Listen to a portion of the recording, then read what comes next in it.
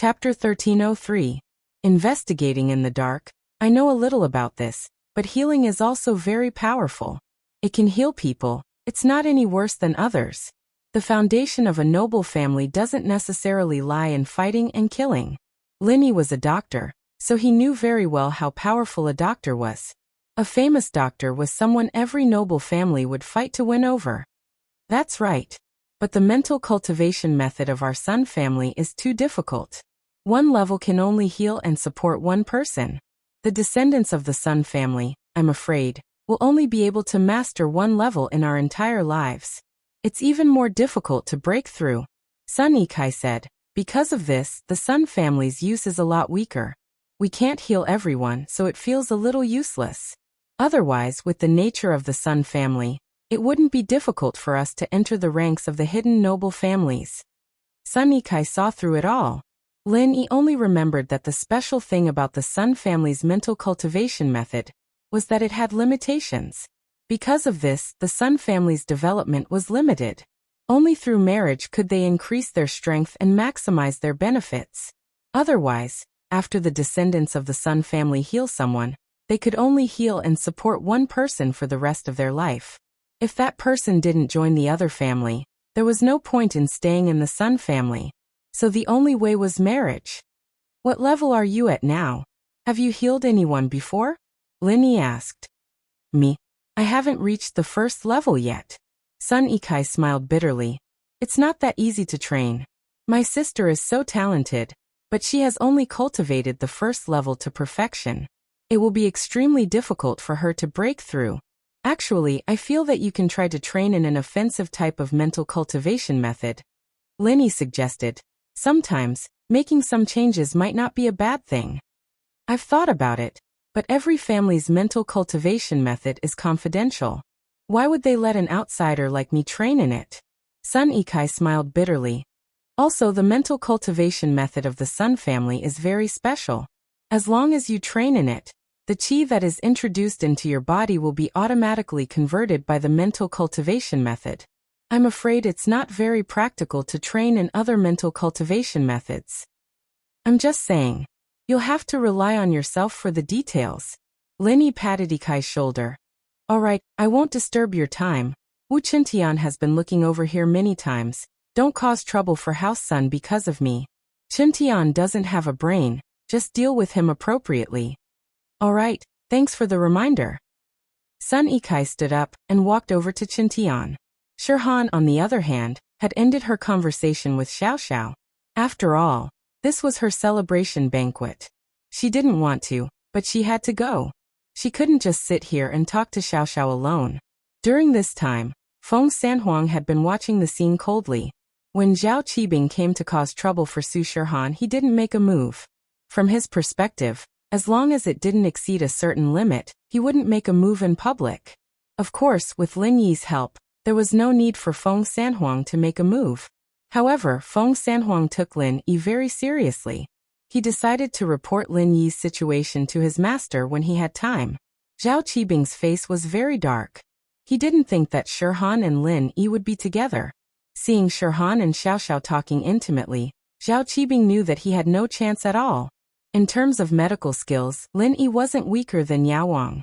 In fact, he was even better. Although Zhao Qibing didn't want to admit it, he had to. With Lin Yi's interference, he wouldn't have the chance to get intimate with Xiao Xiao anymore. Ruining my good time. Zhao Qibing gritted his teeth.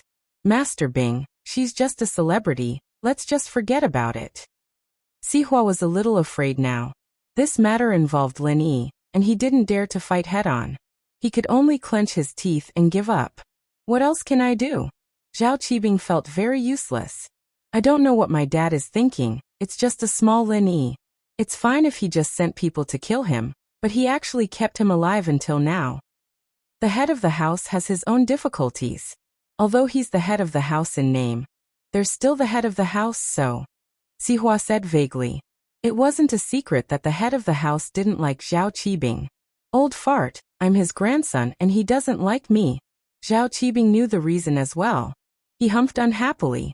Because of the conflict between Lin Yi and Zhao Qibing, the celebration ended peacefully. Those who wanted to get close to Shirhan didn't have such thoughts anymore. Looking at Shirhan, who was surrounded by the crowd, Linny and Xiao Xiao only waved at her from afar and left. Zhao Fafa had been looking for Tang Yun's information these 2 days. He spent money to hire a few housewives. They were the type of people who liked to chat with others when they had nothing better to do. Zhao Fafa asked them to find out where Tang Yun lived and her family situation. Zhao Fafa was humiliated, and naturally he wasn't happy. As far as he was concerned, he was the #1 young master in Songshan. How could he not handle a girl? One had to know that House Zhao's backing was very strong. Soon, Zhao Fafa got all the information about Tang Yun's family from these housewives. After all, there weren't many beautiful teenage girls in the area. With these housewives' information, it was very easy to lock onto Tang Yun. And so, Tang Yun's complete information was out. Mrs. Tang loved to brag, so when she chatted with the housewives, it was only natural for her to spill the beans about her family's affairs. She didn't even know that she was being interrogated. Tang Yun, 18 years old, Songshan's first high school's third-year student. Her parents were unemployed, and they used to work in an electronics factory in Songshan. After the electronics factory was restructured, Mrs. Tang was laid off, and Mr. Tang was bedridden due to work injury. It was only this year that Tang Yun's family met a rich man, and the Tang family's life got better. Zhao Fafa's face turned cold as he looked at Tang Yun's information.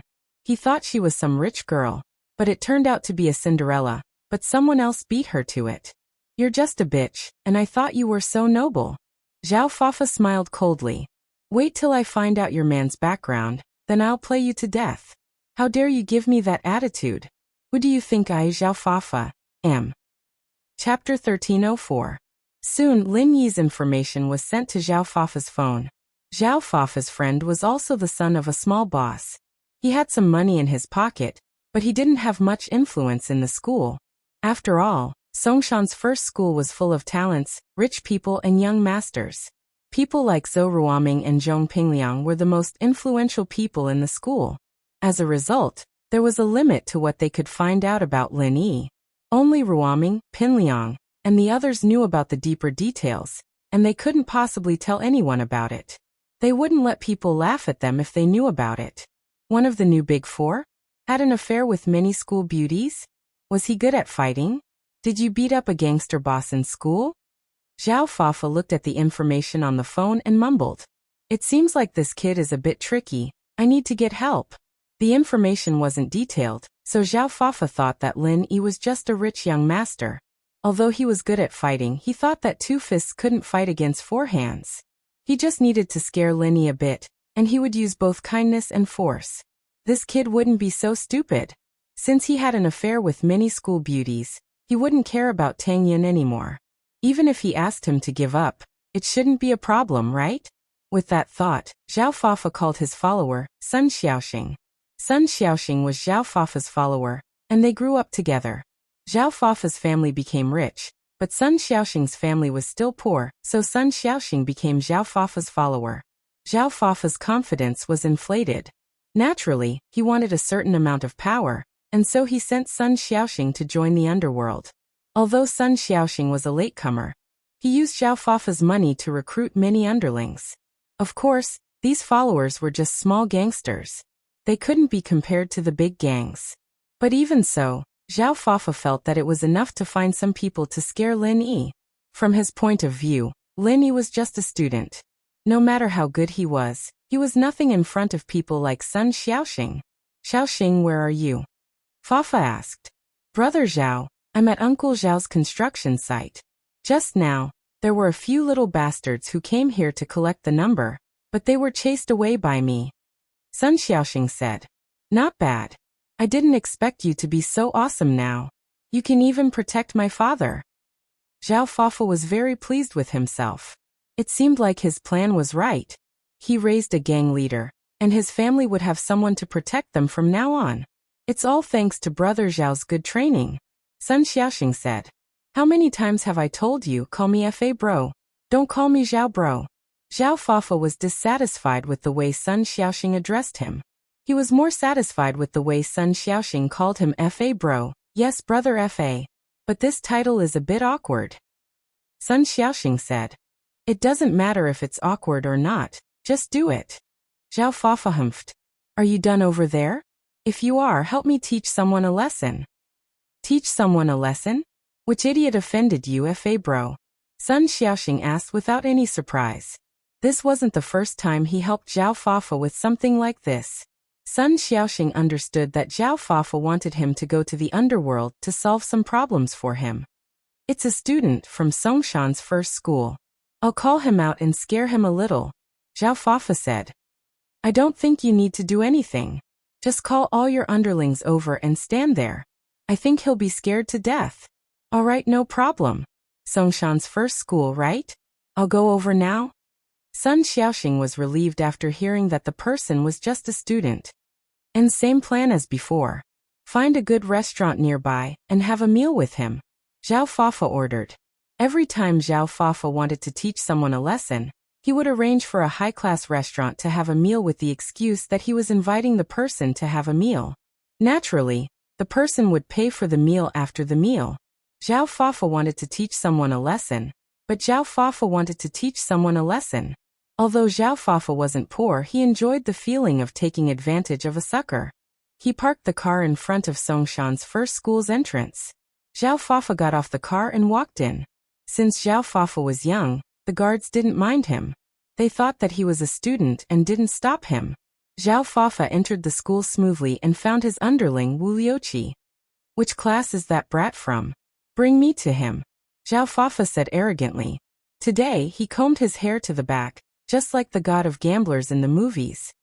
Yes, Fa bro. Wu Liuqi quickly nodded. Fa bro, you're getting more and more handsome. You're so cool. Ha, you really know how to talk. Don't worry, I won't forget about you. I'll bring that kid to have a feast later. Come with me. Zhao Fafa was overjoyed by Wu Liuqi's praise. Wu Liuqi was a second-year student. He brought Zhao Fafa to the classroom of 12th year class 5. Fa bro, this is the place.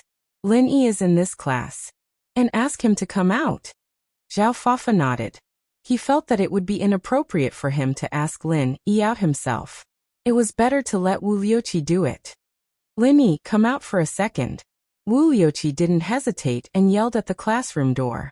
He had Zhao Fafa to take care of this, so he wasn't afraid of anything. Lin Yi heard that someone was looking for him at the door, but he didn't care. He walked out of the classroom and looked at the two people at the door. He felt that one of them looked familiar. Wasn't this the guy who claimed to be one of the 4 young masters of Songshan? You're looking for me? Lin Yi didn't expect this guy to come looking for him. You're Lin Yi? Zhao Fafa asked arrogantly. Yes. What's the matter? Lin Yi asked back. Come with me, I'll treat you to a meal. We'll talk about something. Zhao Fafa said to Lin Yi. Treat me to a meal? Talk about something? Lin Yi looked at Zhao Fafa suspiciously. Would he be so kind as to treat him to a meal? Lin Yi didn't believe it at all. According to Lin Yi's estimation, this kid was looking for trouble. Treating him to a meal was just an excuse. Chapter 1305. Yes, I was too reckless last time, so I'll be the host this time. Let's talk about what happened last time.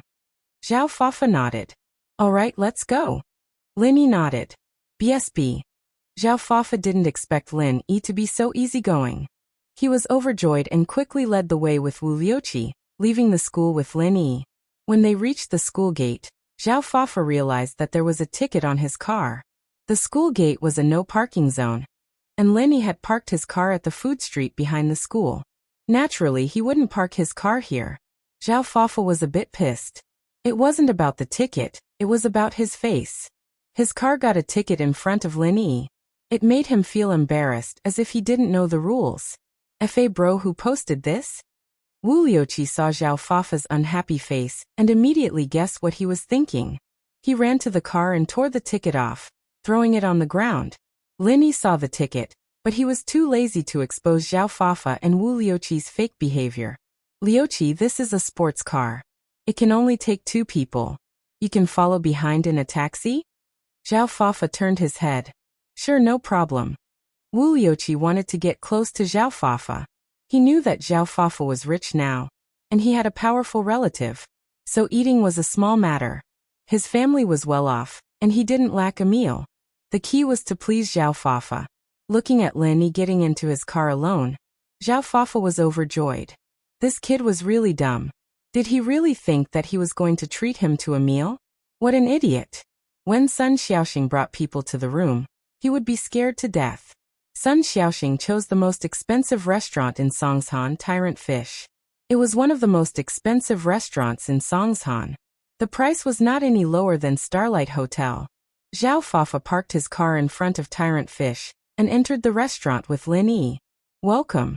As soon as the three of them entered the door, a waitress bowed politely and greeted them. It could be seen that the service here was top-notch. Looking at the waitress's appearance and height, one could tell that the quality of this place was not low. The decoration of this place was not inferior to that of the Starlight Hotel. Lin Yi had never been here before, but he'd heard Xiao Xiao mention it before. The girl had always wanted to have a feast here, but she didn't have the money or the opportunity. It was quite a pity that he didn't bring Xiao Xiao here today. One of Xiao Xiao's greatest joys in life was eating delicacies. She probably had one less day to eat, and so she was very familiar with all the food cities in Songshan. Room 588. Zhao Fafa said proudly to the waitress. We've made a reservation. Did Mr. Sun make a reservation? Please follow me, the waiter said after checking the PDA on his palm. Looking at the advanced equipment in the hands of the waiter, one could also indirectly reflect the level of this place. After Lin Yi, Zhao Fafa, and Wu Liuqi entered the room, Sun Xiaoxing was already waiting inside, but his men hadn't arrived yet. Zhao Fafa planned to let Lin Yi order the dishes and talk for a while before calling Sun Xiaoxing's men to scare Lin Yi. If they appeared too early, he was afraid that Lin Yi wouldn't dare to order the dishes. And then there wouldn't be any fun in scaring people. "Fa bro, you're here." Sun Xiaoxing stood up and said respectfully. "And this is Lin Yi, the main character of this meal." Zhao Fafa pointed at Lin Yi and gave Sun Xiaoxing a look. "Lin Yi, welcome." Sun Xiaoxing immediately understood what Zhao Fafa meant. It wasn't the first time he did this. "You're the guest, you order the dishes." With that, Sun Xiaoxing passed the menu to Lin Yi, letting him order the dishes. Okay. Lin Yi didn't know what Zhao Fafa was planning, but Lin Yi didn't care. He took the menu and looked at it. The dishes here weren't cheap, and some were ridiculously expensive. Lin Yi was like Xiao Xiao, he took the menu and ordered the expensive dishes. Even if he knew that Zhao Fafa was rich, Lin Yi still wanted to rip him off. Unknowingly, Lin Yi was influenced by Xiao Xiao's style. Otherwise, according to Lin Yi's character, he wouldn't come out to eat with Zhao Fafa. He would grab Zhao Fafa's collar and throw him down the stairs. Seeing how Lin Yi ordered so many expensive dishes, Zhao Fafa's face lit up with joy. Before, he was afraid that Lin Yi wouldn't order these expensive dishes. He was thinking of how to persuade Lin Yi to order more expensive dishes. That was the only way to get Lin Yi to pay the bill. But Lin Yi was the first to order the delicacies. It seemed that the kid was a little retarded. He didn't know that he was the one paying for the food, did he? "This is all I've ordered. Do you want to add more?" Lin Yi passed the menu back to Zhao Fafa and asked. Zhao Fafa looked at Lin Yi's order. Lin Yi ordered almost 200,000 yuan worth of seafood. This made Zhao Fafa very satisfied. Although Zhao Fafa's family was rich, and he drove a sports car, his monthly allowance was only this much. He didn't want to spend so much money on food. "Xiaoxing, Liuqi, you guys order more. It's my treat. Just order the expensive dishes." Zhao Fafa passed the menu back to Sun Xiaoxing and Wu Liuqi. "Okay. Thank you, Fa bro. I won't hold back then." Sun Xiaoxing took the menu knowingly, and began to order more dishes that cost more than 100,000 yuan at 7 o'clock and 8 o'clock. Sun Xiaoxing's family was different from Zhao Fafa and Wu Liuqi. His family didn't have much money. Although Zhao Fafa gave him 50,000 yuan every month to develop his business, how could he bear to spend money on food? That money was also used to recruit followers, so how could he let go of such a good opportunity to eat to his heart's content? He ordered some expensive seafood that he couldn't eat normally. He was going to have a good meal later. After Sun Xiaoxing finished ordering, Wu Liuqi also took the menu, but he didn't order more. Instead, he told the waiter to order the same things that Sun Xiaoxing ordered. "That's it. Don't be shy. Order whatever you want." Zhao Fafa saw that the two were cooperating, and he was elated. This was great. He ordered 500,000 worth of dishes in one go. Lin Yi was going to have a headache later. Let's see how he pays the bill. Chapter 1306. Fa bro already said that he's treating. Why are you guys still being so polite? Lin Yi opened his mouth. How about this, since Fa bro is so passionate, we'll give them 2 more servings of everything they ordered. Yes, sir. The waiter nodded politely. He didn't think that the people in the room couldn't afford the bill at all. He heard that these people came in a Ferrari. How could they not have money? And give me 3 more servings. Zhao Fafa felt that it wasn't enough, so he asked the waiter to give him 1 more. He wanted to kill Lin Yi. He wanted Lin Yi to die. All right, is there anything else you need? The waiter nodded. No, go and serve the dishes, we need to talk. Zhao Fafa waved his hand, signaling the waiter to leave. After the waiter left, Zhao Fafa looked at Lin Yi with a serious face. Do you know why I asked you to come here? What's the matter? Aren't you treating me to a meal? Is there something else? Lin Yi paused and asked back. Ah. Zhao Fafa didn't expect this person to be so careless. Was he stupid? He was fine. Why did he invite him to a meal? Wasn't he bored? Isn't that so? Lin Yi asked. Do you think I'm stupid? Zhao Fafa was in pain. Why was this person so stupid? Normal people would have noticed something at this moment, but this kid seemed to be fine. He didn't even notice the danger in front of him. Seems like it. Otherwise, why would you spend so much money to treat me to a meal? Lin Yi nodded. Fuck. Zhao Fafa heard Lin Yi's words. He was furious. He slammed the table. Kid, I'm telling you, I'm here to talk to you. What happened last time isn't over yet. Oh. Lin Yi nodded. You invited me to dinner just for the matter last time? What happened last time is in the past, and I don't plan to pursue it. You don't have to treat me to a big meal. Zhao Fafa wanted to cry. How could there be such an idiot in this world who didn't understand what was being said? She was threatening him, but he took it as an apology. Why was this person's IQ so low? Alright, I know you feel bad about it, so treat me to a meal. No problem, I accept your kindness. Nothing needs to be said. Lin Yi said. Damn you. Sun Xiaoxing saw the ugly expression on Zhao Fafa's face. He slammed the table and pointed at Lin Yi. Kid, listen up, Fa bro didn't call you here to apologize. He's here to cause you trouble. Find trouble with me? Treating me to a meal is to cause trouble for me? Then I'd rather have more troubles in the future. Lin Yi said indifferently. You. Sun Xiaoxing wanted to cry. Was there something wrong with his speech? Why didn't Lin Yi understand what she was saying? At this moment, there was a knock on the door. The waiter was here to serve the dishes. Now was not the time to eat, and hotels of this level all had prepared food, so it didn't take long for the delicious dishes they had ordered to be served on the table. The waiter's arrival helped Zhao Fafa and Sun Xiaoxing out of the predicament. They were at their wits' end when they met someone like Lin Yi who didn't understand words. In the past, those who were scared were also smart. As long as he gave them a hint, they would be scared witless. However, this kid in front of him, after hinting for a long time, he misunderstood and thought that he really wanted to treat him to a meal.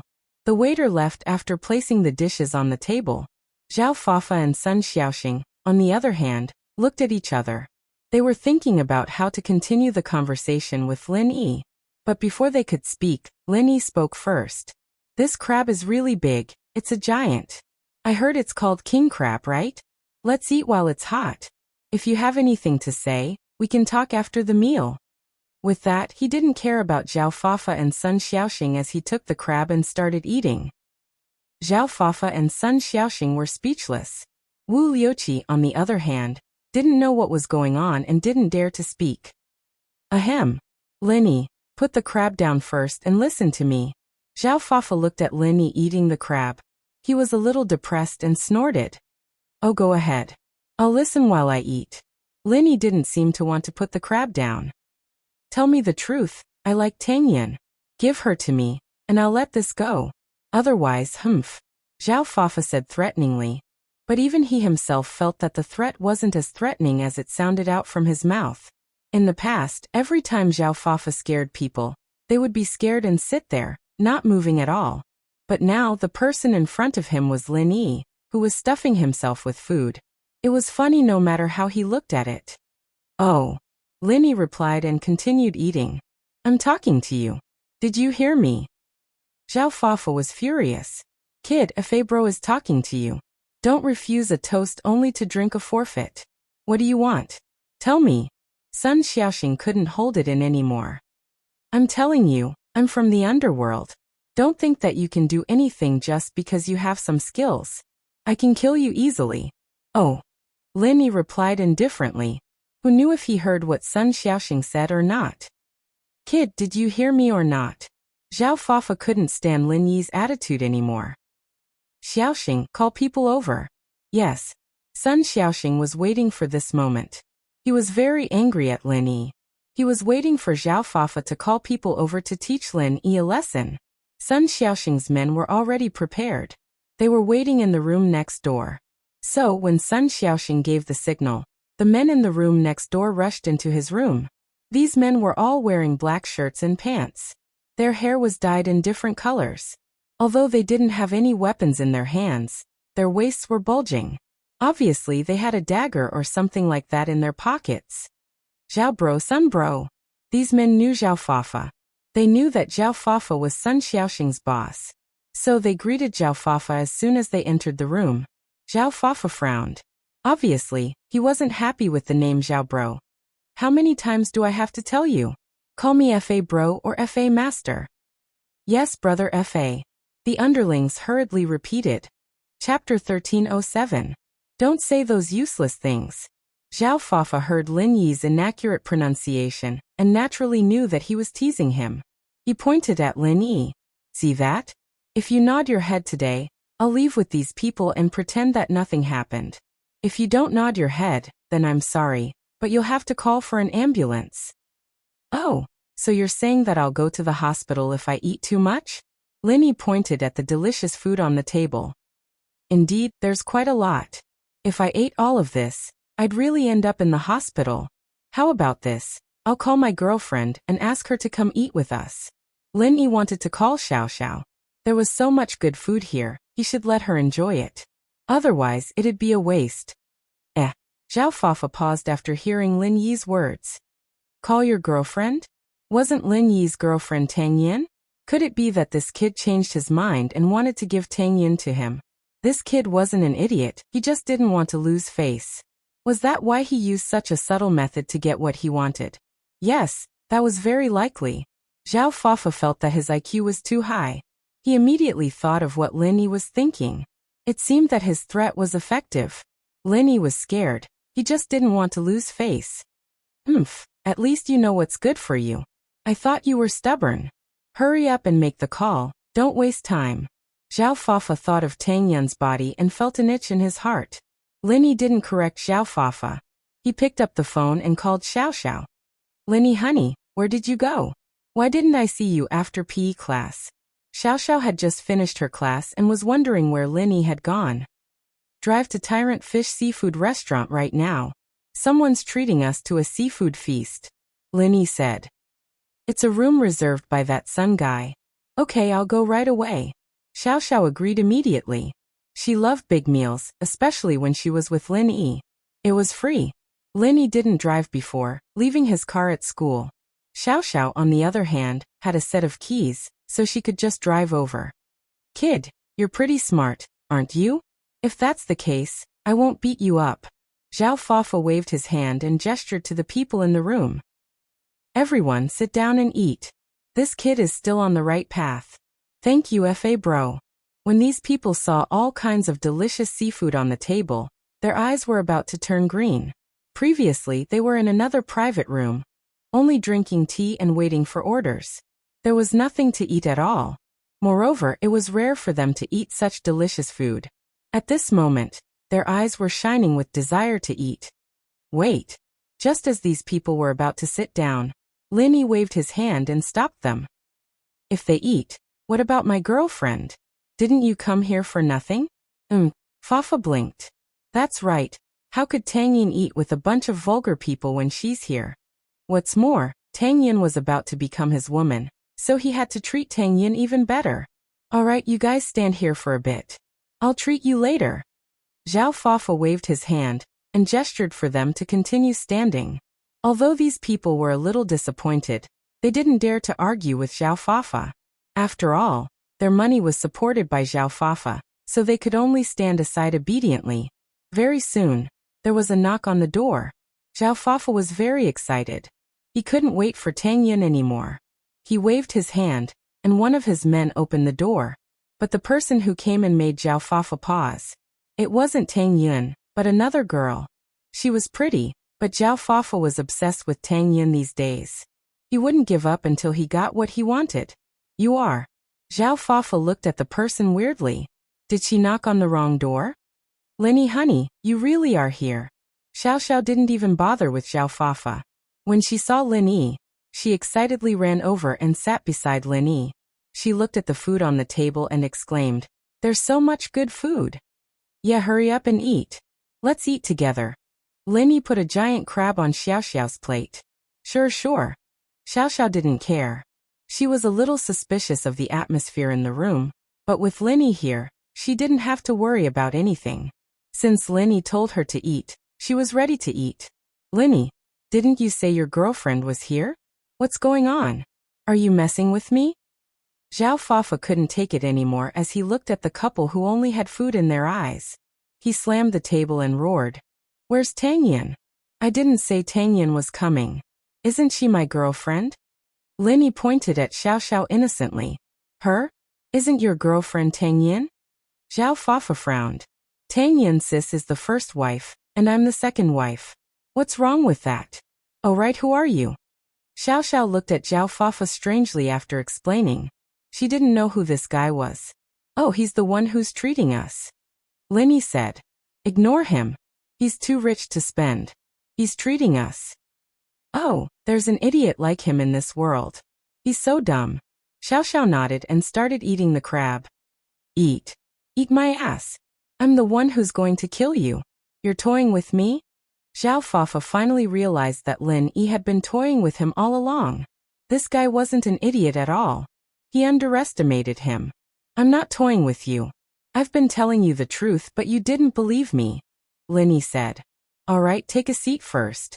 My girlfriend and I are going to eat. Beat him up. Zhao Fafa was really pissed now. He pointed at Lin Yi and ordered his men at the door. You talk too much. Lin Yi threw a crab shell at Zhao Fafa's mouth. The crab shell wasn't sharp, but with Lin Yi's strength, it stuck around Zhao Fafa's mouth and sealed his mouth. Chapter 1308. Everyone was scared. Zhao bro, what's wrong? Sun Xiaoxing saw that Zhao Fafa was hit by a crab shell and jumped up. Don't call me Zhao bro. Call me Fa bro. Zhao Fafa said with a trembling voice. Okay. Fa bro, what's wrong? Sun Xiaoxing thought. Why was he still thinking about how to address him at this time? He was in a hurry, and he was used to calling him Zhao bro. Beat him up. Zhao Fafa didn't expect Lin Yi to attack first. He pointed at Lin Yi and ordered. Beat him up. Sun Xiaoxing heard Zhao Fafa's words and jumped up to order his men. Sun Xiaoxing's men were ready to attack, but they didn't know what to do after Lin Yi injured Zhao Fafa so suddenly. However, Sun Xiaoxing wouldn't make a move. He wasn't good at fighting. He only came out to recruit followers because he borrowed Zhao Fafa's money to get some followers. Swoosh, swoosh, swoosh. A few crab legs flew out and pierced the faces of the men who were going to teach Lin Yi a lesson. The face was one of the most sensitive parts of the human body. Lin Yi's crab legs pierced through the men's faces, and they screamed in pain. Wow, Lin Yi honey, you're so strong, Xiao Xiao said excitedly. But you should have pierced their eyes. Wah.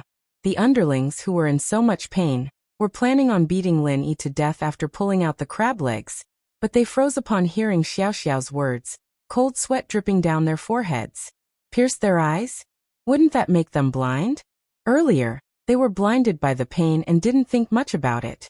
But now, they suddenly remembered that Lin Yi's aim was very good. The crab shell flew into Zhao Fafa's mouth in an instant, and these crab legs seemed to be very casual, but they were all accurate. Every crab leg hit the target. Therefore, these subordinates immediately calmed down. It was true that these people usually fought and bullied the weak, but it didn't mean that they weren't afraid of getting hurt. Moreover, it wasn't an ordinary injury, it was blinding. If the crab's leg was stuck in his eye, he would definitely go blind without a doubt. There was no chance of luck at all. That makes sense. Let's stab the eye sockets then, Linny said as he picked up a few crab legs from the table. Run. The man in front immediately started to retreat. He turned around and ran. He was the person closest to Lin-Yi. If Lin-Yi threw a crab leg, it would probably hit his eye first. With the first deserter, the others were naturally discouraged. These hooligans who had their faces pierced by the crab's foot ran faster than the other. In the blink of an eye, they disappeared from the room without a trace. It was true that these people took Zhao Fafa's money, but it was fine for them to eat, drink, and play. It was fine to scare the weak occasionally, but it was impossible for them to die or get injured. They weren't idiots. If they didn't run now, when would they run? And so, in an instant, only Zhao Fafa, Sun Xiaoxing, and Wu Liuqi were left in the room. Sun Xiaoxing's face was very ugly. He didn't think that his sworn brothers would be so disloyal, running away in a blink of an eye. How could he face Zhao Fafa like this? At this time, the crab shell on Zhao Fafa's face was taken off. His face was full of blood, but it wasn't life-threatening. Zhao Fafa's face was filled with fear. This was the first time he was humiliated since he was crowned as one of the Songshan Four Young Masters. In the past, he didn't need to say anything to threaten people, and they would be scared shitless. This was the first time he met someone like Lin-Yi. Wu Liuqi, is this the result of your investigation? Why is this Lin-Yi so strong? Zhao Fafa wanted to cry. If he knew that Lin-Yi was this ruthless, he wouldn't have thought of doing anything to him. But now that he was humiliated, he had to take revenge. Bro, Lin-Yi is only good at fighting alone in school. I've never heard of him using hidden weapons. Wu Liuqi's face was bitter. Lin-Yi was famous in school, but that was only in fighting alone. Heibao Bro, Pinliang, and Zhou Ruoming all suffered losses, but Wu Liuqi didn't know about this. He didn't even know the difference between golden class masters, and it was impossible for him to know about the conflicts between Lin-Yi, Pinliang, and Zhou Ruoming. He only saw the surface, but he realized that he was wrong. Lin-Yi, I admit that you're better, but it's a small world. This isn't over yet. Zhao Fafa knew that he wouldn't be able to get back at Lin-Yi today. He said those words and wanted to leave. From his point of view, Lin-Yi wouldn't dare to do anything to him. He was someone with a strong background. Would Lin-Yi kill him in front of everyone? Wait, pay the bill first, Lin-Yi said faintly. It seemed like he didn't want Zhao Fafa to stay at all. Pay the bill? Lin-Yi, don't push me too far. Zhao Fafa's face turned cold as he looked at Lin-Yi with hatred. He didn't even have the intention to pay the bill. This concept didn't exist in his dictionary. From his point of view, it was already good enough that he didn't cause trouble for Lin-Yi today. Asking him to pay the bill? Push you? Am I pushing you? You're the one who invited me here, aren't you? Lin-Yi picked up a crab shell and looked at Zhao Fafa with a smile that wasn't a smile. Lin-Yi honey, you want to throw crab shells again? Alright, throw them on his, but this time. Xiao Xiao said. Zhao Fafa's face darkened. He didn't expect Xiao Xiao to be so evil. She actually used such a dirty trick. He looked at the crab shell in Lin-Yi's hand again. Zhao Fafa was really afraid that Lin-Yi would throw it out if he didn't like it. Fine. I'll pay. Zhao Fafa gritted his teeth. He decided to endure it today, but there was still time. Zhao Fafa endured the pain in his mouth and asked Sun Xiaoxing to call the waiter. He paid the bill in front of Lin-Yi and snorted before leaving the room. Before leaving, Zhao Fafa swore in his heart that he would return the humiliation today 100 times. He was a man with a strong backing. In front of his distant cousin, this Lin-Yi was just a piece of trash. All the young masters in Songshan had to give face to his cousin. Zhao Fafa finally felt better after thinking about it. From his point of view, Lin-Yi was already someone he could do whatever he wanted to him. Chapter 1309. Lingshan was troubled. How can it be fine? Why don't you put a crab shell on your mouth? Zhao Fafa couldn't help but get angry. You useless piece of trash. These are the men you hired? Dropping the ball at the most crucial moment. Giving you 100,000 every month for these ungrateful bastards? Sun Xiaoxing blushed. Bro, you can't blame them. You can only blame that Linny kid for being too cruel. Cruel? I didn't want to ask my cousin for help, but Linny forced me to do it, so don't blame me for being merciless. If my cousin does it, Linny will be crippled even if he doesn't die. Zhao Fafa snorted. Sir, what happened to you? The waiter saw the blood on Zhao Fafa's mouth and quickly reported it to the hotel manager. Since Zhao Fafa was a regular here, the manager took it very seriously. He ran over directly to show his concern for Zhao Fafa. But he didn't know that Zhao Fafa was still holding his anger. He replied angrily after hearing the manager's question. I cut myself on the crab, can't I? Why are you so nosy? What does it have to do with you? The manager was confused by Zhao Fafa's scolding, feeling depressed. He wanted to comfort Zhao Fafa, but he got scolded instead. Then, mister, please have a safe journey. The manager could only turn to Zhao Fafa with a smile on his face. In the room, Linny watched as Xiao Xiao gobbled down the food, and he couldn't get tired of it. He didn't know when it started, but watching Xiao Xiao eat had become a pleasure for Linny. Xiao Xiao was a girl who didn't put on airs, and she didn't try to be polite when eating. She loved to eat, and she didn't care about the small things. But because of Xiao Xiao's straightforwardness, Linny liked her more and more. Don't eat too much, we'll take it back later. Linny said. Seafood is a cold type of food. If you eat it right, it will increase the yin energy in your body, and it will cause illness. I don't have long to live anyway. If I don't eat more of my favorite food, it'll be a great loss if I die. Xiao Xiao said nonchalantly, but then sighed. Man, forget it, I won't eat it. I don't want to die this early, I haven't lived enough yet. I'm really happy to be with you guys every day. Hee, then let's pack it up. Linny said. We can still have a meal at night. Yes. I'll listen to you. Xiao Xiao nodded. Right, Linny honey, what's with that Zhao Fafa? Linny told Xiao Xiao about Zhao Fafa's situation. Linny didn't care about a small fry like this at all. He came with him today because he had nothing better to do, and he could even bring Xiao Xiao to a free meal. In fact, it wasn't that Linny couldn't afford the meal, but it was because he was in a different mood. Bringing Xiao Xiao to a free meal made her very excited and happy. This girl really liked to trick people. So that's how it is. Linny honey, you know how to trick people now. Xiao Xiao laughed. Didn't I learn it from you? Linny smiled. Unknowingly, Linny's personality was changing as well. He was influenced by the people around him, and he was different from before. Lingshan had been very busy these days, and according to Huaijuan's analysis, she'd shifted her focus to the marketplace, sending a large number of police officers to all sorts of industries. There was only one direction to investigate, and that was whether or not someone had been offering high rewards to trick people into doing things for them. With a direction to investigate, the results weren't a problem. Very soon, the investigation teams all came back with news, and all the clues pointed to one place. Underground fighting arenas. After an investigation by the police, they found that there were indeed people looking for waiters, truck drivers, temporary workers, hotel security guards, construction workers, and so on to have a go at it. They offered a very high price tag, with a reward of 100,000 to 200,000. For many people, it was a certain temptation. Of course, not everyone took the bait or there wouldn't be all these clues. Lingshan looked at the reports on the table, and finally, she felt like the dark clouds had been pushed aside, and she could see the clear sky. There was finally a clue to this case.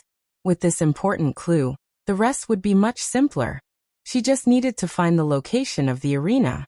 But this arena, Lingshan had never heard of it before, so it should be a new illegal place. Ding ding ding. Lingshan was flipping through the reports when she heard a knock on the door. Lingshan didn't think much about it and said casually, "Come in." Lingshan, are you busy? Do you have time tonight? Want to have dinner together? It was Xie Yufeng, who had left the school temporarily. He didn't have the face to stay in school anymore after what happened that day. Yes, I'm busy. Lingshan replied faintly, there's a case, and I have to work overtime tonight. Forget about dinner, we'll talk about it another day. Lingshan didn't have a good attitude towards Yufeng, but she didn't want to completely piss him off. House Yu was a place that House Song couldn't afford to offend at the moment, and she didn't want to bring trouble to her house because of her stubbornness. She could only force herself to play along, hoping that Yufeng would back off. Is that so? Another day is fine then. Yufeng didn't force her. He sat on the sofa across from Lingshan. Did you get into some trouble? Do you need help? Just ask, I'll see what I can do. Sorry, the case is confidential. Lingshan naturally wouldn't say much to Yufeng, in case he got involved in her work and life. She wouldn't be able to push him away. I'm just saying. Yufeng felt a little awkward after hearing that, but there was nothing he could do about it. Lingshan's confidential made him stop asking. I'm going to a meeting now, Mr. Yu. Please help yourself, Lingshan said. She didn't want Yufeng to stay in her office any longer. All right, I'll be going then. I'll come find you when you're done with your work. Yufeng didn't say much, standing up and leaving the office. Yufeng was very experienced when it came to picking up girls, and he had his own way of dealing with cold beauties like Lingshan. That was to keep on pestering her. But he couldn't chase her too tightly. As long as he was shameless, he'd succeed. Chapter 13:10. Lingshan didn't even have the mood to get up and send him off. She didn't know why, but seeing Yufeng made her feel uncomfortable. She felt that he was too fake, that he didn't give her any sense of security at all. It would be a miracle if she had feelings for him. Then she thought of Lin Yi. They were both men, but Lin Yi gave her a completely different feeling. She didn't have a good impression of Lin Yi at first, but that was only limited to the annoyance towards Lin Yi. It was the type where she wanted to fight with Lin Yi whenever she saw him, but it wasn't the type where she hated Lin Yi from the bottom of her heart. Yufeng, on the other hand, was more like disgust. She didn't even want to look at him for a second longer. Now that she thought about it, Lin Yi was very direct sometimes, and didn't know how to make her like him, but she really liked his honest way of speaking. Just thinking about Lin Yi made her heart uneasy. She didn't know why, but she wanted to give Lin Yi a call. Just hearing his voice would make her feel better. Lingshan didn't know if this counted as falling in love with Lin Yi, but she did know that ever since he saved her from the kidney trafficking company's basement, her mentality had changed. She'd given up on everything, and at the same time she'd become attached to Lin Yi. The call went through, and she felt a little nervous. What was she supposed to say to Lin Yi? Should she say that she missed him? He'd probably call her Miss Brain Dead or Miss Idiot if she said that. Hello? Miss Song? What's up? Lin Yi's impression of Lingshan was slowly changing. The two were friends now, and Lin Yi naturally couldn't call her Miss Brain Dead or Miss Idiot. But calling her Lingshan or Shanshan wasn't something he could bring himself to do. Calling her Miss Song would make them feel distant too. So Lin Yi just changed it to Miss Song. Oh, there's something. Lingshan was very happy. It seemed that she'd improved in Lin Yi's impression of her. She'd gone from being an idiot to a little idiot, and now she was a normal girl. Not bad, not bad. What is it? Hurry up and tell me, I'm driving. Lin Yi and Xiao Xiao had just come out of the Tyrant Fish seafood restaurant, and were on their way to school. It's like this? Didn't I tell you before about the missing people? Recently, there's been a lot of people from all walks of life disappearing mysteriously, Lingshan said. According to my investigation, it's probably an underground boxing ring that's tricking these people into boxing. So I wanted to ask you if you know anything about the underground boxing ring. I don't know. Lin Yi said subconsciously before pausing. Wait, what did you say?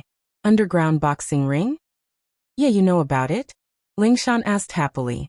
She'd sent people to investigate, but there was no news about the underground boxing ring. But this wasn't a surprise. Zhang Wen's underground boxing ring had passed the initial stage of promotion, and there was no need for that anymore. It was full of customers every day, and the regulars would introduce themselves to each other. The business would only get better and better, and there was no need for promotion. Boxing was illegal in the first place, and so these people wouldn't talk about it casually. They wouldn't tell people they weren't familiar with either. It was only natural that Lingshan couldn't find anything. I know, but I'll ask around for the specifics. Wait for my call, Lin Yi said. Lingshan's words reminded Lin Yi of the person who gave out the flyers, and then Gooden barged into the ring himself and finished off that fighterly with one punch. Finding the location of the underground boxing ring wasn't a hard thing for Lin Yi. Okay, I'll wait for your call then. Lingshan was so happy that she wanted to cheer. Linny really was her lucky star. One phone call was all it took to find a clue. Linny was so awesome. Every time there was a problem, she could find the answer with Linny. Hanging up the phone, Lingshan stretched lazily.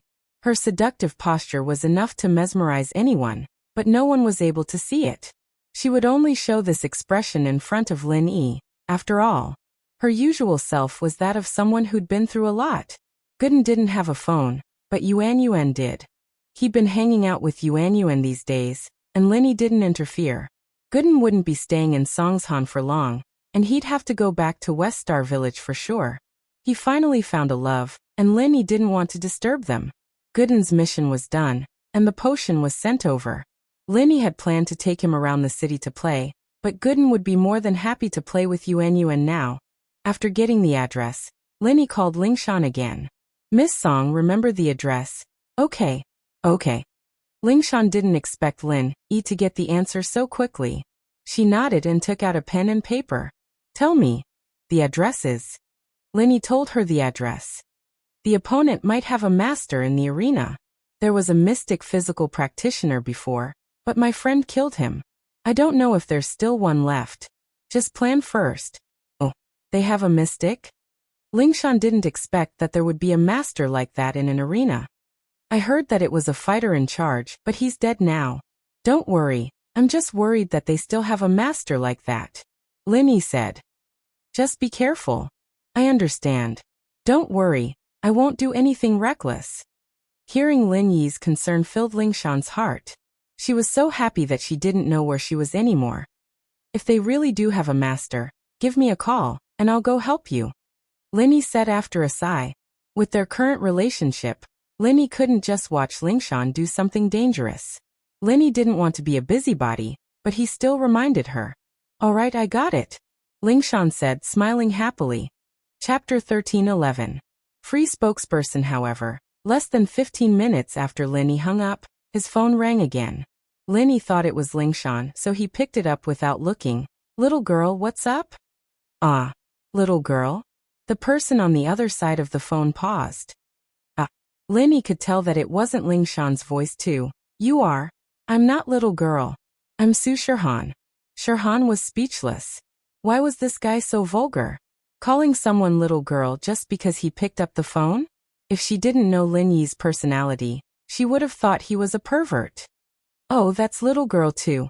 Little girl Su, what's up? Linny said casually, not expecting Shirhan to call him. Su Shirhan was speechless. But whatever, so be it. She really was a little girl, wasn't she? Shirhan didn't care about the title. You said you'd help me make some headache medicine? I'm free today, so I'll go get it and take a picture with your friends? Shirhan's concert in Songshan had ended, and she was preparing to go to another city to continue her concert. So before she left, she wanted to say goodbye to Lin Yi and get some headache medicine. These few days, Shirhan's manager, Wang Sis, had contacted Miracle Dr. Guan's medical company and told them that Shirhan was going to be a free spokesperson. Fatty Lai was confused at first. A superstar that couldn't be hired even with money. Why did she want to be a spokesperson for free? And so Fatty Lai suspected Wang Sis's identity. Was she a scammer? But after Wang Sis's explanation, Fatty Lai realized that Shirhan was Lin Yi's patient. Wang Sis didn't hide Su Shirhan's illness from Fatty Lai. Lin Yi and Xu Amin both knew about it, so there was no need to hide it from Fatty Lai. Fatty Lai finally understood. It was because of this. So, Fatty Lai didn't feel like he owed Su Shirhan anything by letting her be the spokesperson for free. How much could the endorsement fee be? One had to know that when Lin Yi treated patients with difficult-to-treat diseases, he would charge at least 10 million yuan. And so Fatty Lai called Su Shirhan over and ordered her around, shooting promotional videos, shooting as many as he could. He even changed the packaging of Miracle Dr. Guan's injury medicine to a new one, with Su Shirhan's picture on it. They even added a slogan. Do you want to have the flawless skin of a superstar? Please use Miracle Dr. Guan's injury medicine to heal the wound perfectly without leaving a scar. Even Wang Sis couldn't stand it anymore. Since when did Su Shirhan get ordered around like a servant? Even with such a high endorsement fee, they didn't shoot so many commercials and films. Wasn't this treating people too lightly? But Su Shirhan smiled and shook her head, indicating that it was nothing. Su Shirhan felt that since Lin Yi treated her as a friend and treated her for free, she should return the favor. Since they were friends, there was no need to be calculative. And Su Shirhan felt that the people around Lin Yi were the same as him.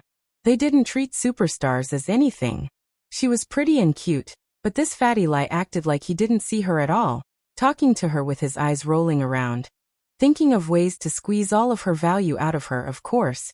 What Su Shirhan didn't know was that fatty Lai had already treated her as Lin Yi's spare tire. Who knew when she would become his official girlfriend? Fatty Lai wouldn't have any thoughts about his sister-in-law. But Miracle Dr. Guan's painkiller hadn't been mass-produced yet. There were only a few samples in the company. If Su Shirhan wanted it, she would have to get it from Lin Yi. Today? That's good. Lin Yi didn't have anything to do. I bought a bunch of seafood from the restaurant. Come eat with us. Seafood? Su Shirhan froze, but she didn't know whether to laugh or cry. Okay, tell me the address. I'll go there now. The address is Seaview Villa Bay. Lin Yi told Su Shirhan the address.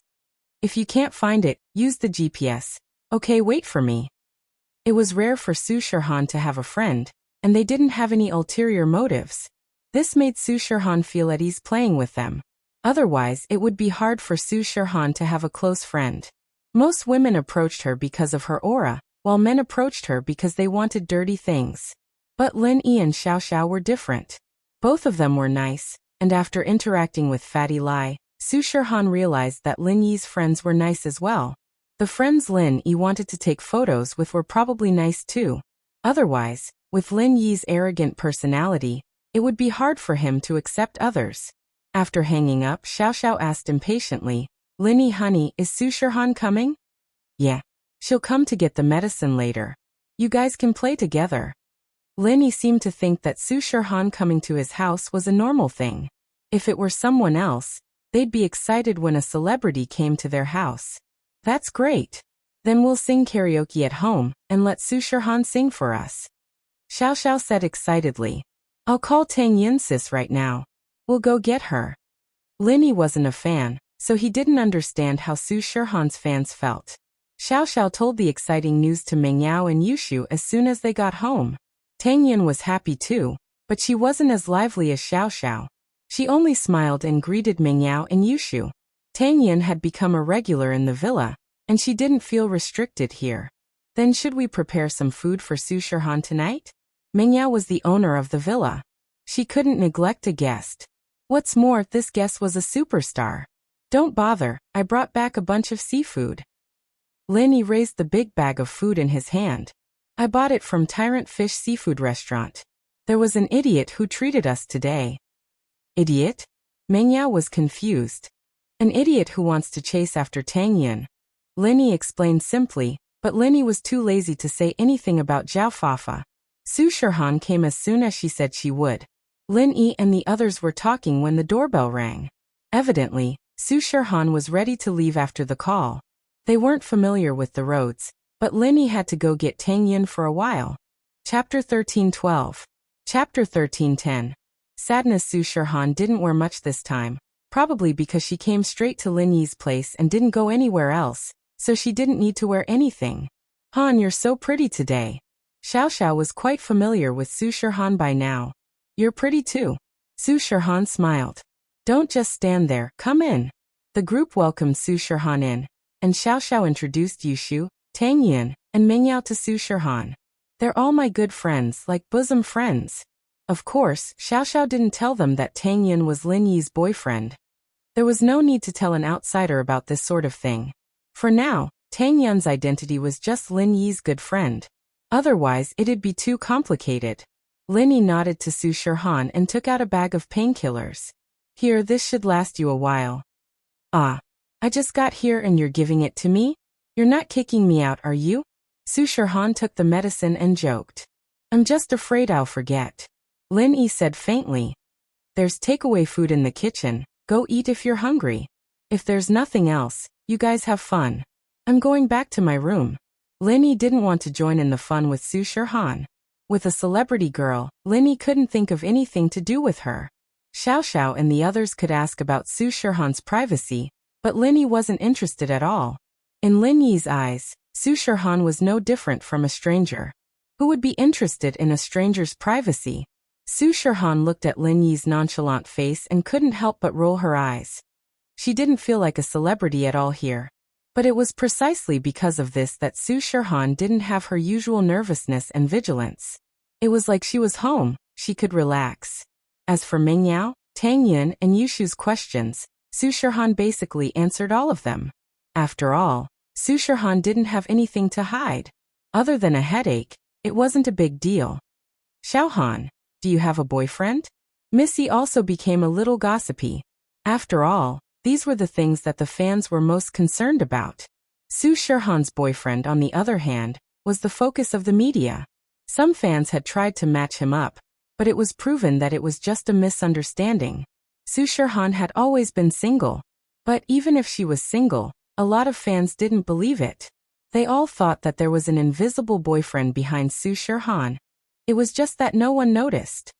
Not yet, hee. I'm really not lying. I'm not lying. Shihan smiled. She knew that they would ask these questions. So you're still a virgin? Yushu's questions were always powerful. Yes. Su Shihan blushed and sighed. Lin Yi's friends were really not ordinary people. Oh, so you really are a pure and innocent girl. Yushu likes Su Shihan even more. Lin Yi listened to the girl's gossipy questions. He couldn't help but shake his head and went back to his room. At night, other than the seafood that Lin Yi brought back from the restaurant, Lin Yi cooked a few more dishes. Although a bunch of seafood was enough, Su Shihan was still a guest. Lin Yi didn't want the Missy and the others to lose face. Su Shihan ate the dishes Lin Yi cooked. She was amazed. She never thought that Lin Yi could cook. And it was so delicious. He was even more professional than her housekeeper. Your cooking is really good. It seems like your friend is lucky. Su Shihan praised. Han, if you like it, come here more often. You're always welcome here. Mingyao was the owner of the villa. It was a good time to speak. I want to too, Yao Yao, but I won't be staying in Songshan for long. I'll be leaving soon. Shihan said regretfully. But if I'm free, I'll come and play with you guys. It's fun to be with you guys. There's no pressure. That's great. You'll come more often. Yushu said happily. Man, yeah, you have to come, or else I'll die. Xiao Xiao said pitifully. Don't say that. Your boyfriend's medical skills are so good. He'll definitely find a way. Shihan said. I hope so. Xiao Xiao sighed. All right, let's not talk about this. Let's eat. Lin Yi didn't want to continue on this topic. Just thinking about it gave him a headache. He didn't have a good solution either. He could only take it one step at a time. After dinner, under Yushu's suggestion, the group started singing karaoke.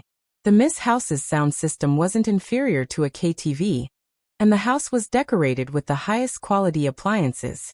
Su Shihan adjusted the sound and was very satisfied with it.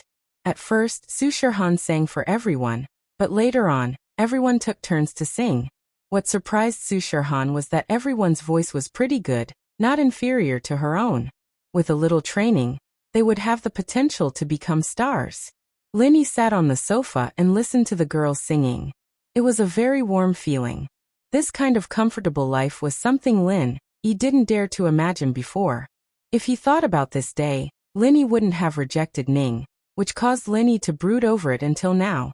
But he missed it. Some things couldn't go back to the past. Plus, the relationship between Lin Yi and House Yu was very tense. Were the hidden House Yu and House Yu on the same side? But no matter what, Lin Yi knew that it was impossible for him to marry Ning right now. The requirements to enter the hidden House Yu were very high, and they had high hopes for Ning. They raised her as a member of House Yu. How could normal people enter House Yu's eyes? Lin Yi was only a golden class, and now he was only a mystic. House Yu, on the other hand, had a sky class. This was also the reason why Lin Yi felt inferior.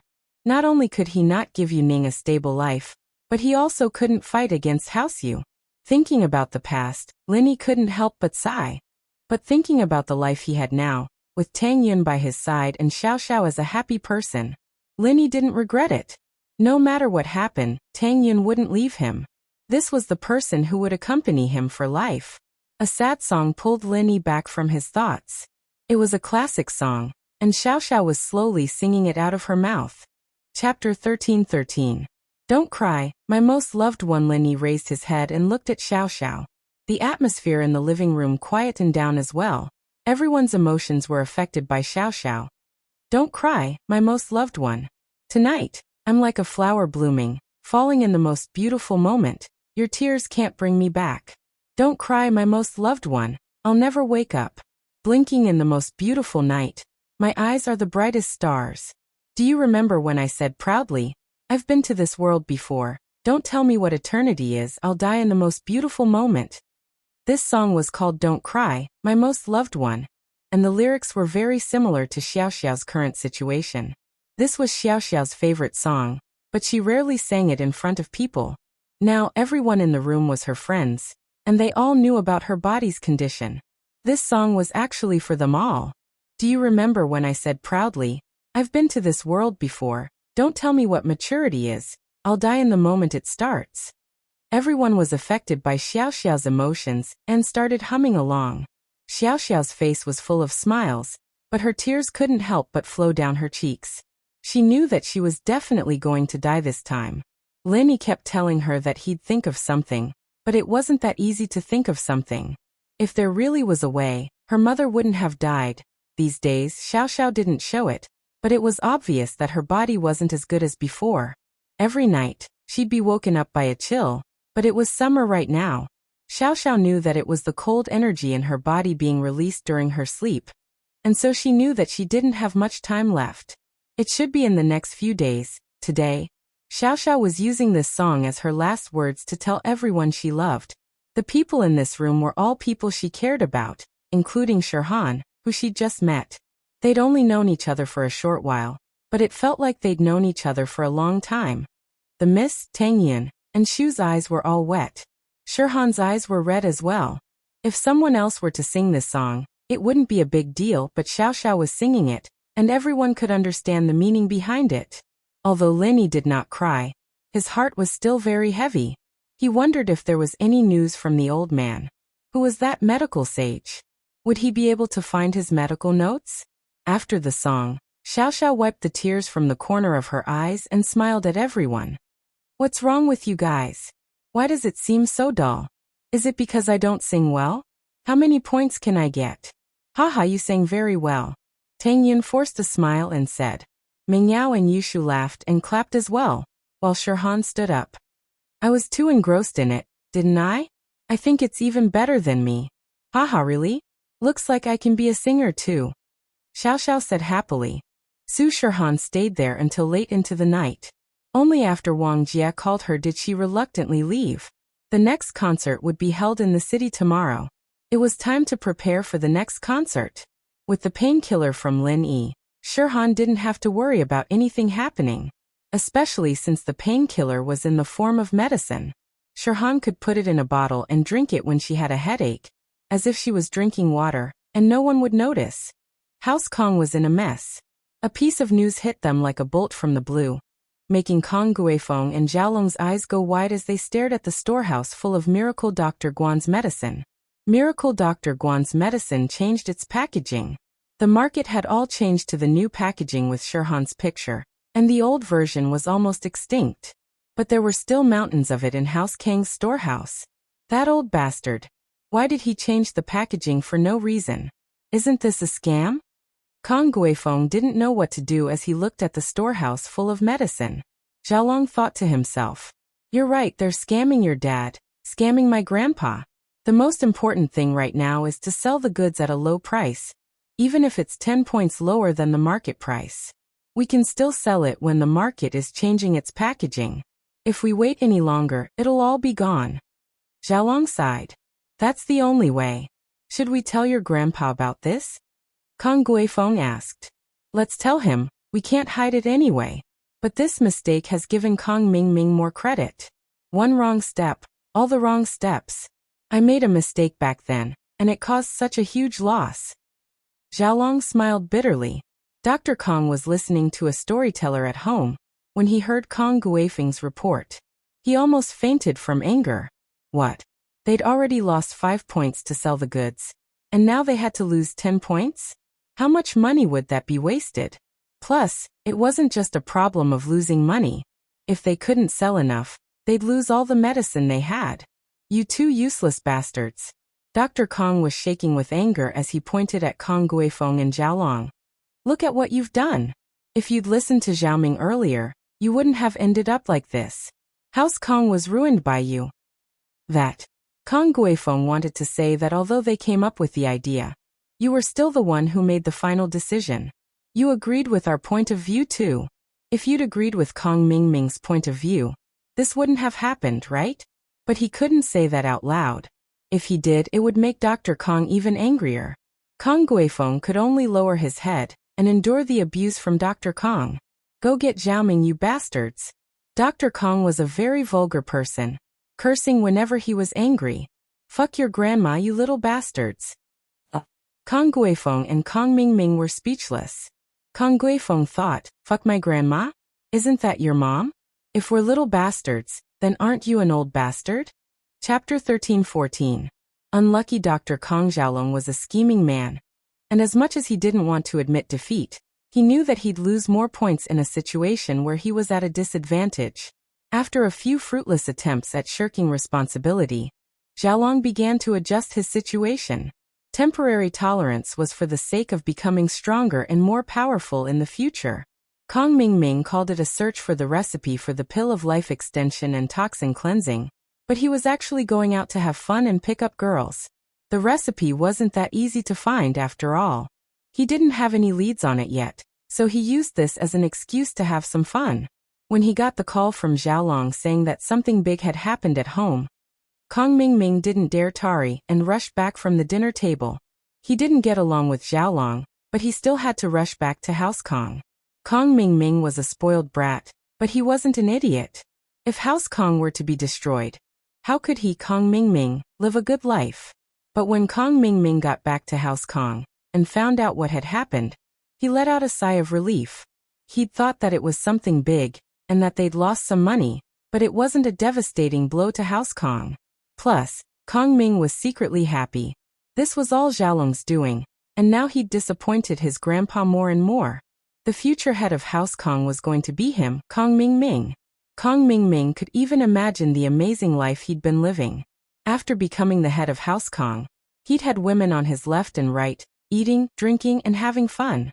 No one could control him, but he could control others. It was the life of an immortal. But on the surface, Kong Mingming still spoke with pain. This is a big deal. But what's done is done, and now's not the time to look into it. Uncle and brother didn't do it on purpose, and they didn't want this to happen.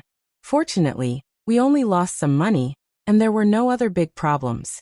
Otherwise, our Kong family would not be able to bear the torment. Although Kong Mingming said that he wouldn't pursue the matter, it was obvious that he was blaming Kong Guifeng and Kong Xiaolong for this. Xiaoming, House Kong will accept the loss, but now that Miracle Dr. Guan's injury medicine is selling so well, it severely affected the sales of our Dr. Kang's golden creation. Those pharmacies that used to beg us to supply them all seem to have disappeared, and they don't even ask for our medicine anymore. Dr. Kong smiled bitterly. I'm afraid that the medical market will soon belong to Miracle Dr. Guan's injury medicine. Fortunately, they still had the support of the military orders, but how long could they last? I'm afraid that Guan Xuemin will snatch this order away from us. If that happens, the Kong family will be facing a life and death crisis. Dr. Kang's words were serious, but if House Kong continued to develop like this, it might really become a reality. Xiaolong, Kong Ming, and Kong Guifeng all had worried expressions on their faces.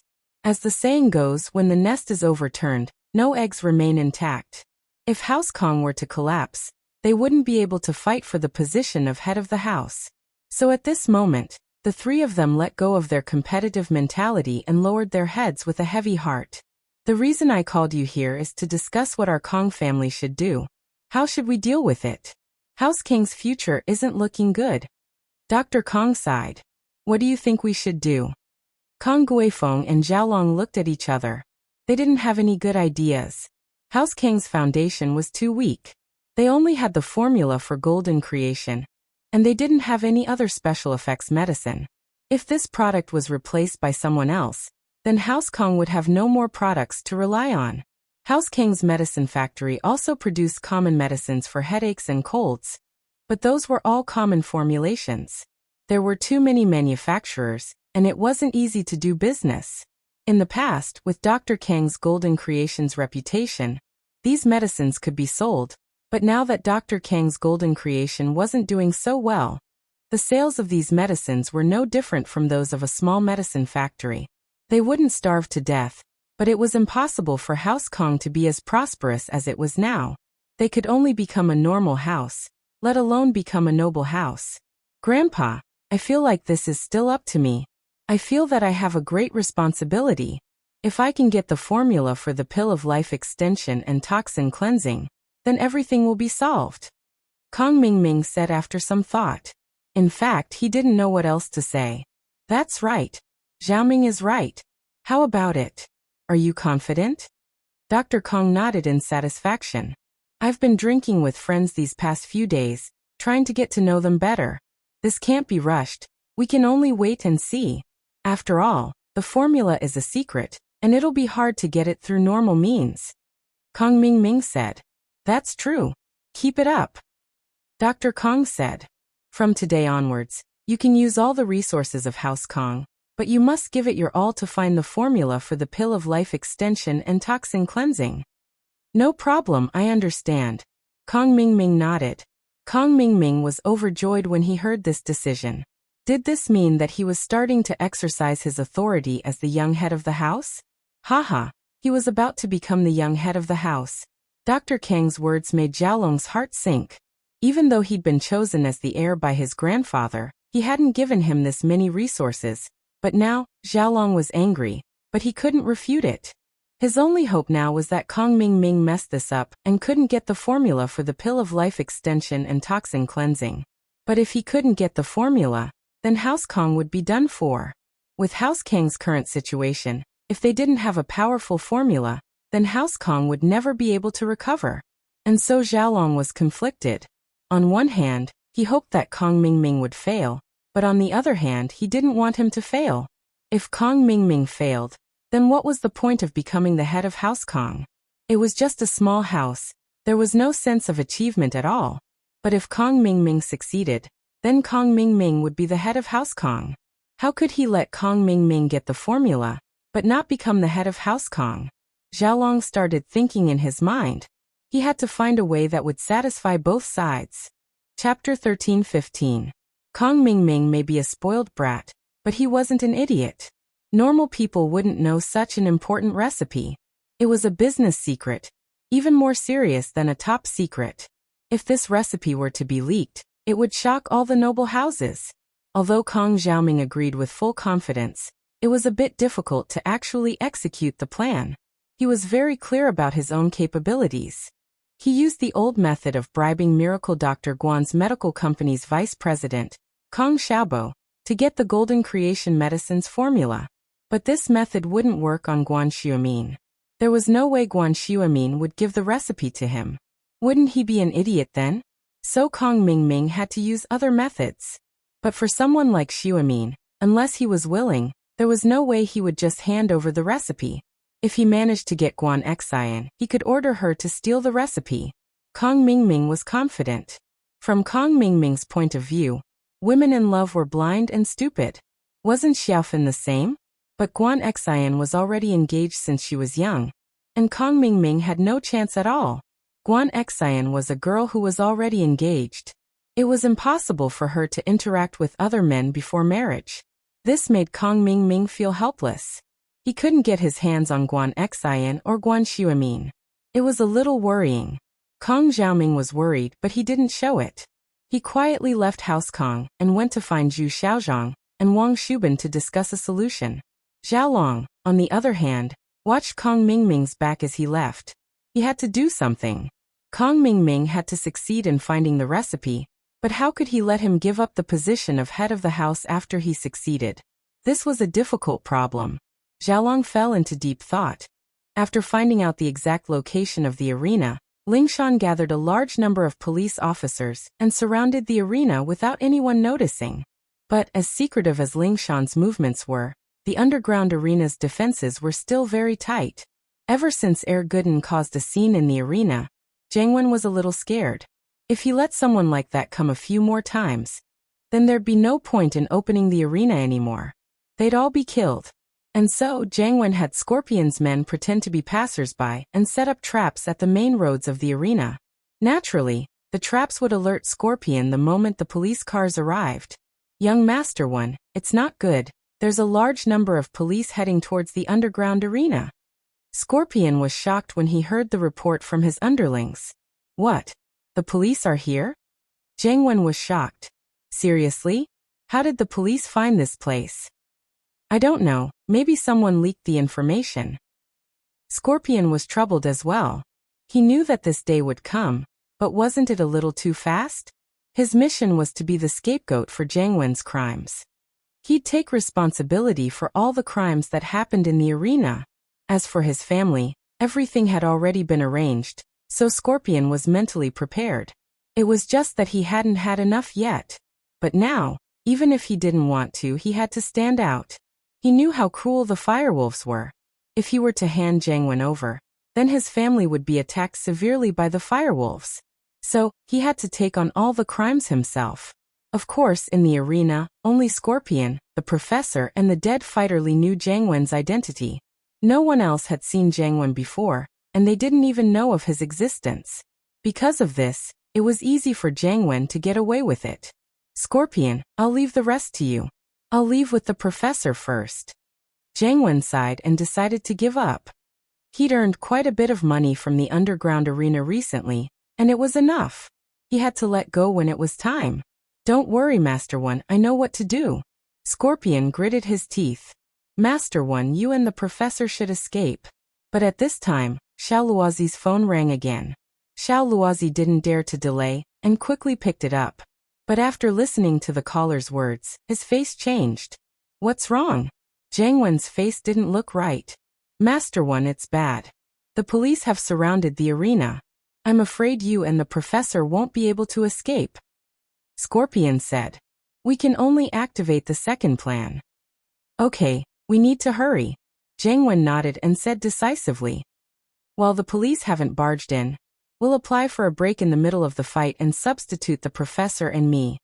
Lingshan arranged all the police forces and made sure that the people in the arena couldn't escape. She immediately ordered, Lu Wangli, bring a squad with me to arrest the suspect. Yes, Captain Song. Captain Song. Wangli immediately brought his men, and followed behind Lingshan. The door of the casino opened abruptly, and Lingshan brought a group of police officers into the arena. Of course, what Lingshan didn't know was that there were thugs patrolling the arena's entrance. But in order to not arouse Lingshan's suspicions, Scorpion ordered the thugs to leave the place quietly. Otherwise, Lingshan wouldn't have wasted the time to arrange the police force if she'd seen someone guarding the door. She'd have gone straight into the arena and grabbed the thugs at the door, giving Jiang Wen and the professor no time to set up their plans. Don't move, we're the police. Spectators, don't move. Stay in your seats. Don't try to escape or resist. Lingshan rushed in and used the megaphone to speak to the spectators.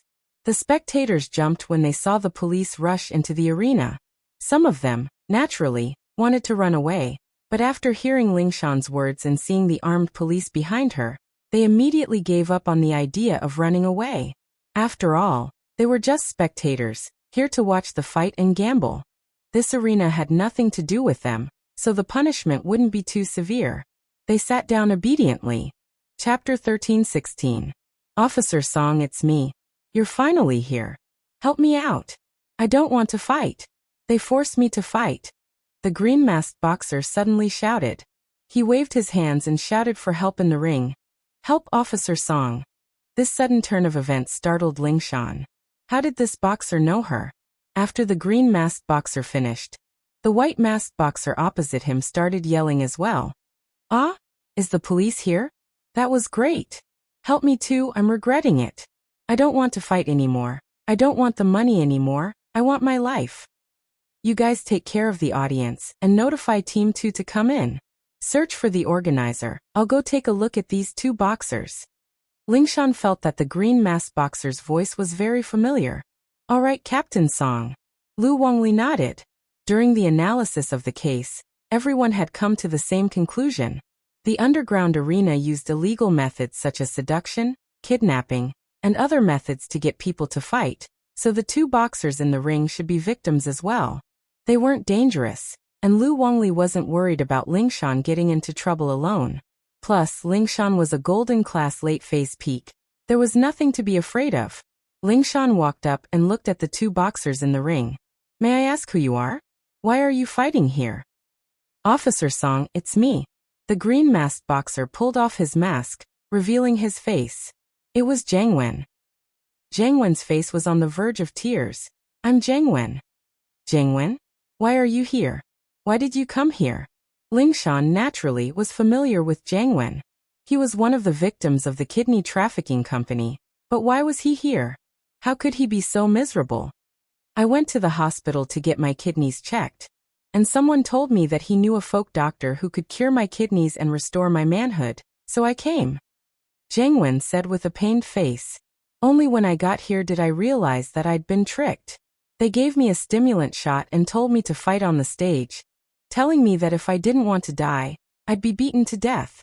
Fuck, I was scared to death. Lingshan looked at Jiang Wen sympathetic. Why was this guy so unlucky? How could he be arrested for looking at a kidney?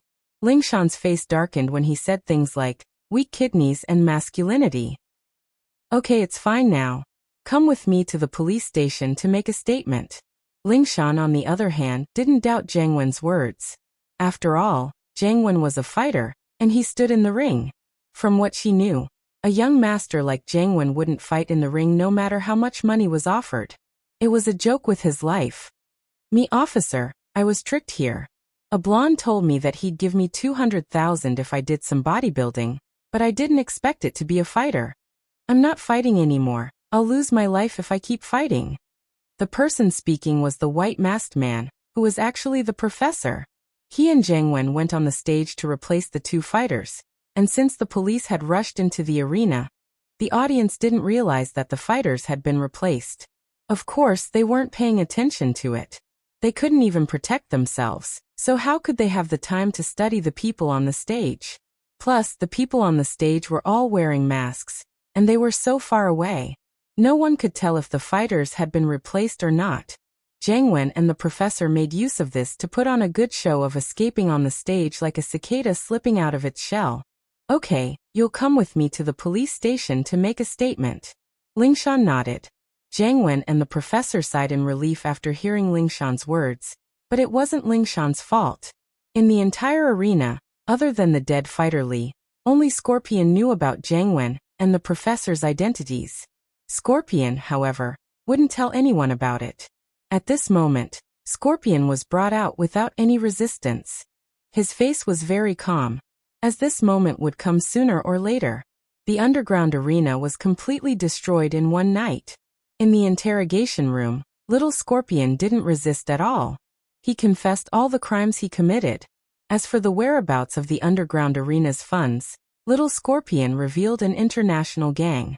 This gang was the Firewolf gang's enemy, so little Scorpion didn't mind using this opportunity to create some trouble for them.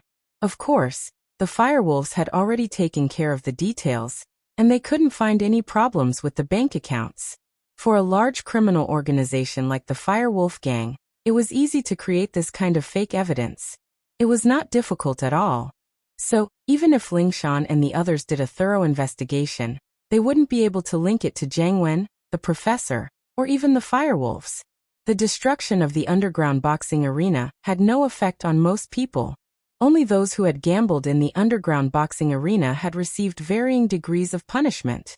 Life went on, but Xiaoxiao was getting lazier and lazier. She couldn't seem to wake up, and she didn't want to go to school either. She stayed at home and didn't want to go out. She turned on the heater in her bedroom, covered in a thick blanket, and sneezed non-stop.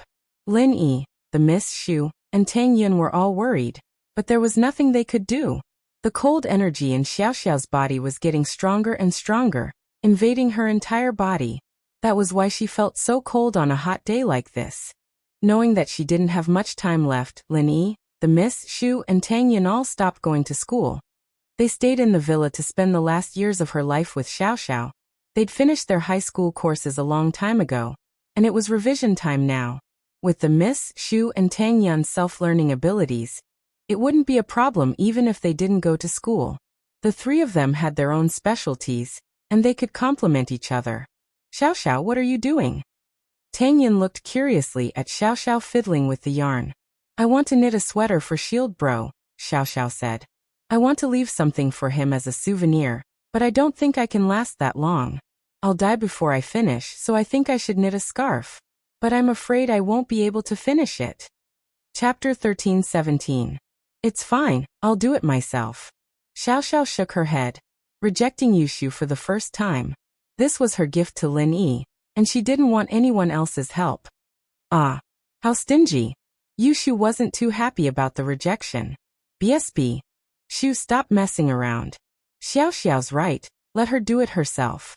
Only the things she weaves with her own hands have meaning. If you want to, you can weave one yourself. Mingyao said. Oh. Yushu nodded and didn't say anything else. Lin Yi sat on the side feeling down. This was the first time Lin Yi felt so helpless. Before, no matter what happened, Lin Yi would always think of a way to solve it, but now he couldn't think of anything. Just when Lin Yi was at his wit's end, Old Lin's call finally came. Old man, you finally called. Lin Yi was excited. Lin Yi's only hope was on Old Lin, that ancient medicine saint you mentioned last time. Is there any news? I did, but it's bad news.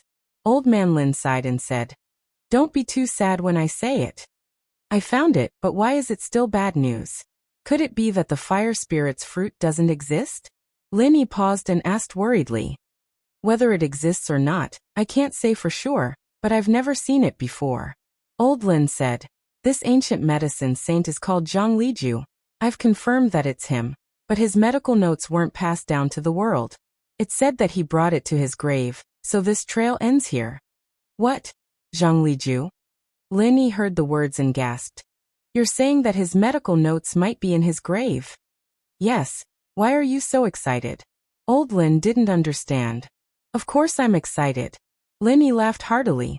He wasn't unfamiliar with the name Zhang Liju. He'd heard it more than once from Wuxia and Lingshan.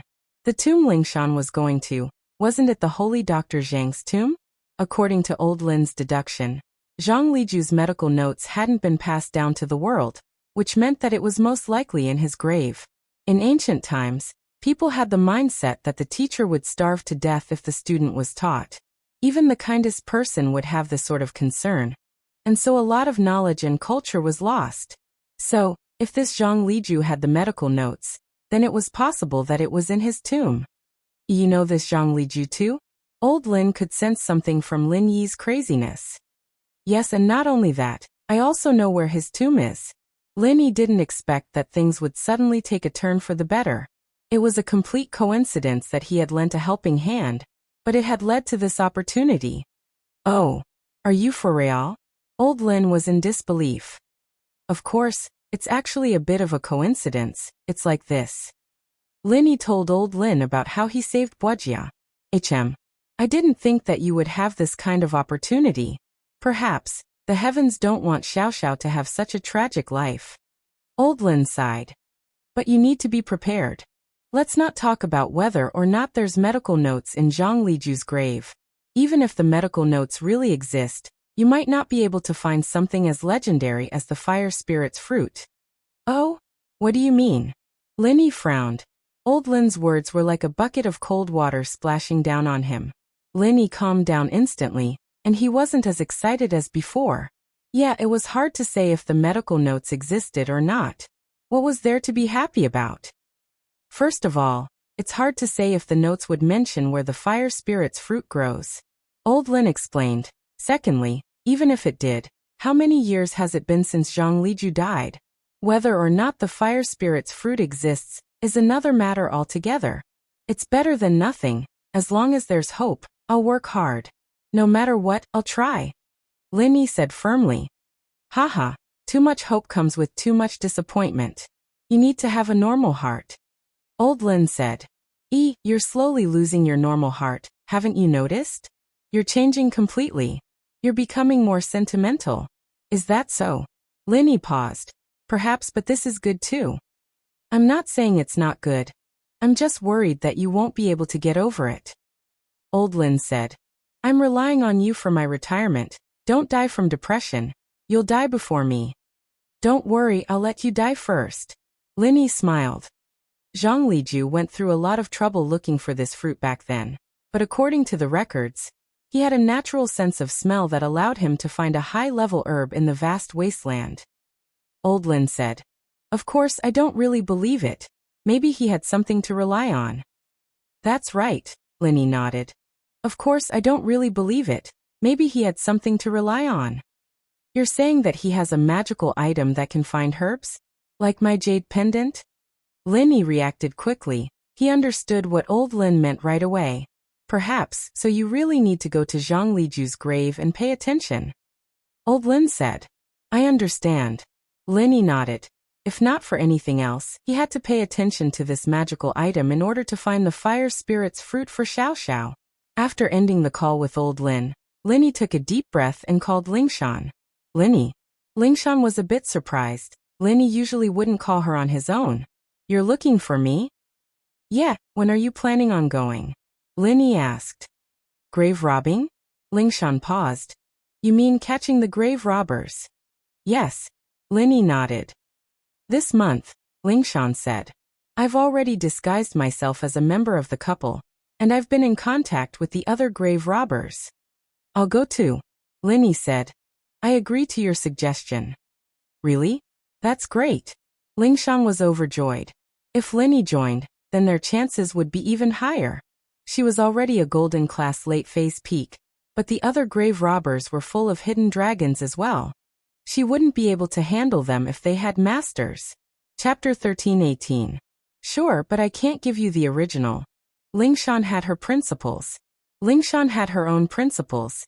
She might have a good relationship with Lin, but she couldn't change her principles. I don't need the original.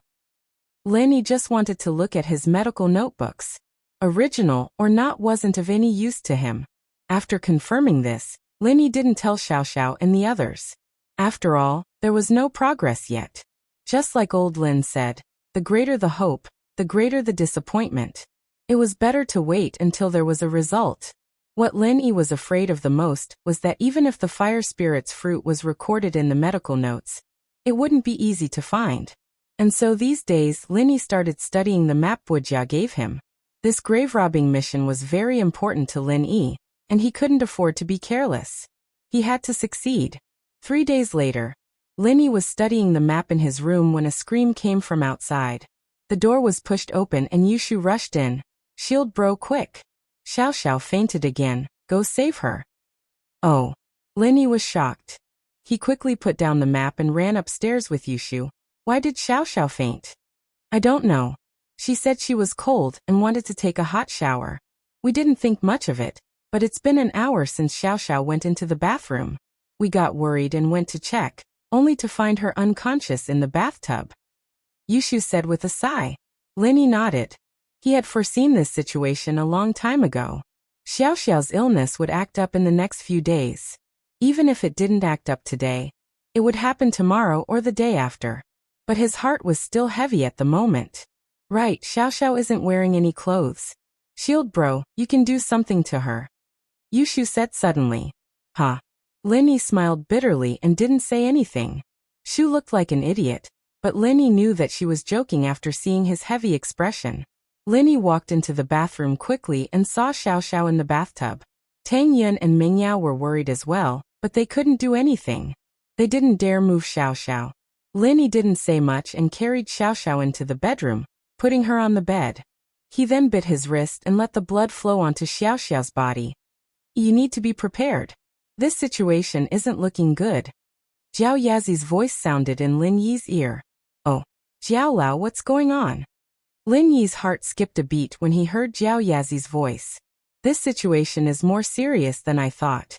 The cold energy has entered every corner of her body, and it's too strong. I can feel it, Jiao Yazi said. Lin Yi's heart sank. Then this time, give it a try but don't force it.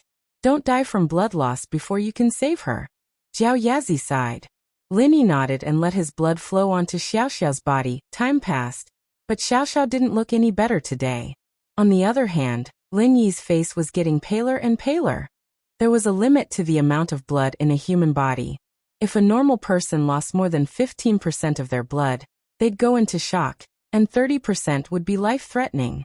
But Lin Yi's body was stronger than a normal person's, and he was losing more than 50% of his body's blood. A normal person would have died a long time ago. You can't do this anymore. If you keep bleeding, you'll be in trouble. Even if the art of dragon mastery can heal you, it'll still be dangerous. You're losing too much blood, and I'm afraid you'll just die. Jiao Yazi warned. Lin Yi shook his head. He didn't stop. Xiao Xiao wasn't getting any better, so he couldn't stop. This was his last chance. If Lin Yi gave up, that meant that Xiao Xiao would never wake up again. And so Lin Yi channeled the art of dragon mastery, using it to quickly replenish his energy, allowing his body to continue producing blood. But the time needed to produce blood wasn't enough to keep up with the rapid blood loss. Even with the replenishment of energy, it didn't help. Even someone as strong as Lin Yi was starting to feel dizzy. Hold on. Lin Yi reminded himself that he had to hold on until the end. This was his last hope. If Xiao Xiao didn't wake up, then even if he found Zhang Liju's medical notes and the fire spirit's fruit, what use would it be?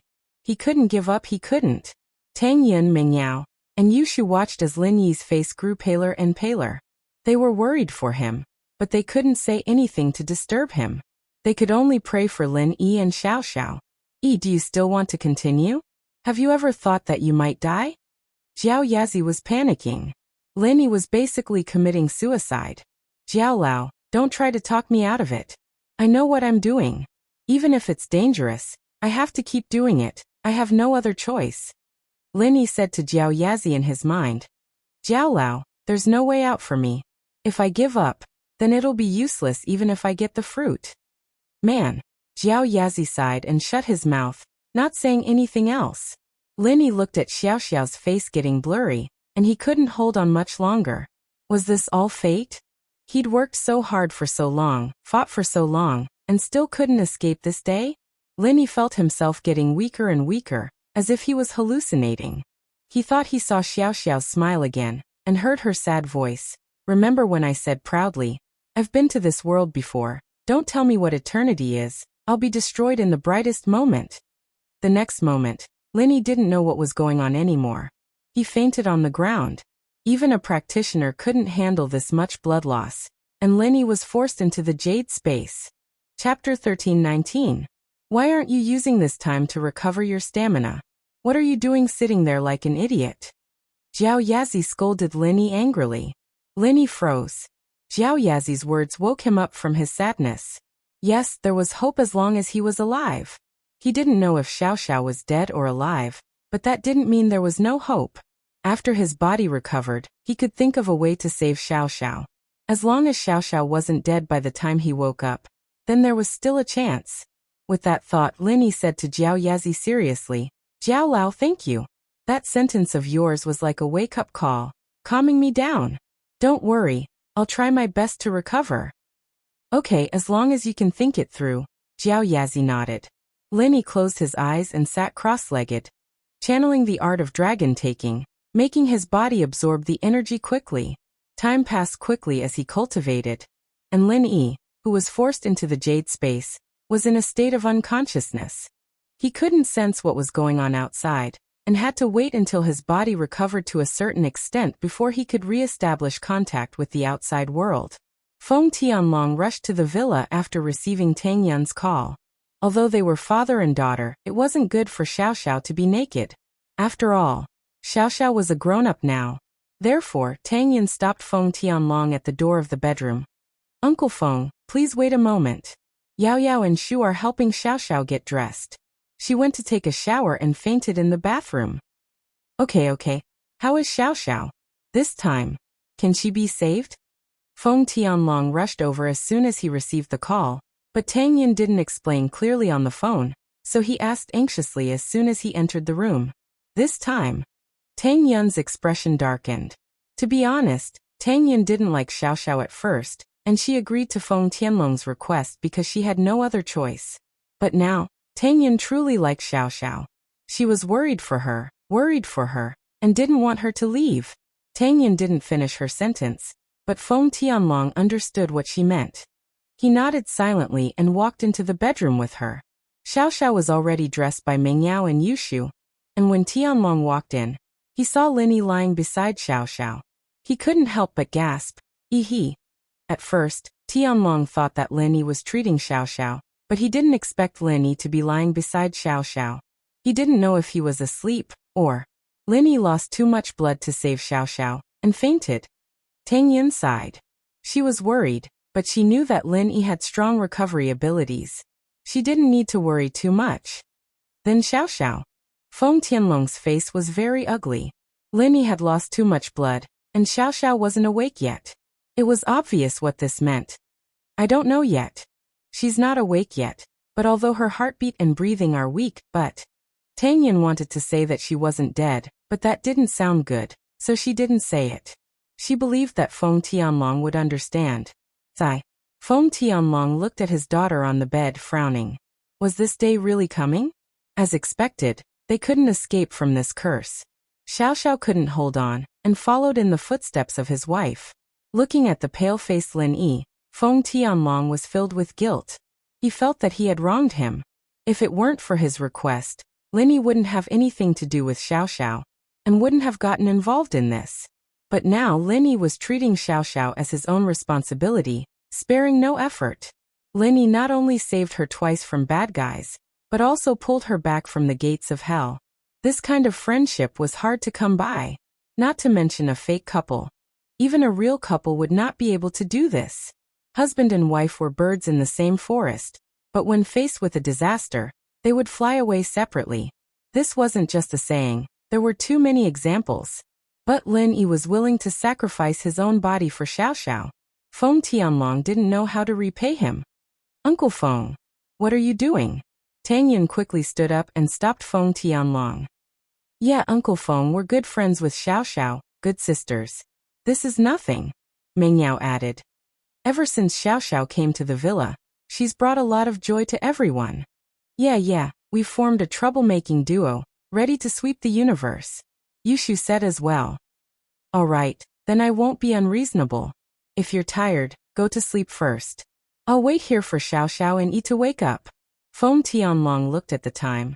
It's already 3 in the morning. I don't want to disturb your rest. It's fine, we're worried about Lin Yi and Xiao Xiao. Tang Yun shook her head. The two people she cared about the most were still unconscious. How could she be in the mood to sleep? Meng Yao and Yushu didn't say anything, but it was obvious that they thought the same. Seeing that his daughter had so many good friends, Feng Tianlong was touched again. Lin Yi quickly absorbed the energy in the jade space.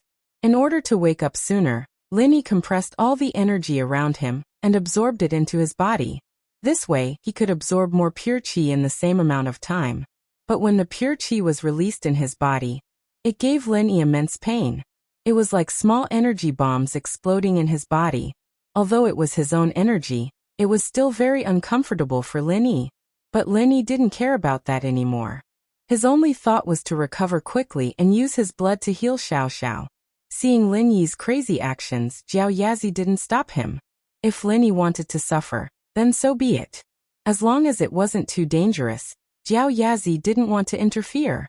Lin Yi even dared to use energy compression when leveling up, let alone now. Chapter 13:20.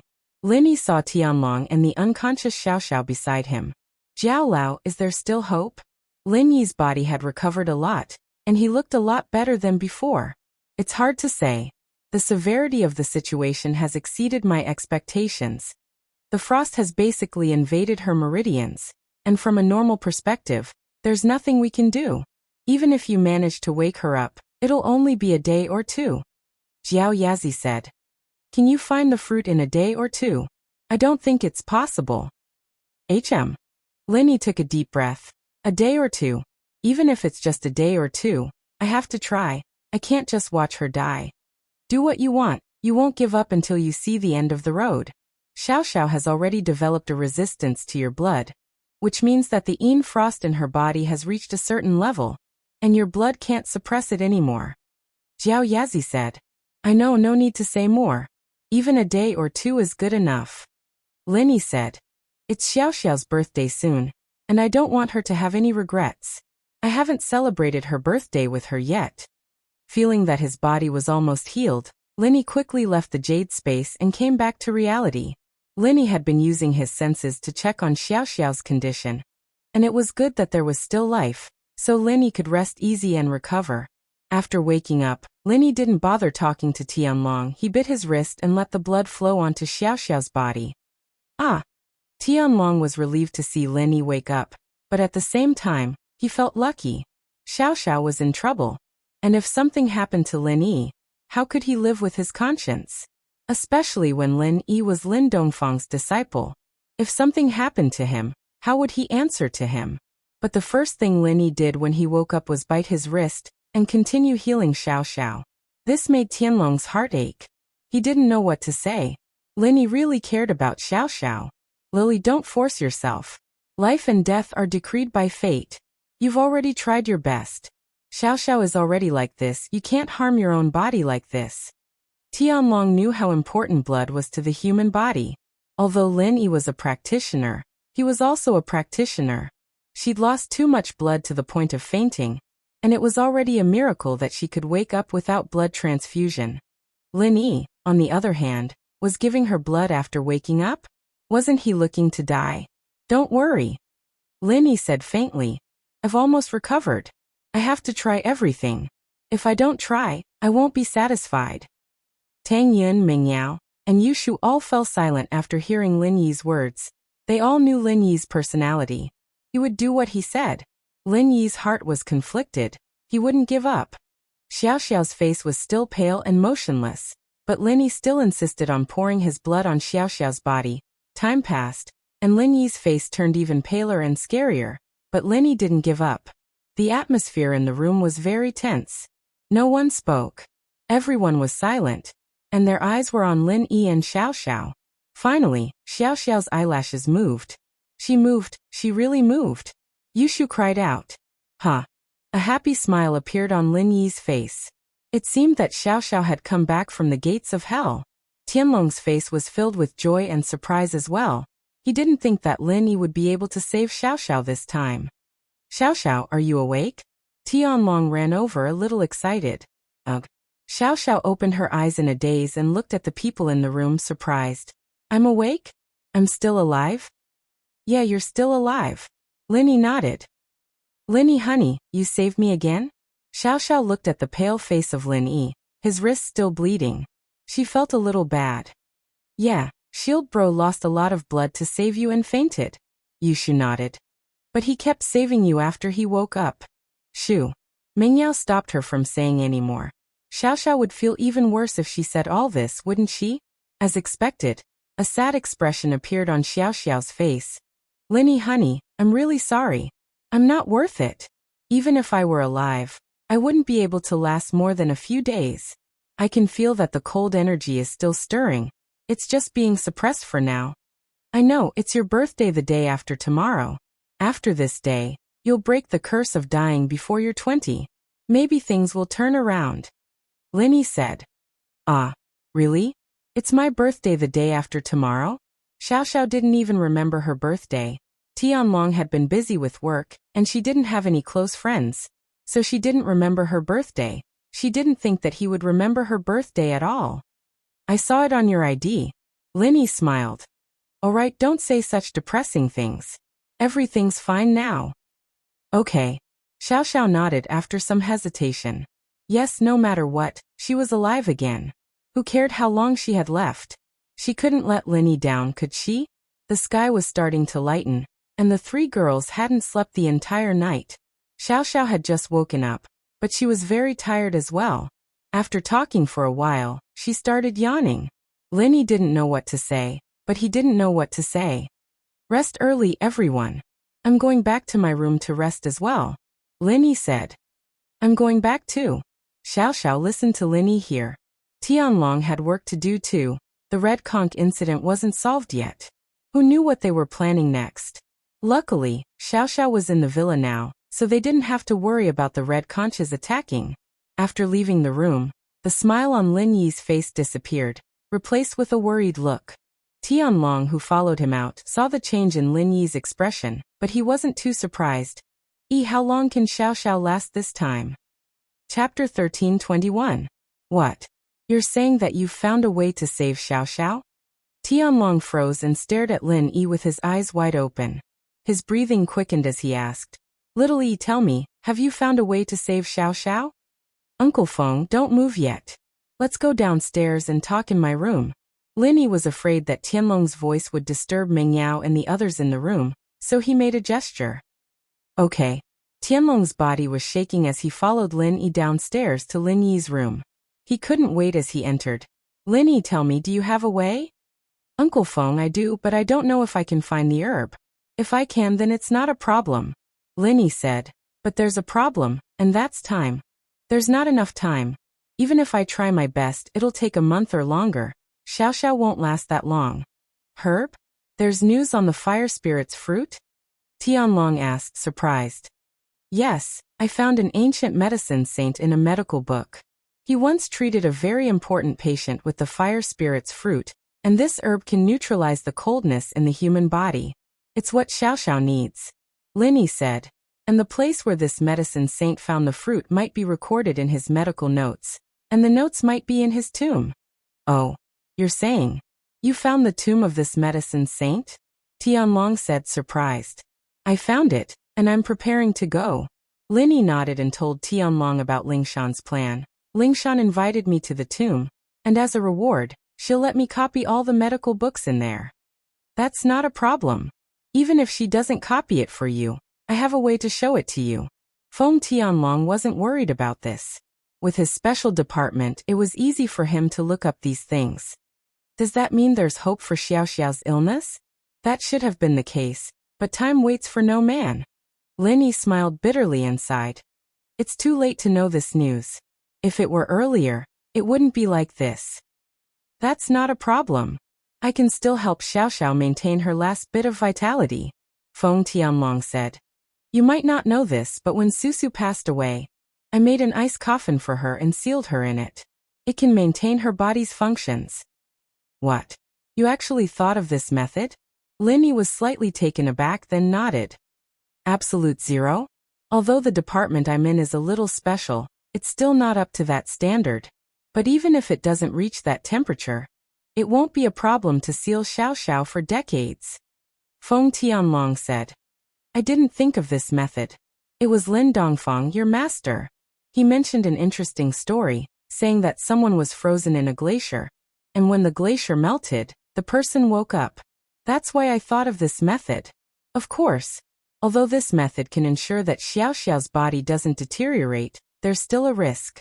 Let's not talk about whether that joke was real or not. Even if it was real, there's a lot of coincidence involved, so if she freezes to death and can't recover, that's fine. Lin Yi, on the other hand, had a happy smile on his face. As long as Xiao Xiao's body didn't change, Lin Yi had his omnipotent energy, and he should be able to revive her. Everything was ready, and all that was left was the fire spirit's fruit. Seeing the smile on Lin Yi's face, Feng Tianlong didn't say much. Lin Yi must have a plan. All right, I'll get someone to prepare and make another ice coffin. Feng Tianlong didn't dare delay, and immediately prepared to make the arrangements. When you froze Auntie Susu back then, did you think that she could be healed in the future? Lin Yi asked. Yes, Miracle Dr. Lin Dongfang said that if a sky class were to help, Susu could be saved, but... Sky class? Feng Tianlong smiled bitterly. I've already begged, but no sky class would risk losing a level to save a normal person. You've seen a sky class before? Lin Yi looked at Feng Tianlong shocked. He didn't think that he'd come into contact with a sky class. It's fine, I'm just a normal person now, let's not talk about that. Feng Tianlong evidently didn't want to talk about the past. He shook his head and didn't say anything else. Lin Yi saw Feng Tianlong's face and knew that he didn't want to talk about it anymore, so he didn't force him. If that's the case, then I'm relieved. If it's possible, I'll find 2 fire spirits fruits and give one to Auntie Susu, but if there's only one, please forgive me, Uncle Feng. I can only give it to Xiao Xiao. If the fire spirit's fruit is split, no one can guarantee that it won't have any effect. You love your wife, but I also want my wife to live. I know, I understand. Feng Tianlong couldn't help but laugh after hearing Lin Yi's words. She's still my daughter. I believe that if I really gave the one and only fire spirit's fruit to Susu, even if she came back to life and knew that I didn't save Xiao Xiao, she would still kill me. Lin Yi nodded. Feng Tianlong was right. Which parent didn't want their child to be safe and happy? Even if they died, it didn't matter. He believed that if Xiao Susu woke up, she would have the same thought. Lin Yi believed that if he and Xiao Xiao had a child and Lin Yi found a fire spirit's fruit, Xiao Xiao would definitely give it to the child and not herself. After sending Feng Tianlong away, Lin Yi's mood brightened up. The dark clouds were swept away. As long as he solved the problem of time, everything else wasn't a problem. The fire spirit's fruit, Lin Yi believed that if he worked hard, he would definitely be able to find it. Even if he couldn't find it, he could wait until he leveled up to Sky Class to cure Xiao Xiao's illness. Drop levels? Lin Yi wasn't afraid. Did he drop too little? Because Xiao Xiao always dropped to 0, so this was the result no matter what, right? Negative levels? Chapter 1322. Zhang Wen and the professor got out of the police station without much hassle. They were victims, after all, and Lingshan only investigated how they got caught and tricked before letting them go. The problem now was that Scorpion had confessed, but they couldn't get the money back. This made Lingshan a little depressed. According to Scorpion, he was from the international criminal organization Red Conches. His purpose here was to get money for Red Conches, and the other was to work as an information center. Red Conch had been stirring up a storm in Songshan recently, so Lingshan didn't doubt Scorpion's words. Red Conch couldn't even catch the people from the occult investigation department, let alone Lingshan. This wasn't something she cared about, and so the underground arena case had to end here. After this case was over, Lingshan would have to focus on the grave robbing case. This was a battle of wits and courage against criminals, and Lingshan had to give it her all. After the underground arena case was over, Xie Yufeng continued to visit her every day. Lingshan was annoyed, but there was nothing she could do about it. Sometimes, she really wanted Lin Yi to break his legs so he wouldn't bother her anymore. Lingshan, you're finally done with the case, right? I saw the papers. It was a complete victory. Congratulations, you've done a meritorious deed again. Yufeng had been paying attention to Lingshan. She said that she was busy with the case, and Yufeng knew that it was an excuse, but she really was busy. After the case was over, Yufeng planned to ask her out for a meal again. He'd like to see if she had any reason to reject him this time. That's because of everyone's hard work. Lingshan said faintly. Do you have something to say? I've booked a table at Starlight Hotel tonight. I'm planning to hold a celebratory feast for you. How about it? Are you free tonight? Yufeng smiled. Sorry, not tonight. There's another case. Lingshan waved the file in her hand. I have to work overtime tonight. Maybe next time.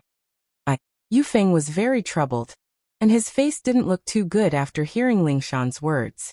But Lingshan's reason was reasonable, and he couldn't say anything about it. He gritted his teeth. All right, I'll be going then. Lingshan frowned as she watched Yufeng leave. This guy had been chasing after her for a long time, and he'd always been a problem. She could brush him off now, but what would happen in the long run? There would come a day when Xie Yufeng would get impatient. And when would he get impatient? What would happen? At that time, House Song and House Yu might just fall out. What would happen to House Song's future then? Lingshan wasn't in a good mood at the thought. If it weren't for this marriage with Lingshan's current potential, it would have been normal for her to have a seat in the noble house meeting, and so Lingshan was very happy. But now with the marriage with House Yu, things were different. On the surface, it looked like House Yu's support would make House Song stronger. But the problem was that Lingshan didn't like Yufeng. If she didn't have anyone she liked, then it'd be fine. For the sake of House Song, Lingshan wouldn't mind. But now that she had someone she liked, with her personality, she'd rather die than be with Yufeng. But this meant that there would be conflict. It was easy to get engaged, but hard to break off. This wasn't just about Yufeng lusting after her. It was about the face of the house. Of course, if House Yu broke off the engagement first, then House Song would have no choice but to accept it. After all, House Yu was strong, and in the noble house rankings, whoever was stronger had the right. The situation was reversed, and House Song was the weaker. If they broke off the engagement, House Yu might get angry and do something outrageous. There was a knock on the door, and Lingshan sighed. "Come in." It was Yutian. He was invited by Lingshan to discuss the grave robbing. "Lingshan, what's wrong? Why do you look so sad?" Yutian might have given up on pursuing Lingshan, but he still cared about her. Her every movement and smile were all under Yutian's observation. Naturally, he had to ask when he saw the worried look on Lingshan's face. "Yutian bro, you're here." Lingshan forced a smile. "Isn't it House Yu's Yufeng? He came again just now and said that he had booked a table at the Starlight Hotel.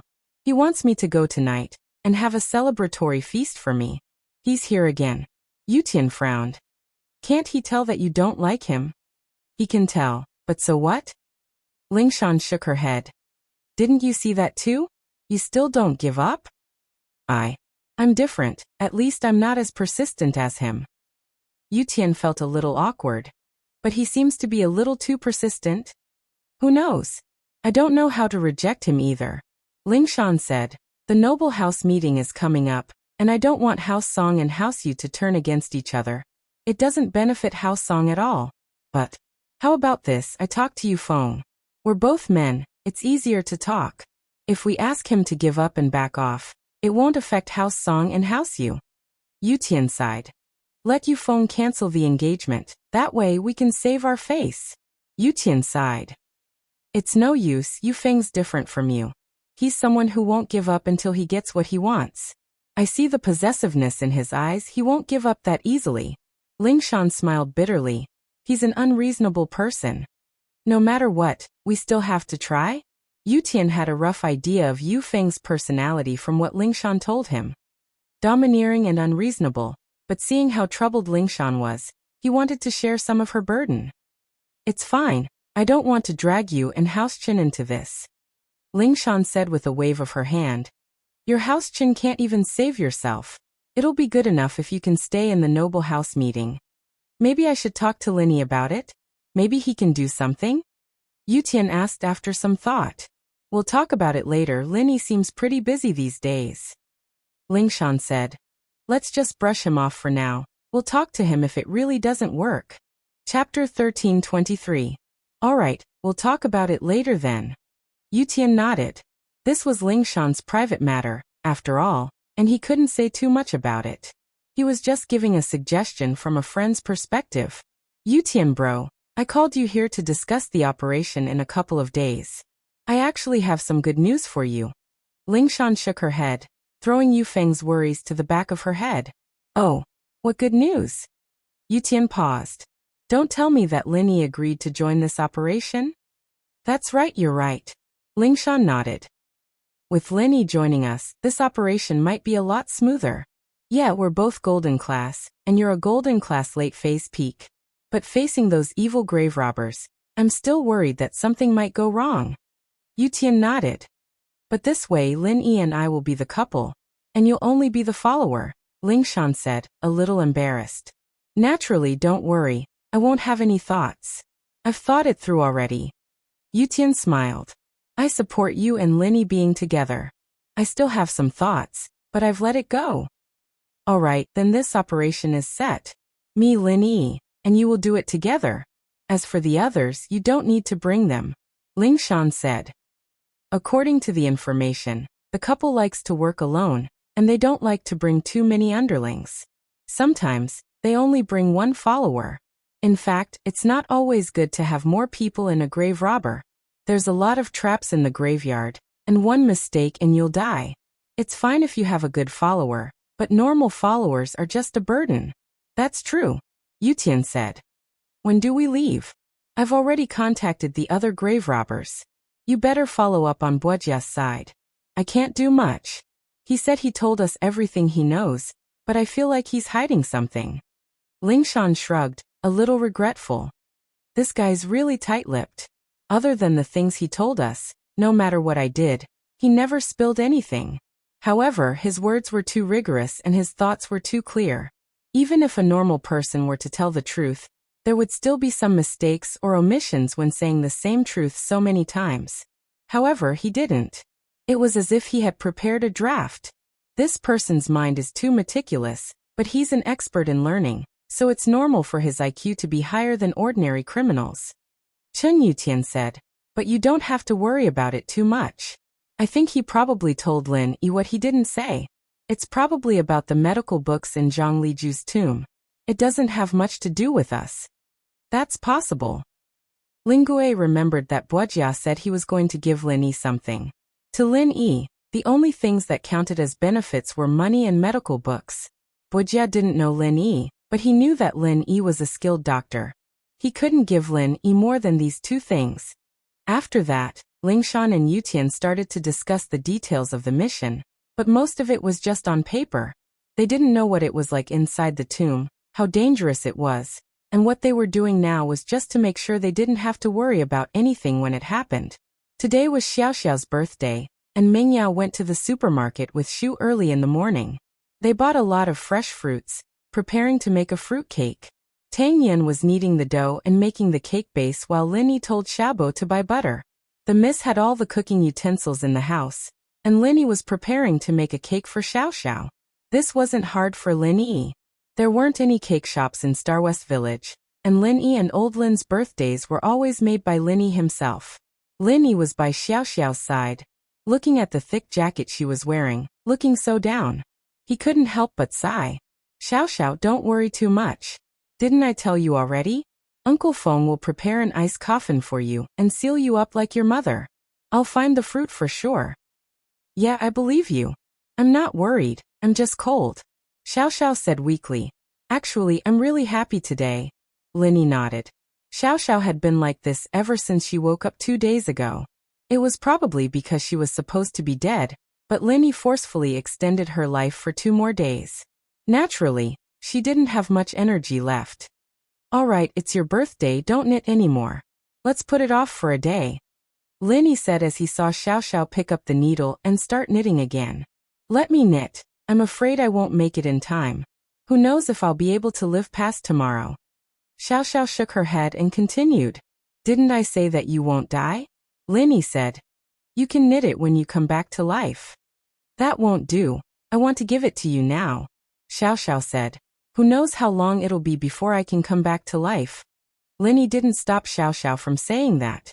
He got up and went to the kitchen to help Tang Yin with the cake. The doorbell rang, and Tang Yin went to open the door. It was Su Shihan. Lin Yi had called her earlier, inviting her to Xiaoxiao's birthday banquet. She'd booked a ticket to leave today, but for Xiaoxiao, she changed it to tomorrow. Han, you're here. Tang Yin was surprised, not expecting Su Shihan to actually come. Yeah, where's Xiaoxiao? I brought her a present. Su Jinghan said as she took out a gift bag. In the living room, Han, you play with Xiaoxiao for a while. I'm making a cake with Lin Yi. I can't stay with you guys for now. Tang Yin showed Su Shihan her hand that was covered in flour. Alright, go on then. Right, do you need my help? Su Shihan asked. No need, just accompany Xiaoxiao. Tang Yin shook her head. Han, you're here. Xiaoxiao greeted Su Shihan weakly. Xiaoxiao, what's wrong? Why are you so weak? Why are you wearing a jacket at home? Su Shihan's eyes went wide when she saw Xiaoxiao. It's nothing, haha, maybe I'm dying? Xiaoxiao smiled. Chapter 13:24. Shihan fell silent. Xiaoxiao had seen through life and death, but she still felt a little uncomfortable. Seeing a friend she'd just met leave made her heart heavy. Alright, Han, let's not talk about this.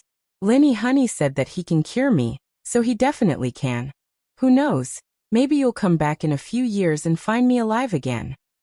Xiaoxiao saw that Shihan wasn't in a good mood and started consoling her. Ah. Shihan paused. Naturally, she didn't know about the ice coffin, so it was a little weird. It's nothing. What did you get me? Let me see. Xiaoxiao changed the topic. An album I recorded for you myself. Most of the songs are covers, but there's nothing special about it. I've never released it before. Shihan said as she handed the gift to Xiaoxiao. Wow, not bad at all. I love it. Xiao Xiao happily put the gift away.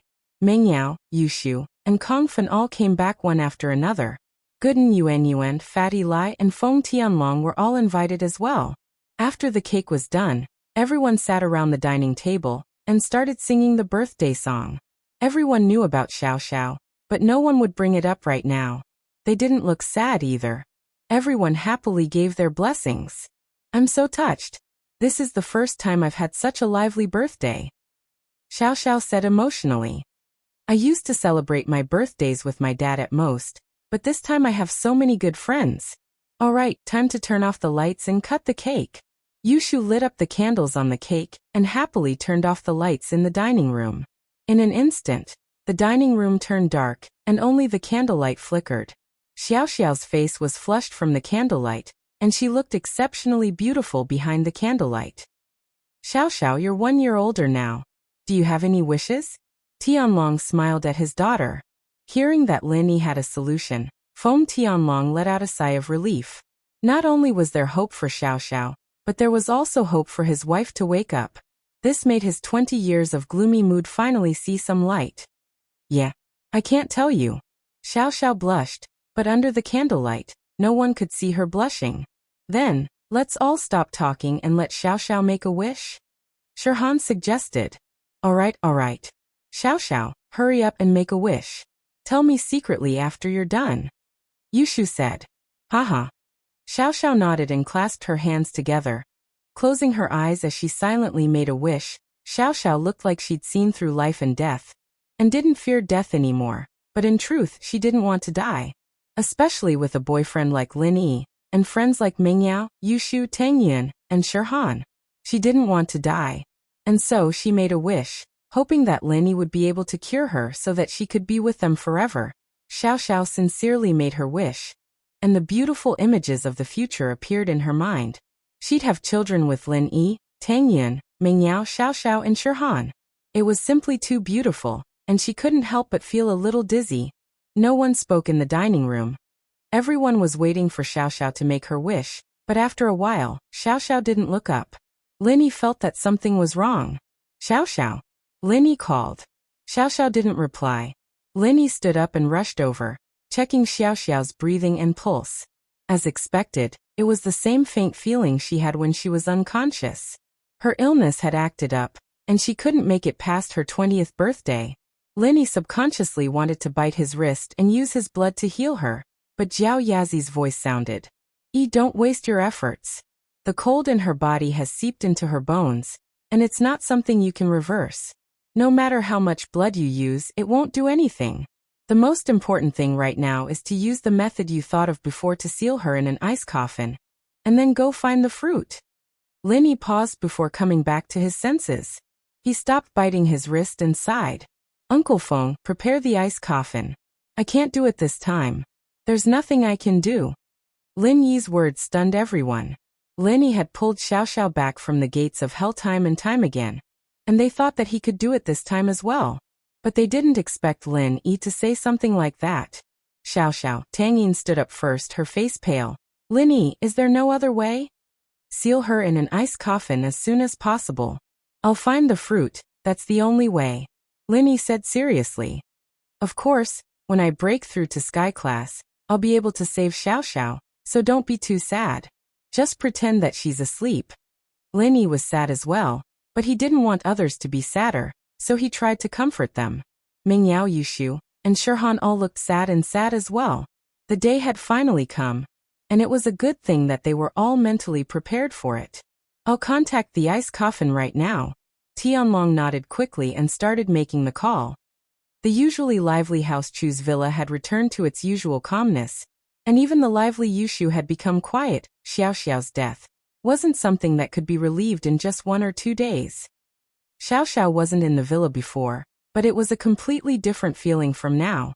Shield bro, when are you going grave robbing? Yushu urged Lin Yi almost every day, asking him when he was going. Lin Yi, I'll leave Xiao Xiao to you. Meng Yao reminded Lin Yi often that he had a mission, a responsibility. Lin Yi, as long as you save Xiao Xiao, I'll agree to anything. We can play together. Even a threesome is fine. Tang Yin, who was always shy, was even flirting with Lin Yi for Xiao Xiao. Chapter 1325. And so Lin Yi spent these days researching the mechanisms of the tomb, and the blueprints and instructions Lu Buojia gave him were read over and over by Lin Yi. But even with the blueprints, Lin Yi didn't slack off. It wasn't that Lin Yi didn't trust Lu Buojia, but the information wasn't complete. Lu Buojia's information only talked about the mechanisms on the outskirts of the tomb, but didn't talk about the facilities inside. After all, Lu Buojia himself only observed from the outside, and didn't go in, so no one knew what the situation inside was like. Every afternoon, it was still Lin Yi, the Miss Shu, and Yin Yun eating together, but something seemed to be missing. No one seemed to want to talk, and the only thing they talked about was urging Lin Yi to go rob the tomb and find a way to save Xiao Xiao. Without Xie Yufeng, the school became peaceful again, and Pinliang tolerated it for the time being. He didn't have any conflicts with Lin Yi and the others. The days went on, and in the blink of an eye, it was the day of the tomb robber. Lin Yi said goodbye to the Miss Shu and Yin Yun, but they didn't seem reluctant at all. Instead, they sighed happily. "We're finally leaving." Lin Yi didn't know what to say. He smiled bitterly. "Wait for my good news. But you have to be careful," Tang Yun said seriously. "To us, Xiao Xiao is important, but you're important as well. Don't force yourself, and do what you can. As long as there's life, there's hope. If something happens to you, not only us, but even Xiao Xiao will lose hope." "Yeah, Lin Yi, you have to be careful." Mengyao nodded. "I understand, don't worry." Lin Yi nodded and said with a smile. Before leaving, Lin Yi called Gooden into the villa. Even though Songshan's enemies hadn't come knocking on their door, Lin Yi was still worried about the girl's safety. It was better to be safe than sorry.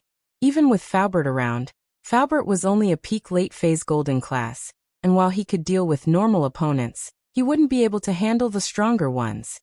Gooden, I'll leave Yao Yao, Shu, and Yin Yun's safety to you when I'm not here," Lin Yi said. "Don't worry, boss. Leave this to me." Gooden patted his chest. "I'll make sure to protect them when you're not here. But your body is special.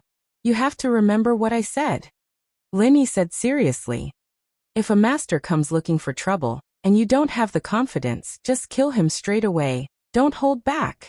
You're strong, but if a mystic's punch hits you, you'll die for sure. And if the opponent isn't very strong, then cripple his resistance first, then ask the mastermind behind the scenes." "I'll remember." Gooden remembered Lin Yi's words. He looked honest, but he wasn't stupid. He knew that Lin Yi was telling the truth. That night, Gooden moved into the Chu villa, Lin Yi's room. As for Yuan Yuan, they had to leave for now. Gooden and Yuan Yuan didn't want to leave, but as far as he was concerned, the mission his boss gave him was the most important. Lin Yi, on the other hand, went to the police station to meet up with Lingshan and Yutian. There were some things that needed to be done in unison. The other grave robbers weren't just for show after all. If their disguise was exposed, then it'd be over. "Yutian bro, Lingshan, you guys should have come up with a detailed plan for the grave robbing, right? Just show it to me." Lin Yi didn't beat around the bush, getting straight to the point. Lin Yi didn't need to be courteous with Yutian and Lin Yi, especially with Lingshan and Lin Yi. "It's done, it's here." Yutian nodded and handed the plan to Lin Yi. Lin Yi didn't say much as he sat on the sofa and started flipping through the book. He'd only skimmed through the tomb raiding plans. It was all theoretical stuff, with no practical use at all. He'd only read the introduction to the couple in detail, including their habits, style, etc., etc., etc., etc., etc., etc. The couple rarely interacts with others. Even the other grave robbers don't know their true faces. After Lin Yi finished reading the information, he asked, "In other words, we don't have to deliberately disguise ourselves?" "That's right. The couple is a very cautious and cunning tomb robber. If it weren't for the coincidence that I found them at the border, I wouldn't have been able to kill them." Chen Yutian nodded. "This way, it saves us a lot of trouble. They're a rather unique existence in the tomb raiding world. Their skills are high, and they're cunning. Their peers love and hate each other as well. Sometimes they're greedy and want a piece of every tomb, but other times, they can't do without them. They're very experienced." Lin Yi nodded. "Right now it's me and Lingshan acting as the couple. You're our foundation, right? That's right. Yutian nodded. You're the strongest among the three of us. And the male is also the strongest among the couple. What's your strength now? Or early phase golden class? Linny looked at Yutian and asked. Yes, I'm sorry, but I'm still early phase golden class. Yutian said, a little embarrassed. He hadn't been able to raise his strength because of his talent. Then I'll raise you to peak late phase golden class tonight. You'll be able to protect yourself like Lingshan. Linny said faintly. Yutian froze. Peak late phase golden class? Did he hear wrongly? Linny was going to raise his strength, and looking at Lin Yi's tone, it seemed like he was talking about something very normal. You should know how Lingshan raised her strength. Stop wasting time and start now. Linny looked at Yutian's shocked face and smiled impatiently. Chapter 1326. Translator. Endless Fantasy Translation Editor. Endless Fantasy Translation. Once the strength of these people increased, even the hidden families and ancient sects would not dare to act rashly in front of him. If he didn't want to be bullied, he had to keep increasing his strength.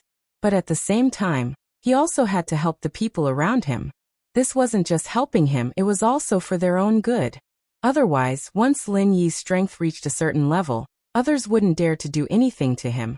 But what if they tried to do something to his friends and family? Although Lin Yi would definitely go crazy for revenge, there were still some brainless people out there. All right. Yutian took a deep breath and said solemnly. I can't thank you enough. Don't say those useless things. Why are you being so polite with me? Lin Yi scolded with a smile. You'll only be able to protect Shu when you're strong enough. I can't protect her forever. You'll still be the big brother in the future.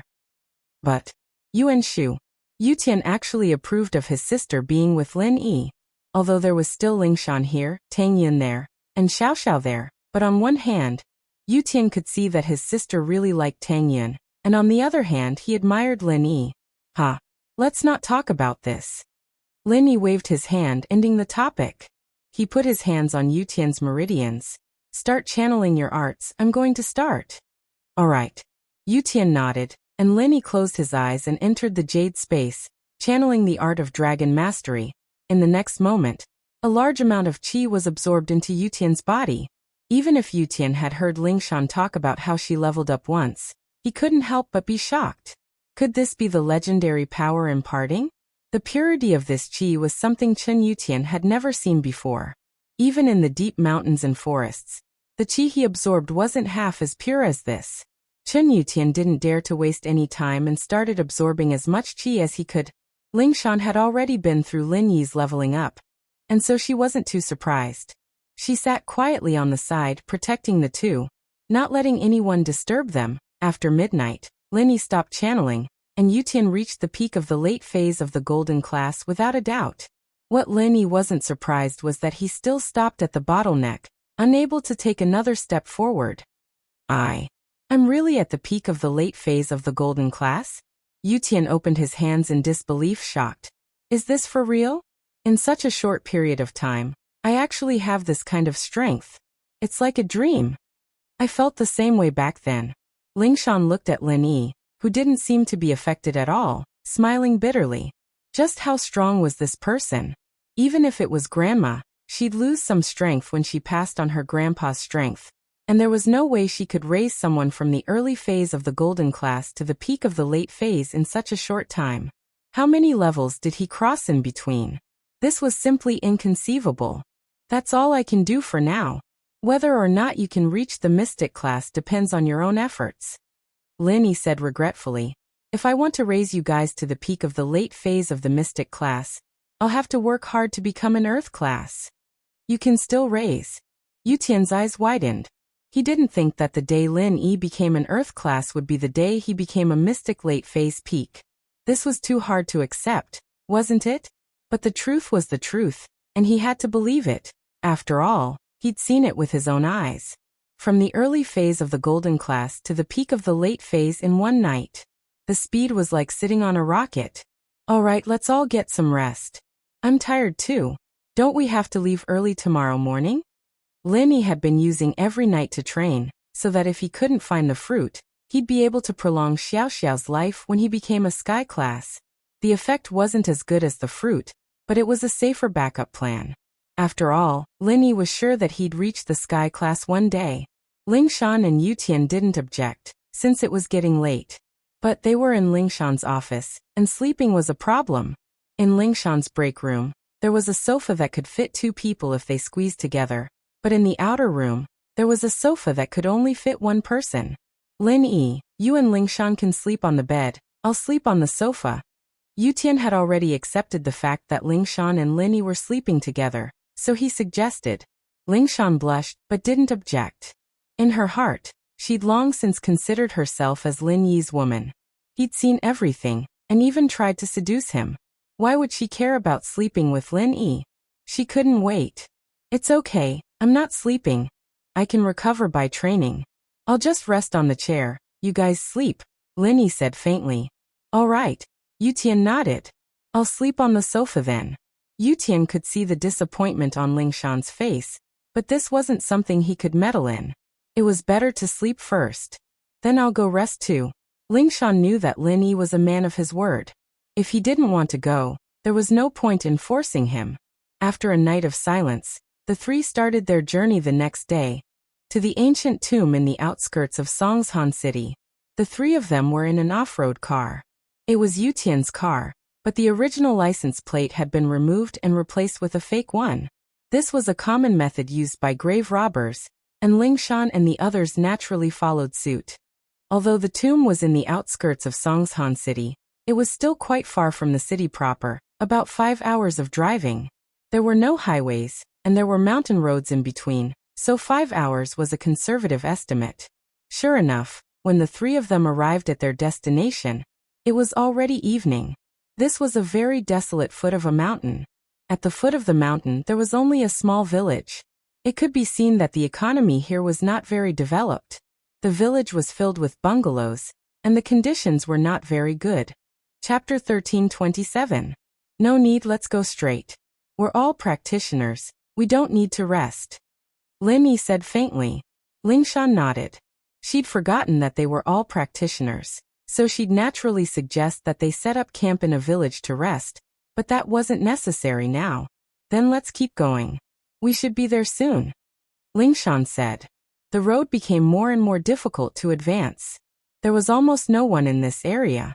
Even the people in the nearby villages would not come to this place. This was because this was a mountain range, and it was mainly composed of rock cliffs. There were no wild fruits or animals. People could do nothing but look at the scenery here. The scenery here isn't bad, it's a good place to take pictures. Lin Yi sighed. It's a pity that no matter how good the scenery is, we can't develop it into a tourist spot because of the seclusion. The villages nearby are too poor, and the infrastructure is too bad. It'd take too much investment to develop this place into a tourist spot. No company would invest that much money here, and we don't even know if there'll be any returns. Yu Tian said. Lin Yi didn't understand business operations, and so he didn't comment on Yu Tian's words. The car drove for a while, and the road got harder and harder. There were fewer trees on the side of the road, and there was nothing else other than desolate rocks.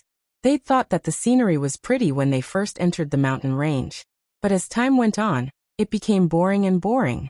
Yu Tian was right. This place wasn't suitable for a tourist spot. The scenery was too monotonous, and people who came here once wouldn't come back again. There was no point in staying here. We're almost there. We need to put on our masks. The tents in front might belong to the other tomb robbers. We need to be cautious and alert at all times. Don't let anyone see through us.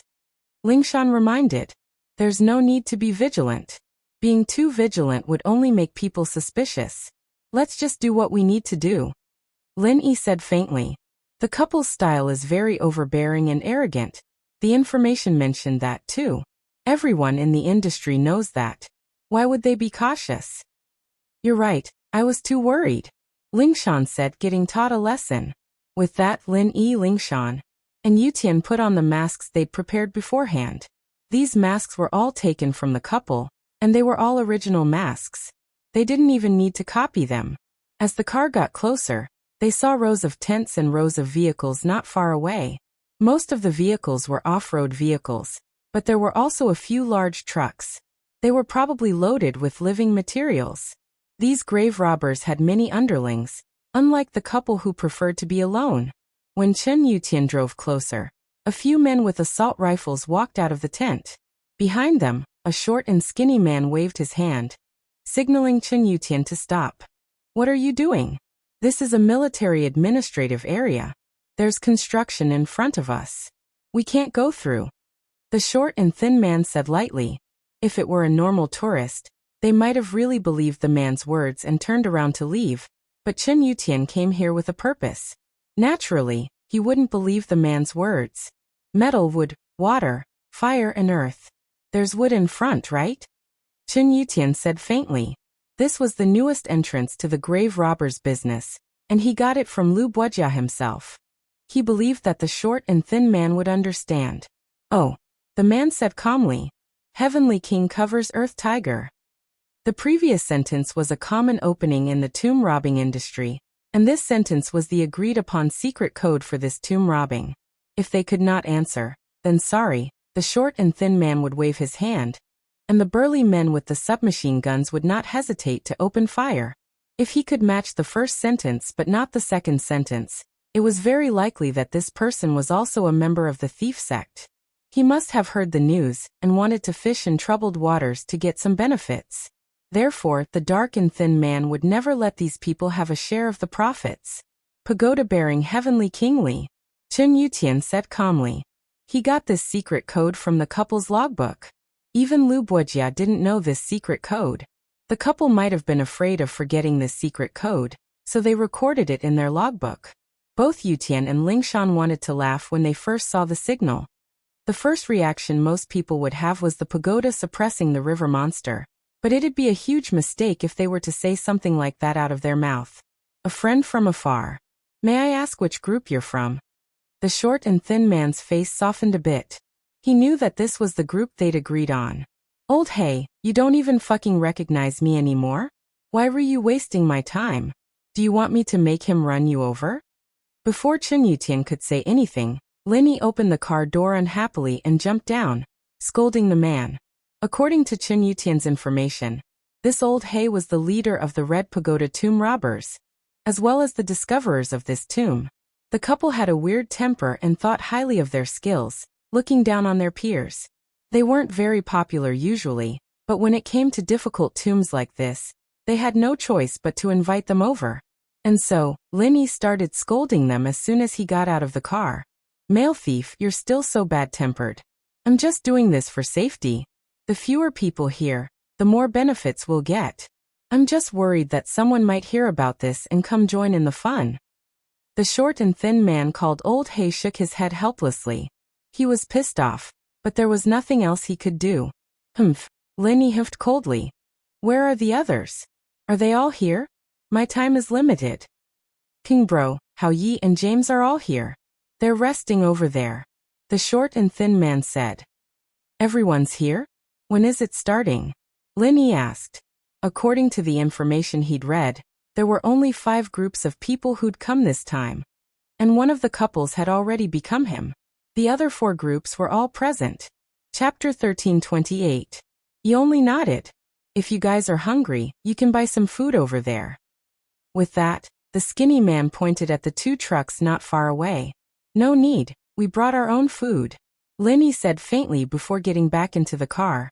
Yutian, on the other hand, drove off to find the camp. What the hell, an idiot. Beside the skinny man was a big man with a submachine gun. He spat out a mouthful of phlegm on the ground as he watched Lin Yi's car leave. Does he really think he's some sort of big shot? He's so rich, and he brings his own food every time. Why didn't he get killed by the traps in the tomb? He's not on the same side as us. We don't get along well. Maybe he's worried that we'll poison his food. Old Hay shook his head and went back to the tent without saying anything else. "Linny, you're not bad," Lingshan praised after the car was far away. "I was so nervous just now, scared that Old Hay would see through us. His eyes are like sharp swords, like they can see through people's thoughts. But you got out of the car and started yelling at him. It's fine if he yelled at me," Linny said faintly. "What do we do now? Set up a tent like them?" "Yes. According to the data, The couple doesn't have a good relationship with the other tomb robbers, so we don't need to visit them. We just need to wait here. Lingshan said. Linny nodded and started setting up the tent with Yutian. He then took out some food from the car and went into the tent.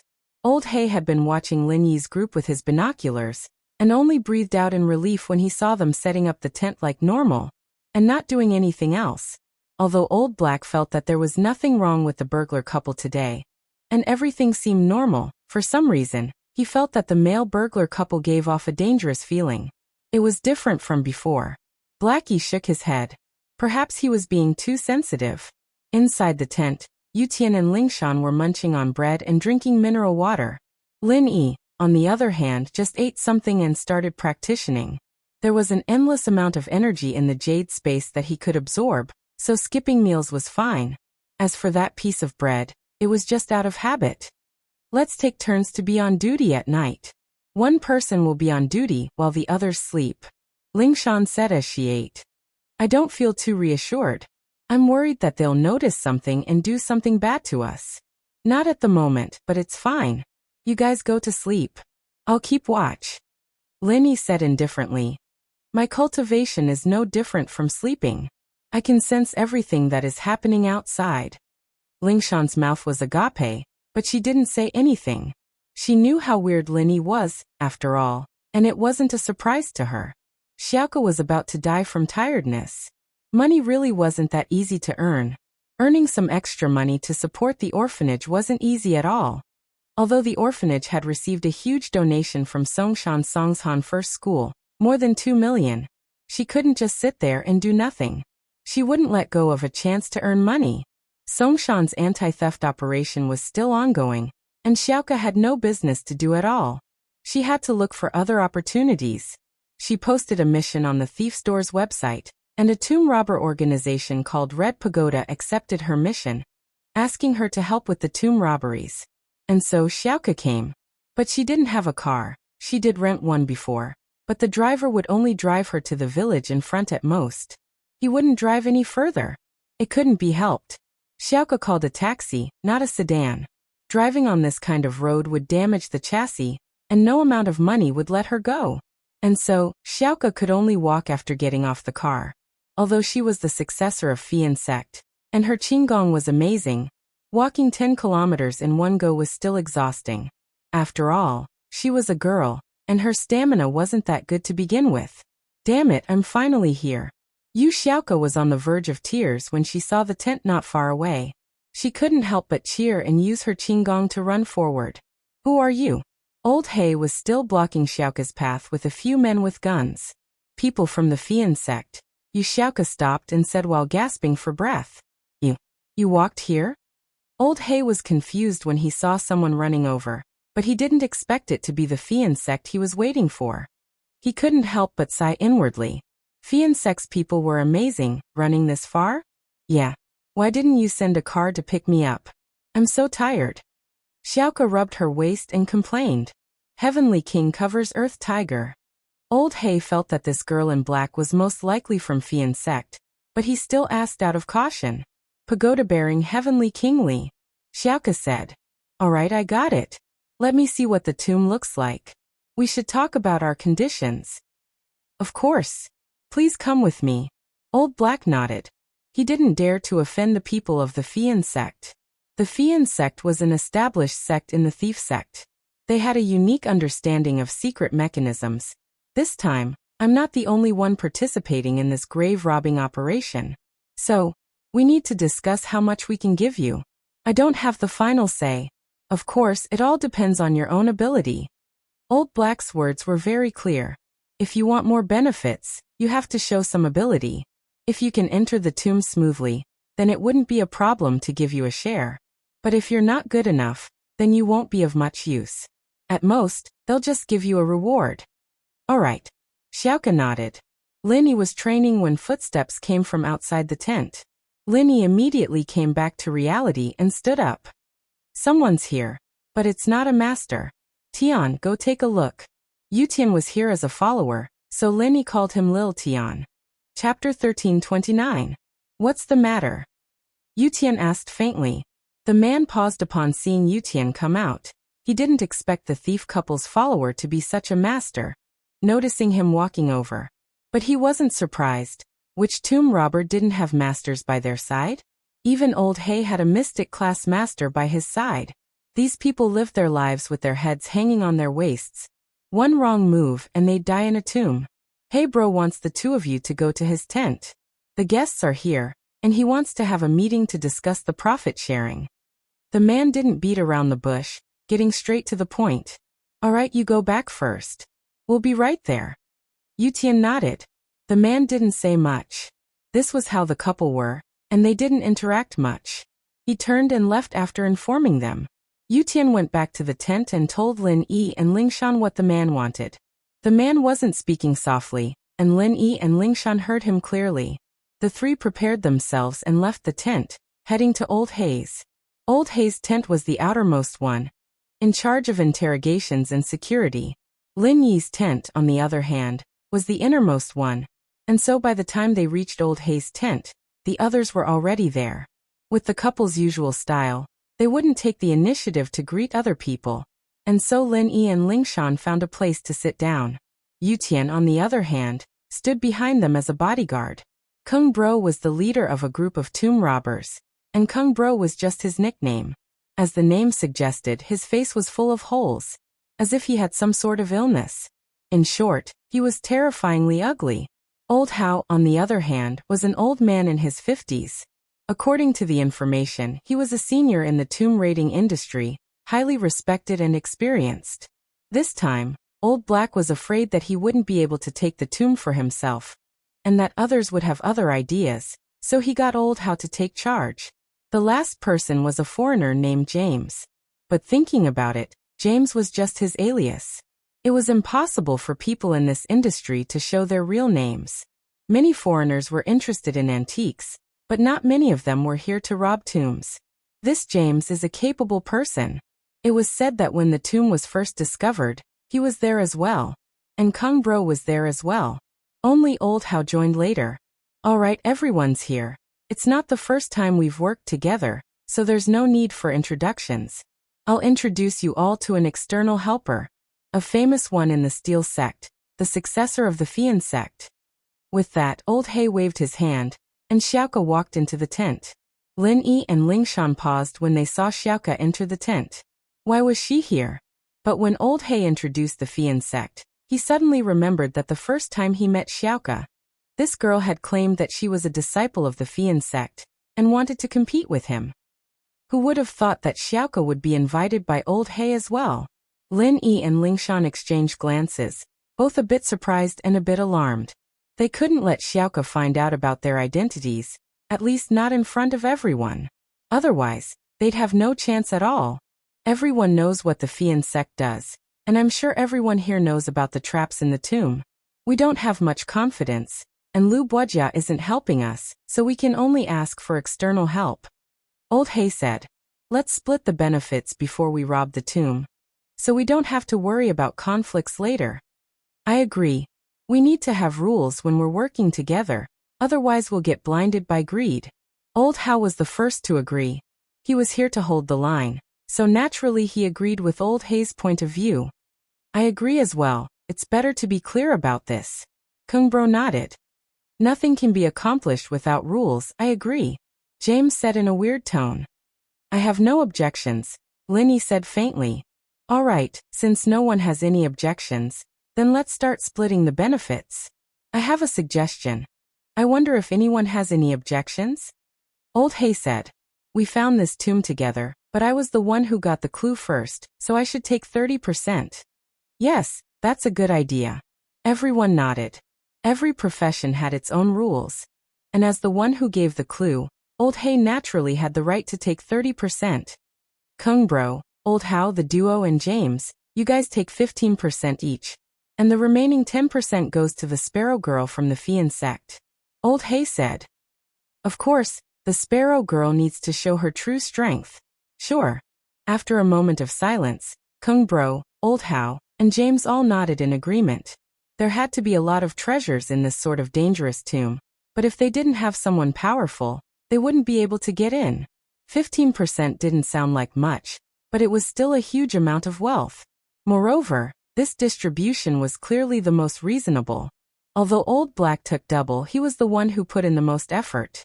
Moreover, after he received the information, he didn't monopolize it. Instead, he shared it with everyone to find the exact location of the ancient tomb. 15% is too little. I want 20. At this moment, Lin Yi spoke up. Lingshan paused, a little annoyed at Lin Yi for messing with her. Even if he wanted 100%, it wouldn't be his in the end, so why did he have to do this? But Lin Yi had already spoken, and she couldn't go against it. She could only see how Lin Yi would handle this. Oh. Old He frowned. He didn't expect the male thief to speak up. But he didn't want to piss off this male thief, since he wasn't much weaker than Wuxia and the Fian sect. Male thief, how do you think we should split it? I don't care how others split it, I want 20%. Lin Yi said domineeringly. That's? Old He sighed. This distribution is the most reasonable. If you wanted an extra 5%, I wouldn't be able to take it from the others, so I'd have to take it from my share. But why should I give you that extra 5%? Chapter 1330. Lin Yi nodded and didn't say anything else. Lingshan and Yutian, on the other hand, started to admire Lin Yi. The more Lin Yi was so calculative, the more he fit the image of a thief couple. These people wouldn't suspect anything. Sparrow Girl, what about you? Do you have any objections? Old He turned to Xiaoka. I'll give you 10%, and that's according to the rules. Nothing more, nothing less. Technological foreign aid is 10% of the profits. No problem. Xiaoka nodded agreeably. In fact, Old He was very fair, since everyone was paying the same price. But let's get this straight up front.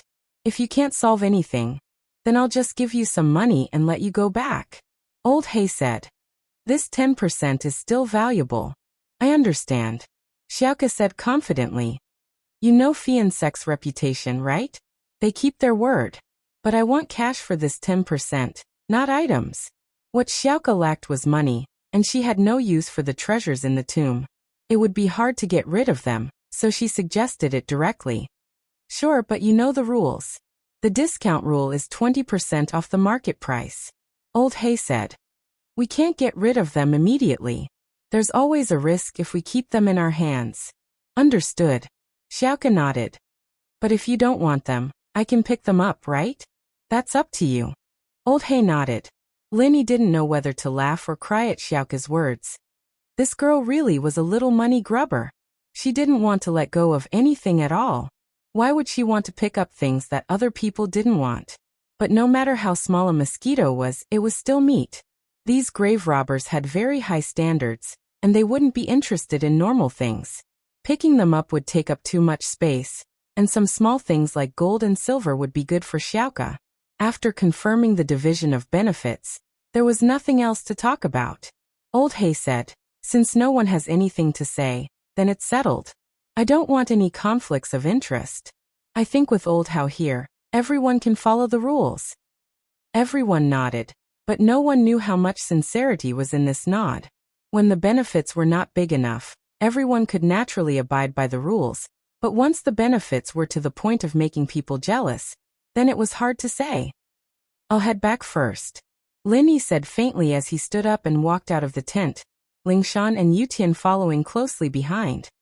Let's all get some rest. We'll enter the tomb together tomorrow morning. Old Black nodded and said. Back in the tent, Lingshan said immediately, that Fian sect.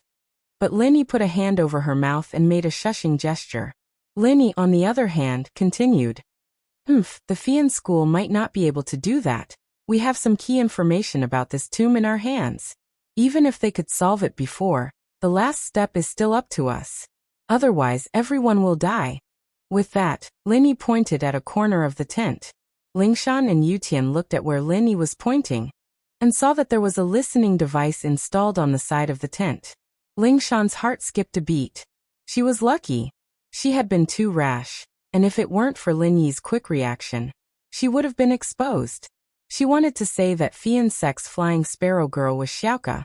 Wasn't that the female thief she was after? Her identity would have been exposed if she said that, and Old Black's assault rifles would have surrounded them. Even if the three of them managed to escape, the mission would have been a failure.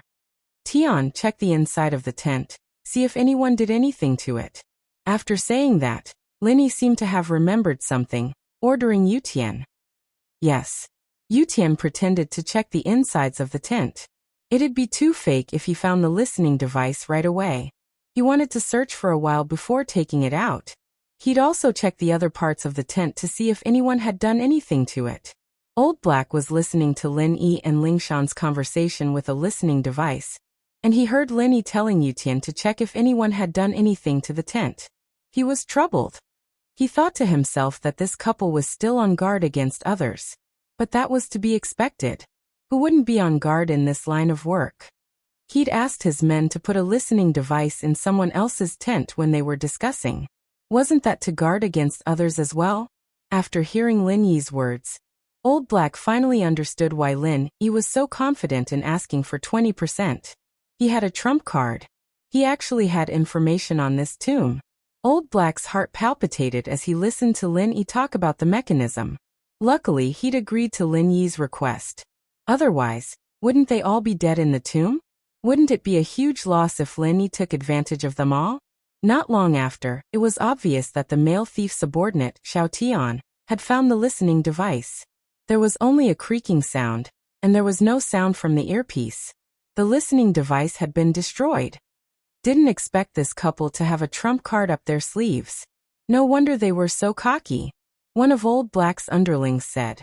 He was in charge of listening to the other tomb robbers, but the others didn't say anything important, and he carefully removed the listening device. Evidently, no one here was an idiot. They were all people with some tricks up their sleeves. Old Black shook his head. This was the only thing he could do. Everyone had spoken nicely, and there wasn't anything wrong with the distribution of benefits, but who knew what would happen tomorrow? Yu Xiaoke didn't bring a tent, but Old Black gave her one. She didn't have the money to buy things from the supply truck, which belonged to another faction in the Steel Sect. There was a group of people in the Steel Sect who didn't participate in tomb robberies, but would go wherever there were tomb robberies to sell their daily necessities. They had everything, but the price was ridiculously high. This line of work had been around for a long time, and they'd gotten permission from a few respected seniors in the sect. Chapter 1331. Familiar? Of course, don't underestimate these people. They had the support of the big bosses of the thief sect.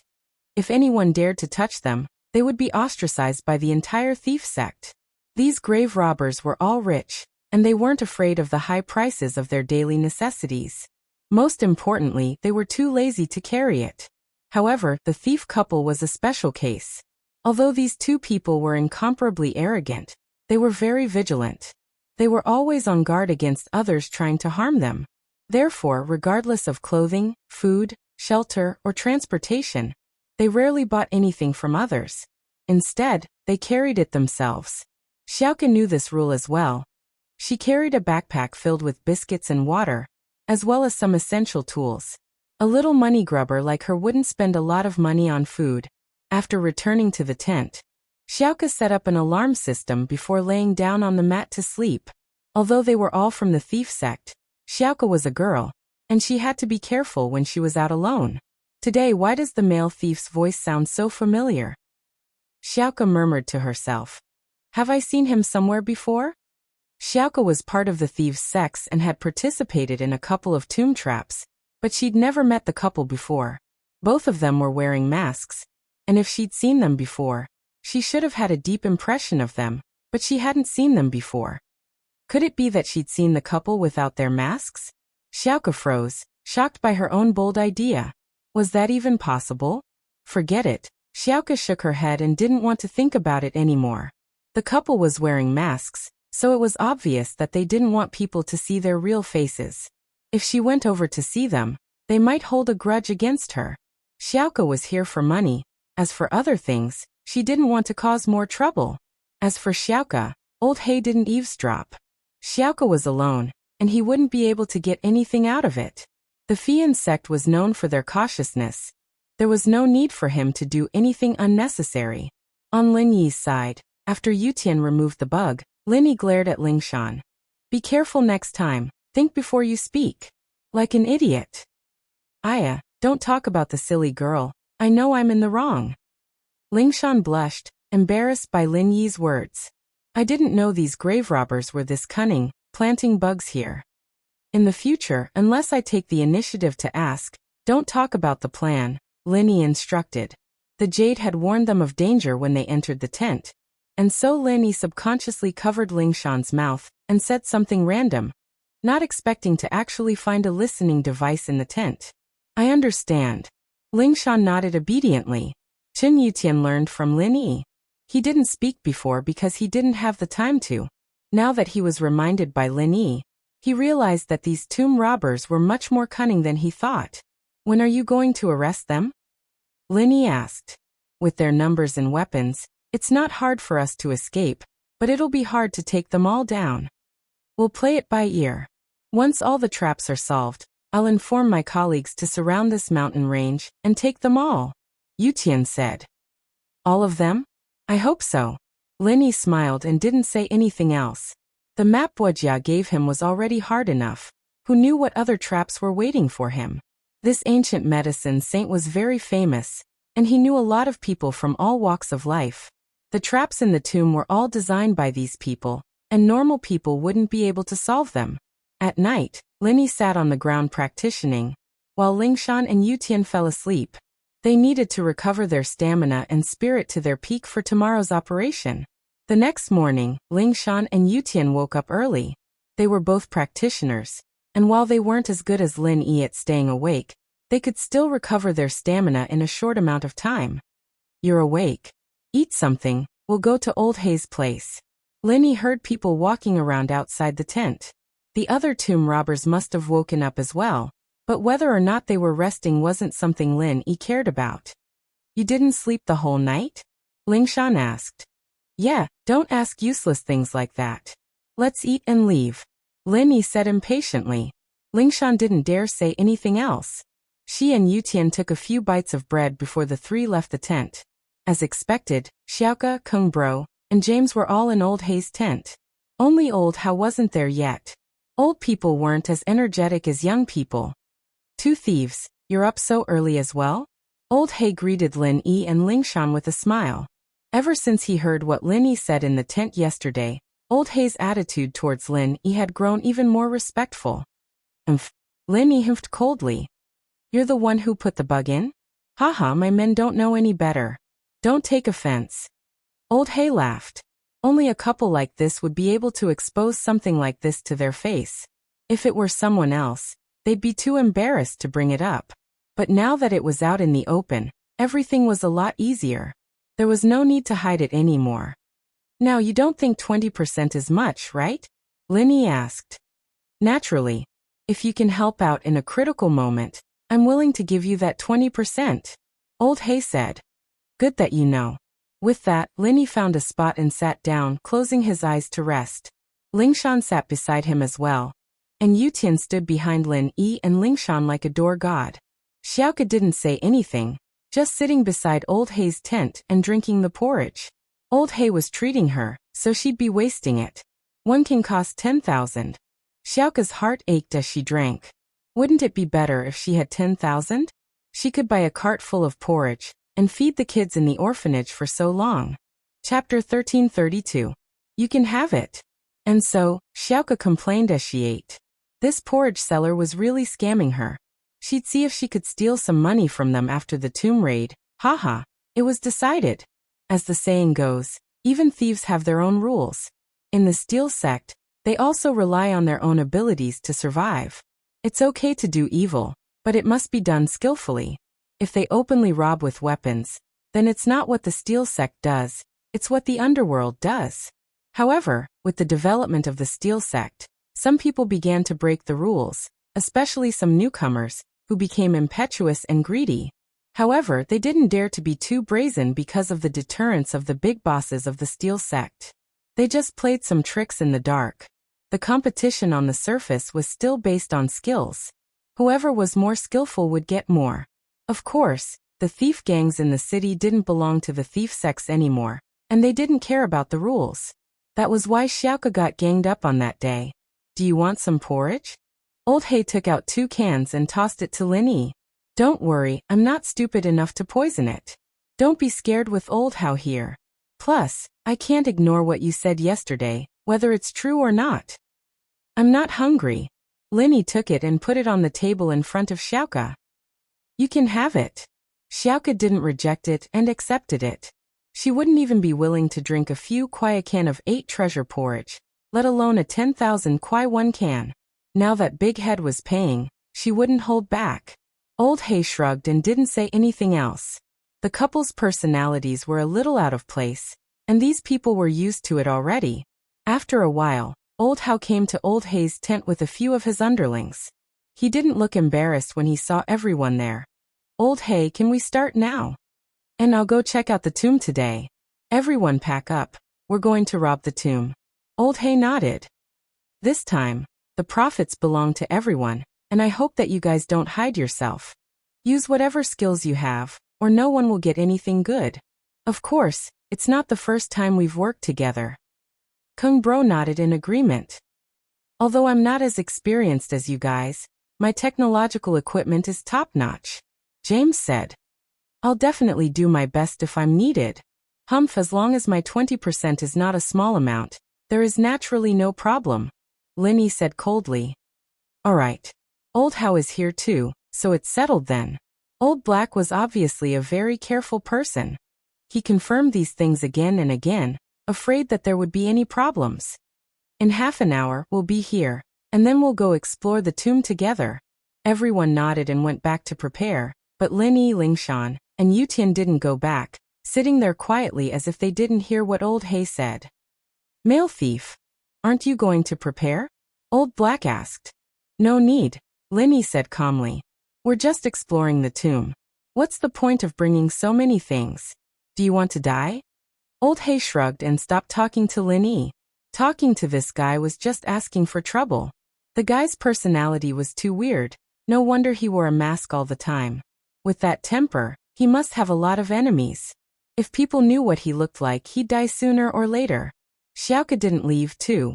She was getting more and more familiar with this male thief. It was a woman's intuition, or rather, a thief's intuition. She kept feeling like she'd seen Lin Yi somewhere before. Old Hay went to pack up, and Xiaoke couldn't help but raise her head and look at Lin Yi curiously. What are you looking at? Do you want to die? Lin Yi knew that Xiaoke had suspicions.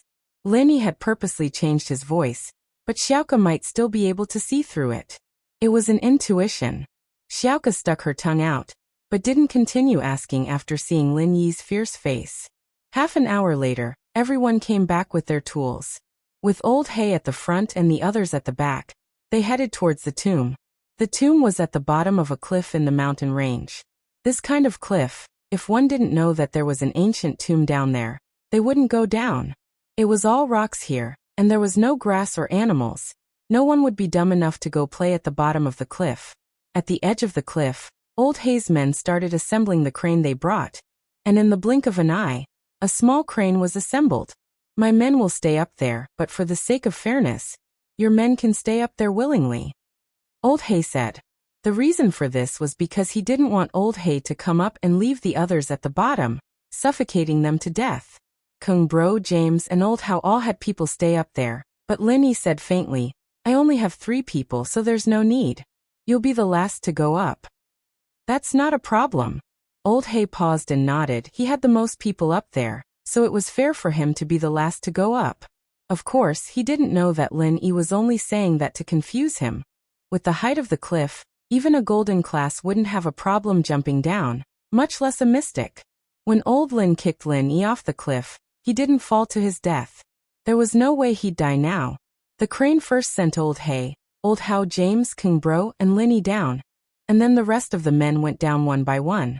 The entrance to the tomb was on the cliff, but this wasn't the real entrance. It was just a robber's hole, and the real entrance was obviously undiscovered. Old Hay, Kung Bro, James, Old How, Xiaoke, and Lin Yi entered the robber's cave. It was a stone room that wasn't too big or too small, and they didn't know what it was used for. There was a door in front of it, but it had already been destroyed by someone. Old Hay bent down and carefully checked the small details on the door. Then he nodded. Looks like everyone is trustworthy and didn't come without permission. Of course. Kung Bro and James nodded. In this line of work, we need to be trustworthy. Chapter 1333. One person was missing. Old Hay smiled awkwardly and didn't reply. He waited for all his subordinates to arrive before walking into the tomb. Outside the room was a long corridor that connected the left and right sides. Old Hay took the left path. Linny didn't know much about the situation in the tomb, and the couple's work log didn't mention much about it. Wuxia, on the other hand, had given some guesses about the traps in the tomb, but he'd neglected the simple safety zones when they first entered the tomb. As a result, Linny didn't say much as he followed Old Hay and the others into the dark tomb. Old Hay had a searchlight, but the tomb didn't have any sunlight at all, and it still looked eerie and scary. It was fine at first, but after walking for a few dozen meters, waves of cold air hit them in the face. There was an indescribable moldy and rotten smell that made their hair stand on end. Fortunately, the ground of the tomb was relatively flat and there were no obstacles. This allowed these people to walk at a very fast pace. After walking for a long time, there was a faint click sound. Then everything turned dark. All of them were expert grave robbers. Naturally, they did not believe in demons or ghosts. However, the sudden darkness caused them to stop in their tracks. Damn, the searchlight ran out of battery? Did it just charge yesterday? Old Hay cursed at the front of the team. Who charged it yesterday? Brother Hay. I just checked it and tested the remaining battery. There's no problem. A big man said carefully. What the hell? Who has a torchlight? Give me one. Haga shook his head. The probability of the searchlight suddenly breaking down was less than 1%. He did not expect that this would be such a bad start. However, it was too late to go back and get a new searchlight. Moreover, they had only brought one searchlight this time. This thing was huge, and it was connected to a large battery. It was quite inconvenient to carry around, so they only brought one when they entered the tomb. Someone handed Old Hay a torchlight. However, the light from the torchlight was especially weak in the dark tomb. The searchlight couldn't even reach the end, let alone the light from the torchlight. However, it was better than nothing. Although he couldn't see it clearly, he could make do with it. Those at the back, hold each other's hands. Don't fall behind. Old Hay shouted to the people behind him before turning to another man. Mr. Chiu, please cover the back and scatter some lime powder along the way. Don't get lost. Yes, Black Bro. Mr. Chiu nodded and ran to the back of the group. Linny looked at this Mr. Chiu. He was a golden class early phase peak. Who would have thought that Old Hay would have someone like that by his side? After giving the order, Blackie continued walking with the flashlight. After walking for a few hundred meters, he still couldn't see the end. Linny frowned, but seeing that no one said anything, he didn't say anything either. After another few hundred meters, Old Hay suddenly stopped in his tracks, and the whole team came to a halt. No, we're going the wrong way. Lao Hay suddenly exclaimed and turned around. A trace of uneasiness flashed across his eyes. Something's wrong.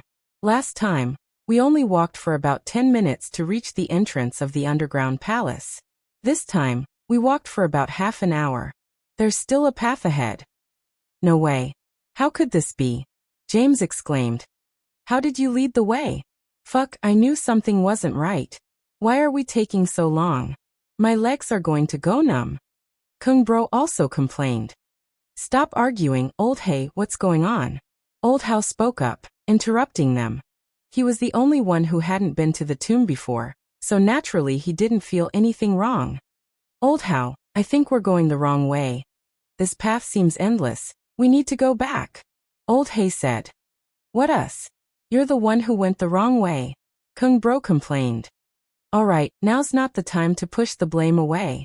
Old Hay didn't mean it. Let's go back and talk. Old Hao was an experienced man after all. He wasn't too nervous right now. That's the only way. Mr. Chiu, lead the way back along the limestone line. We're going back. Old Hay said to Mr. Chiu. But no one answered. Mr. Chiu? Did you hear me? Old Hay called again. Still no answer. Mr. Chiu? Old Hay's face finally changed as he called again. Ah. Just then, a scream came from the back of the team. Old Hay subconsciously ran to the back of the group. The others also turned their gazes to the back of the group. At the back of the group, one of the subordinates was holding a broken arm, screaming in horror. There was also a bloody shirt on the severed arm. It was Mr. Chiu's. Mr. Chiu. Old Hay looked at the severed arm in shock, speechless. After a while he roared, "Where's Mr. Chiu? Why is there only half an arm left?" I don't know." The man holding the arm was pale as well. "You called for Mr. Chiu before, and I didn't hear a reply, so I turned around to look, but I didn't see anything, and I didn't touch anything. All I have left is half an arm." The team was already a little restless because they'd gone the wrong way, and now that something like this had happened, it was even more shocking. Old Hay's face was very unsightly. If he didn't know how strong Mr. Chiu was, he would have suspected that it was this man's doing. But Mr. Chiu was a golden class early phase peak. What kind of master was he to be able to kill him without making a sound? Who did it? Who did it? Old Hay was a little agitated. Mr. Chiu was his biggest support, and now he'd been killed without a sound. Plus, was there anyone in the team who could do this? Chapter 1334. One could see how strong the enemy was. Could it be an Earth class? There was an Earth class hiding here, and he didn't notice? Lin Yi's eyes scanned through everyone present, but he found nothing. There were a few masters in the team, but the strongest one was only a golden class late phase peak, not even a mystic. However, the strongest expert that these grave robbers could hire was only a golden rank. After all, even a mystic rank would not risk their life for them. This profession of grave robbing was too dangerous, and there was the risk of dying at any time. It was better to be a bodyguard for a rich family. Plus, a lot of mystic class masters were recruited by the noble houses, and there weren't many of them among the commoners, let alone an Earth class. However, at this moment, a person was really dead, and he didn't even know how he died. There was another possibility, which was that the killer wasn't in the team. He wasn't a member of the team, but someone hiding in the dark. After killing someone, he went into hiding. Of course, the other possibility was that there was an Earth-class physical practitioner in the group, and when he didn't show his strength, Lin Yi's golden finger wouldn't work on him. But one had to know how hard it was to become a physical Earth class. Even a noble house like Chuntian didn't have a physical Earth class. Mr. Chiu's death made everyone's faces change, especially Old Hao. He looked at Kung Bro, James, Lin Yi, and Lingshan sharply. "Which one of you did it? What's in it for you? We're all lost. We can't go back. You're just hurting yourself and others, aren't you?" "Old Hao, that's not right. Why did we kill him?" Kung Bro wasn't happy. "Couldn't it have been that Chiu guy who killed himself? Why don't you ask Old Black? Maybe he did this on purpose to frame us and take all the benefits in the tomb for himself." "Bullshit. Even if I wanted to kill myself, I wouldn't let Mr. Chiu do it." Old Hay was about to explode it. His master had died for no reason, and he was being suspected as well. "Mr. Chiu is a golden class early phase peak master that I hired with a high price. How could I let him die like that? I have so many minions, but I want the experts to die. Am I crazy? He's already dead. Even if you say he's at the profound stage, we can't verify it." King Bro said coldly. "Alright. Let's talk about what we should do first." Old Hao waved his hand and said helplessly, "Old Hay, this path isn't right. Something's wrong. It took us 10 minutes to walk 500 or 600 meters to reach the entrance, but it's been half an hour now, and we're still not there. It's still dark. We must have gone the wrong way." Old Hay shook his head. "I was afraid that we'd gone the wrong way. That's why I asked Mr. Chiu to cover us, but who knows what you're thinking? Did you deliberately go the wrong way?" Brother Kung had a bad temper. He was full of anger, so he took it out on Brother Hay. "Fuck you. Say another word, Old Kung, and I'll shoot you." Old Hay was furious and sullen, pulling out his gun and pointing it at Kung Bro. "Haha, shoot if you dare." Kung Bro scolded, knowing that Old Hao was here, and that Old Hay didn't dare do anything rash. "Old Hay, don't you dare." Old Hao yelled as well. Bang! A gunshot rang out, and Old Hay really did shoot. If Old Hao hadn't said that, Old Hay wouldn't have acted so rashly. But Old Hao's "do you dare" made Old Hay's heart pound. Why wouldn't I dare? Fuck, I don't even know how my expert died. I'm already pissed off enough, and you're still saying that I'm acting? So what if I kill you with one shot? Old Hay was on the verge of breaking down. Kung Bro didn't even have time to scream before Old Hay shot him dead. Everyone was dumbfounded, looking at Old Hay in horror. James and his men pulled out their guns and pointed at Old Hay. He didn't want to become the second Kung Bro. Old Hay, what are you doing? Why did you kill him? Old How yelled. Lenny looked at him coolly. He didn't know if the guy was really stupid, or if he was just faking it. Or was he just using his seniority? He'd provoked Old Hay so much, it would be weird if he didn't shoot. Old How, you saw it too, he wanted to die. He said if I didn't shoot, then I'd be stupid, so I had to shoot. Old Hay humphed coldly and turned to James. Don't make a fuss, or we'll all die together. At this time, Old Hay's men all raised their guns, aiming at King Bro and James' men. All right. Even if Old King's words are bad, there's no need to kill him. I'm here, aren't I? Old How said helplessly. Right now, the most important thing is to run for our lives, not fight amongst ourselves. Old King's men, if you want to follow us, then follow us. If you want to get revenge for Old Kung, then fight Old Hay. I won't interfere. Once we're done, we'll go back. Old King's underlings, except for the two confidants, would no longer work for him when they saw that Old Kung was dead. Thinking of this, everyone put down their guns. The two confidants suddenly attacked, but they were shot dead by Old Hay's underlings. It was obvious that Old Hay had the advantage in numbers. Getting revenge for Old Kung wasn't a smart choice. All right, let's go back. Old How said faintly, not saying anything else. The group of people still held hands, and slowly walked back the way they came. This time, they didn't dare to walk as fast as when they came. They just took small steps, but they didn't go far. These people had to stop. In front of them was a fork in the road. No one remembered which fork they came from, and there were no traces of lime on the ground. Mr. Chiu was obviously dead by now. What do we do? The people in front stopped and turned to ask. James opened his mouth, wanting to blame Old Hay. He was the one leading the way, and that was why everyone got lost. But then he remembered how Old Hay had shot Old Kung, and he shut his mouth.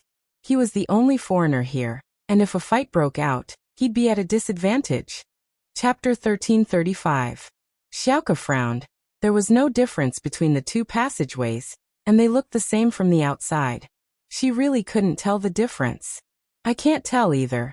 There aren't any signs or symbols here, and there aren't any traps either. It's just two passageways, I can't tell. Xiaoka said straightforwardly. She didn't want them to get lost because of her judgment. Old Hay, what do you think? Old How looked at Old Hay, a little disappointed. I don't know either. Blackie shook his head. This tomb was very strange. There were no signs at all, and he couldn't find any clues. He didn't know how the builders used it, but they probably brought a map with them every time they came. Then we'll go left. This time, we'll all sprinkle some lime powder on the ground and walk forward. I'll cover the back. There shouldn't be a problem. Old How said after a sigh. All right, I agree. Old Hay thought about it. It was a good idea, and with Old How covering the back, there wouldn't be any problems. I agree. James nodded. At this time, he had no choice but to agree. If he didn't agree, would he have to go to the right? Wouldn't that be more dangerous? All right, it's decided then. Old How nodded. You guys go left, I'll go right. Lin Yi said faintly. As they got closer to the left, the jade on Lin Yi's chest started alerting him.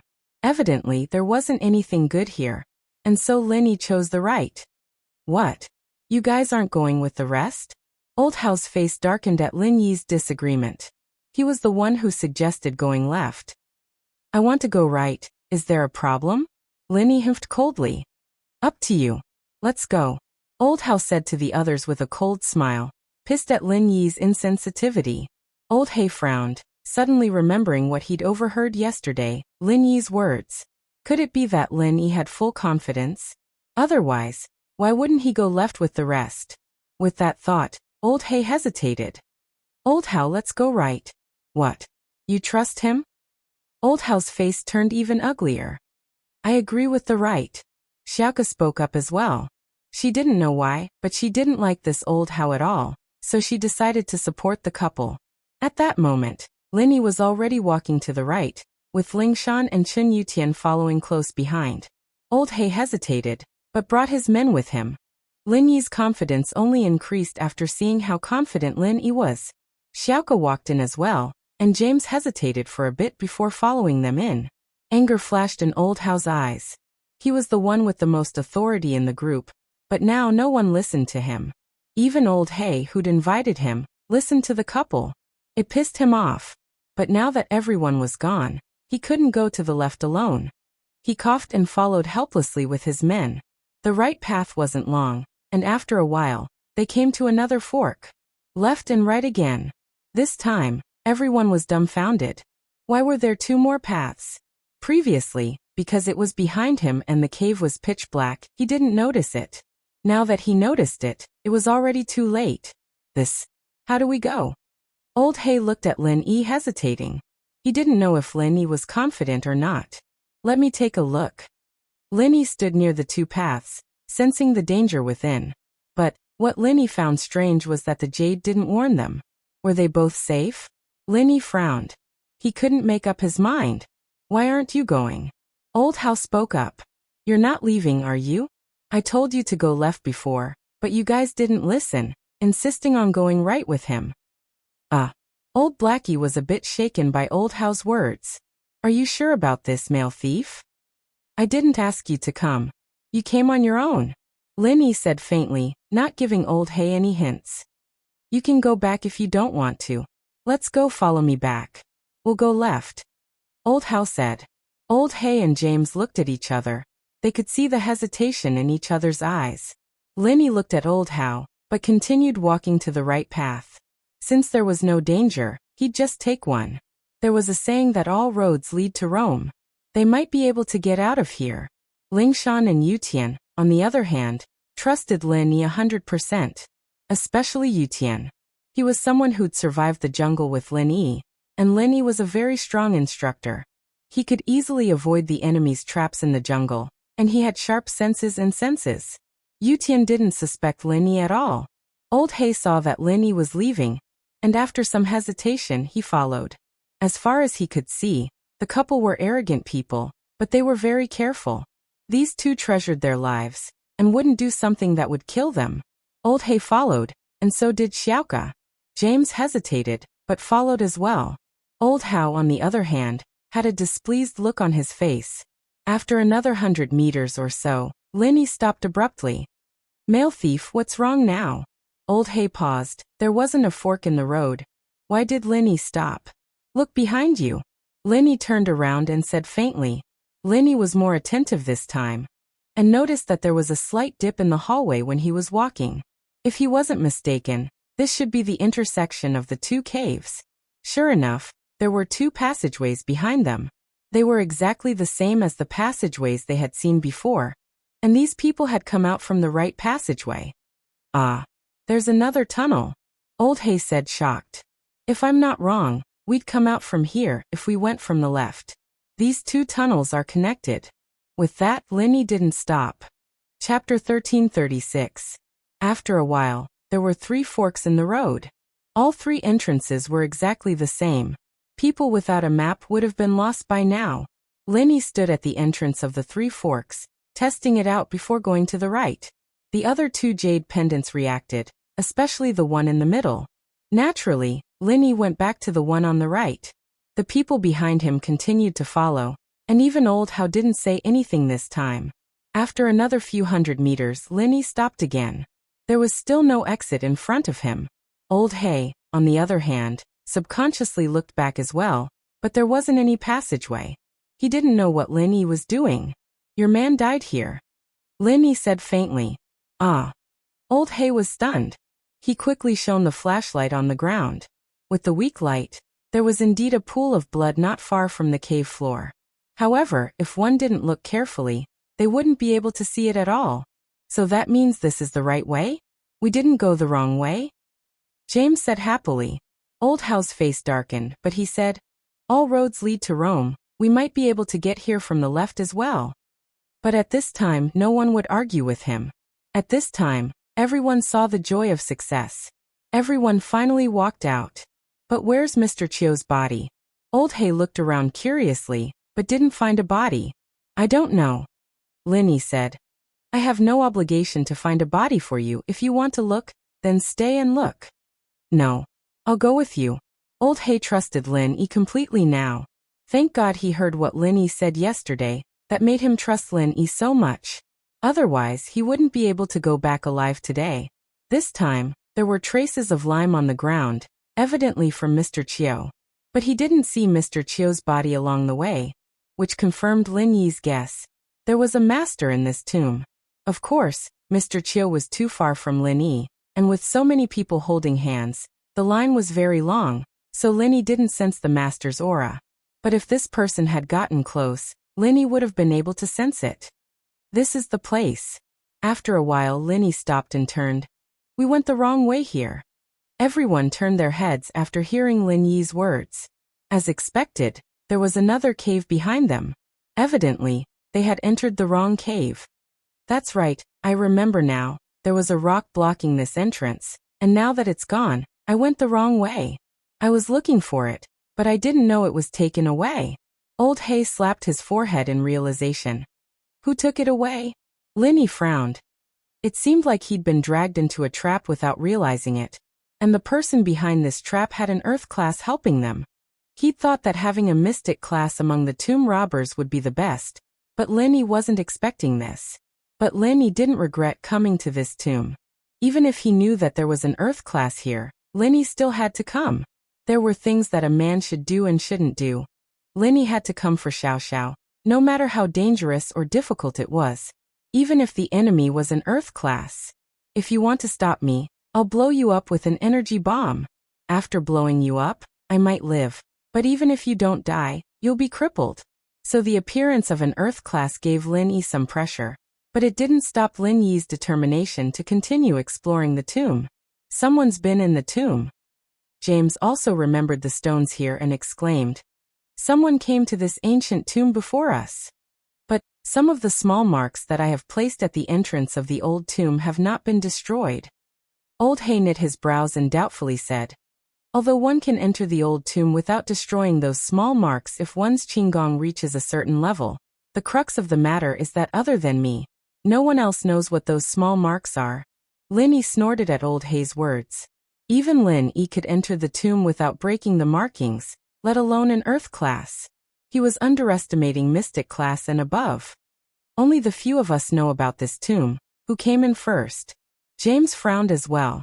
The two looked at each other, and suddenly shifted their gaze to Lin Yi. Lin Yi didn't know how to react to the two suspecting him. He didn't know if the real couple had been here before, but he was the fake one. This was the only reason why he'd been impersonating them. Humph.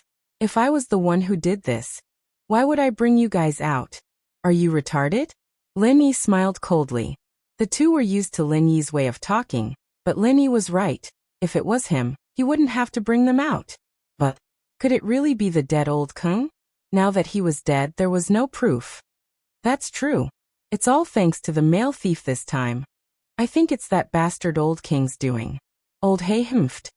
I'm going to the underground palace. Are you guys going back or following? Lin Yi didn't have time to waste with them. Lin Yi was here for the fire spirit's fruit. Nothing else mattered to Lin Yi.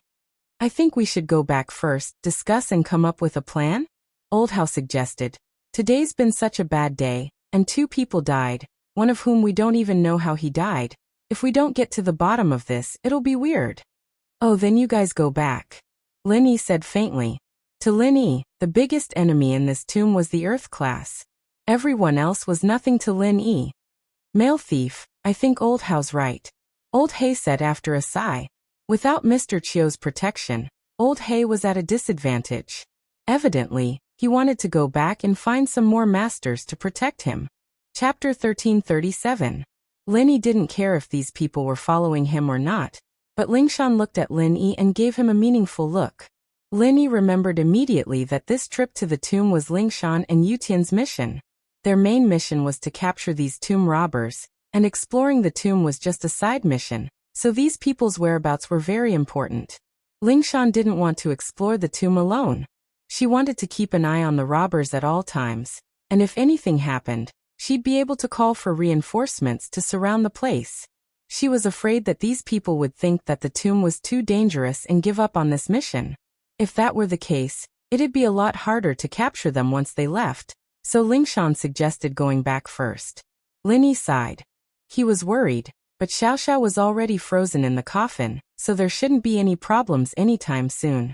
It didn't matter if they went back a day or a day later, since the tomb wasn't going to run away. Even if the robbers gave up, Lin Yi could still explore the tomb himself. Alright, let's go back then. We'll decide after we discuss. Lin Yi nodded. Old Hao breathed out in relief, his smile widening. We should all work together, right? What if something goes wrong? The people going back were the same as when they came, riding the rope crane. Only 2 people were missing, Old Kung and Mr. Chiu. Mr. Chiu was easy to deal with, but Old Kung still had a few henchmen up there. He didn't know what Old Hei was going to do with them, or perhaps Old Hei had already informed his men to get rid of them. After the group went up, they didn't see any of Old King's men.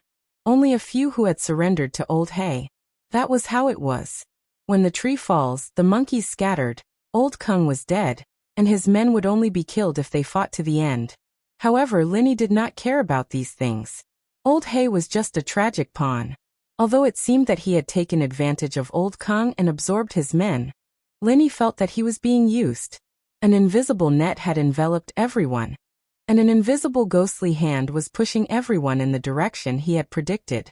Lin Yi looked at them coldly, not saying anything as he walked back to the tent with Lingshan and Yutian. He turned around after 2 steps, looking at Xiaoka. Be careful, it's too dangerous here. With your skills, you better go back. Xiaoka paused and wanted to say something, but Lin Yi had already left. This scene didn't attract much attention. The thief couple had a mean personality, and they were always direct with everyone they talked to. Old Hei thought that Lin Yi was mocking Xiaoka's uselessness, indirectly conveying his dissatisfaction to Old Hei. Could it be that the couple wasn't happy with the distribution? It was no wonder, after all, that Old Kung had died today, and the 15% he had was empty. Could it be that the couple was drooling over the 15%? With that thought, Old Hei's face darkened. He knew that it would be impossible to explore the tomb without Lin Yi's help. These people had almost gotten lost in there. If he didn't give Lin Yi more, Lin Yi might just leave and come back later to rob the tomb himself. Old Hei would have nothing to do then. With the couple's personality, there was no way they'd do something as unreasonable as this. Old Hei hesitated, but decided to give Lin Yi a portion of the profits if he was the one who brought it up. After all, Lin Yi was a very important person. Everyone rest for a bit, and then come to my tent later. We'll discuss our next plan. Old Hei said to the people present. Please give us some suggestions, Master Hao. Some people don't even care about an old man like me anymore. Old Hao humphed coldly as he watched Lin Yi leave. Old Hei, don't bring people who don't follow orders with us anymore. Old Hao, that's how the couple is, but they're really skilled. We can't leave them out for this tomb raid. Old Black said, a little troubled. He wasn't too happy with Old Hao, and he shouldn't have told the old man. He was just taking advantage of his seniority, and it was useless, but he was causing so much trouble. But it was easier to invite a god in than to send him away. Since this Old Hao was here, they couldn't just let him go. Old Hei could only explain troubled. It's just luck, it's no big deal. Old Hao humphed.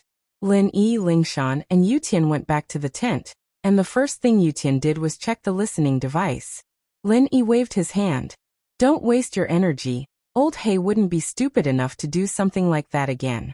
He doesn't dare piss us off right now. Plus, there was one more thing Lin Yi didn't say. Lin Yi's jade didn't send out any alarms.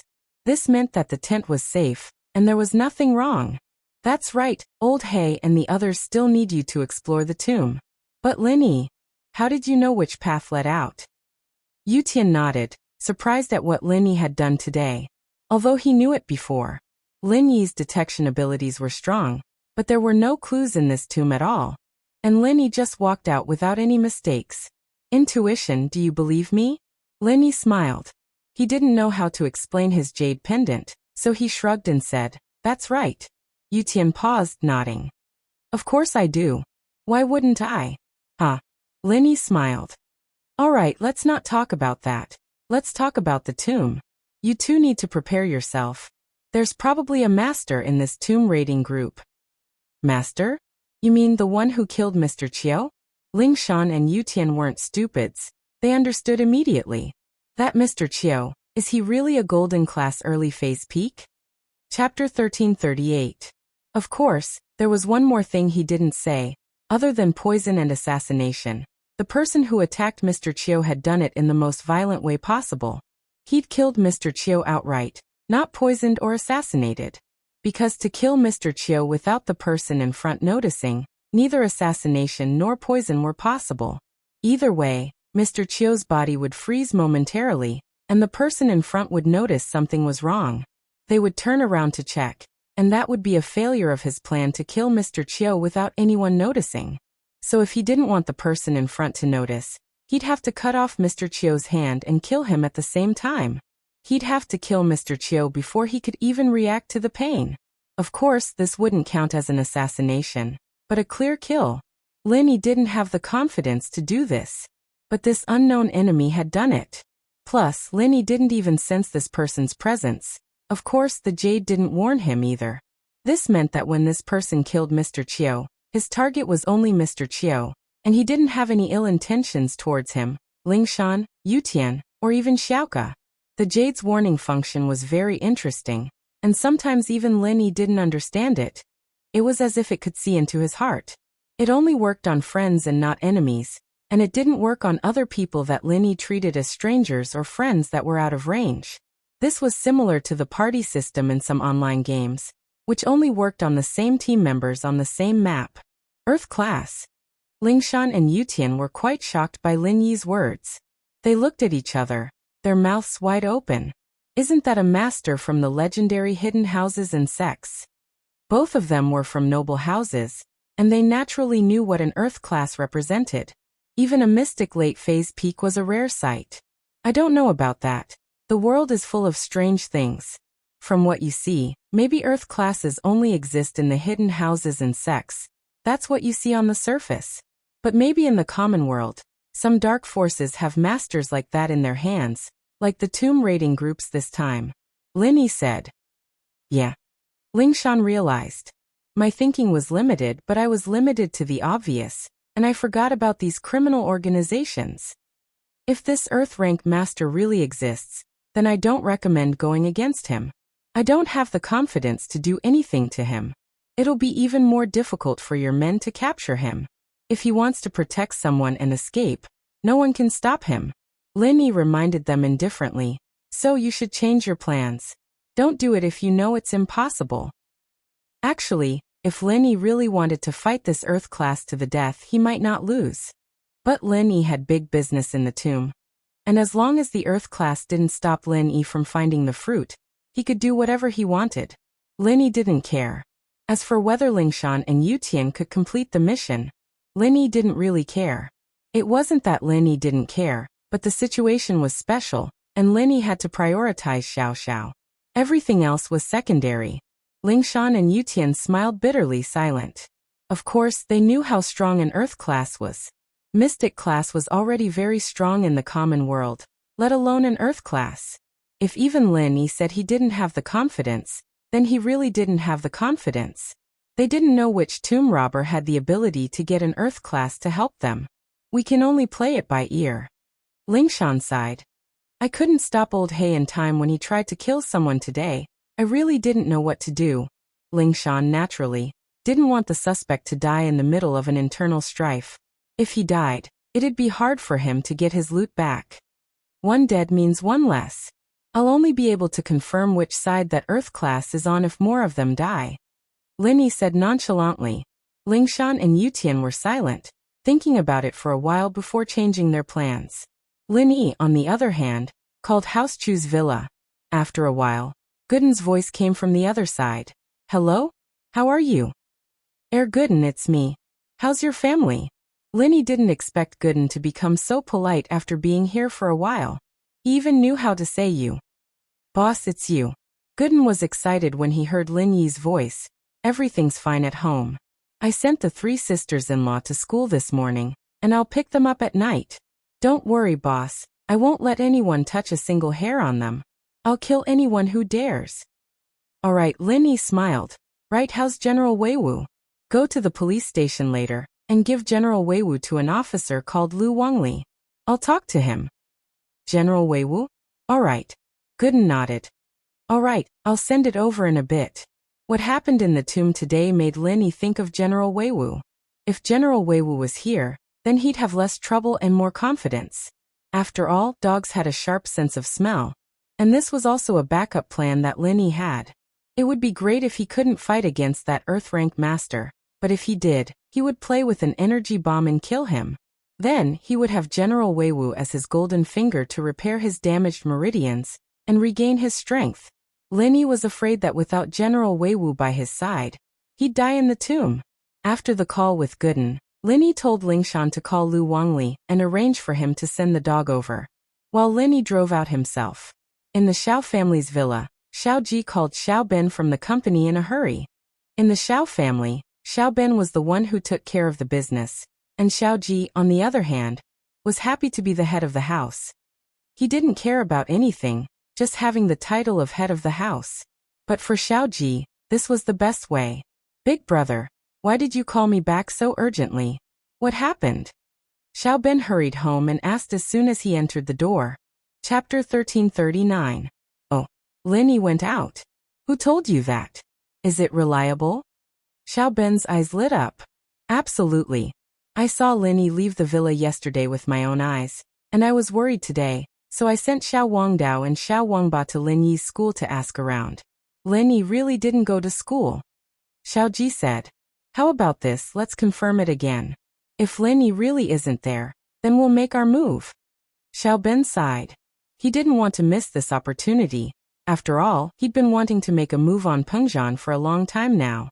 Actually, brother, the two masters from House Pai have already healed. With their strength, even if Lin Yi was there, it wouldn't be a problem. We'll let them cripple Lin Yi. Xiao Ji said.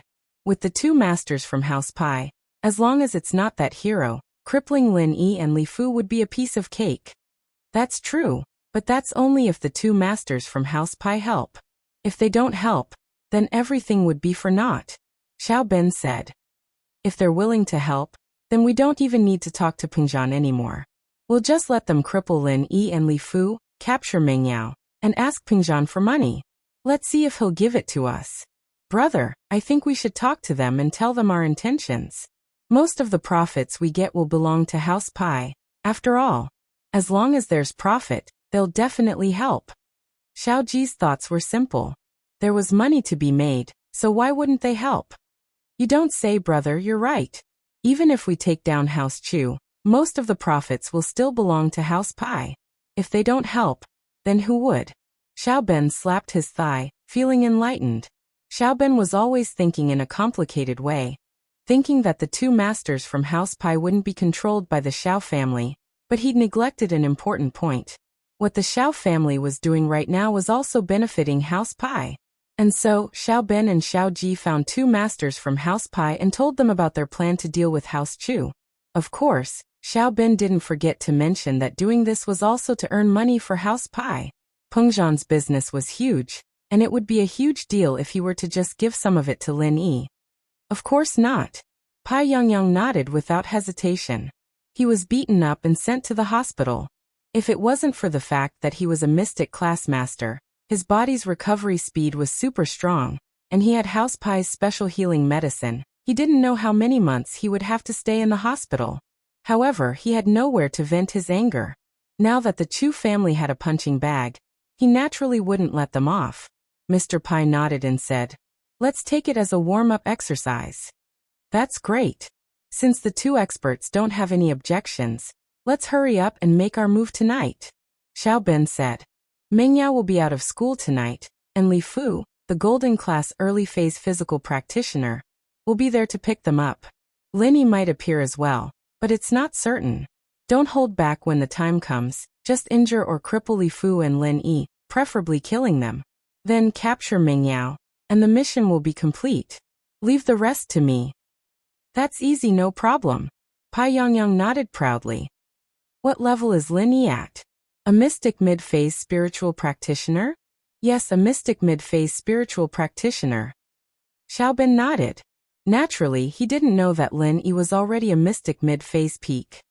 A small mystic mid-phase, I can kill him with one slap. Pai Yangyang nodded. He was a typical bully. Tonight, the two of you, along with Xiao Wangba and Xiao Wangdao, go intercept Mingyao's car. They know which car it is, let them point it out from afar.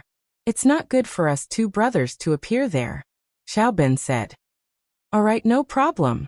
Pai Yangyang patted his chest and promised. Wang Dao and Wang Ba were very happy that they were given such a heavy responsibility. It was quite an honor to go on a mission with two mystic class masters. And so, Xiao Wang Dao and Xiao Wang Ba immediately contacted Wu Qintian, who was closer to them. Wu bro, it's Wang Ba. Wang Ba dialed Qintian's number. Wu bro, are you free tonight? Nope, what's wrong? Qintian had nothing to do other than thinking about how to chase after Sun Jingyi. He hadn't been to his company many times, and it was purely for showing off. It's like this, Wu bro, don't you hate that Lin Yi brat? Today, two of our Xiao family's house pie masters are planning to kidnap Meng Yao, and they might get into a fight with Li Fu and Lin Yi. My dad already told them to kill Lin Yi. Wu bro, are you interested in coming over? Wang Ba asked. Kill Lin Yi? Qintian paused. He hated Lin Yi, but he only wanted to mess with him and chase him away from Sun Jingyi. As for killing Lin Yi, that was something he never thought about. He might be arrogant and cocky, but he wasn't a sinister person. So, when he heard that Xiao family wanted to kill Lin Yi, he was shocked. But this was Xiao family's business, and they had the support of the hidden house pie.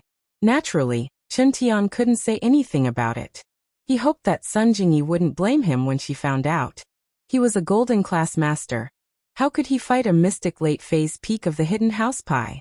Even House Wu wasn't a match for them. Yet that Lin Yi is a mystic as well. This is a battle between masters, and it's a physical master fighting a spiritual master. Wu bro, aren't you a physical master too? Come and watch, I'm sure you'll learn something. Wang Ba said.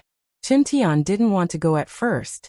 He was afraid that Sun Jingyi would ignore him even more after knowing the truth, but after hearing Wang Ba's words, he changed his mind.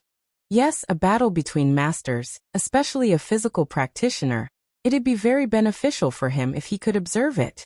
Perhaps even a small movement would benefit him a lot, and so Qintian's heart started to itch again.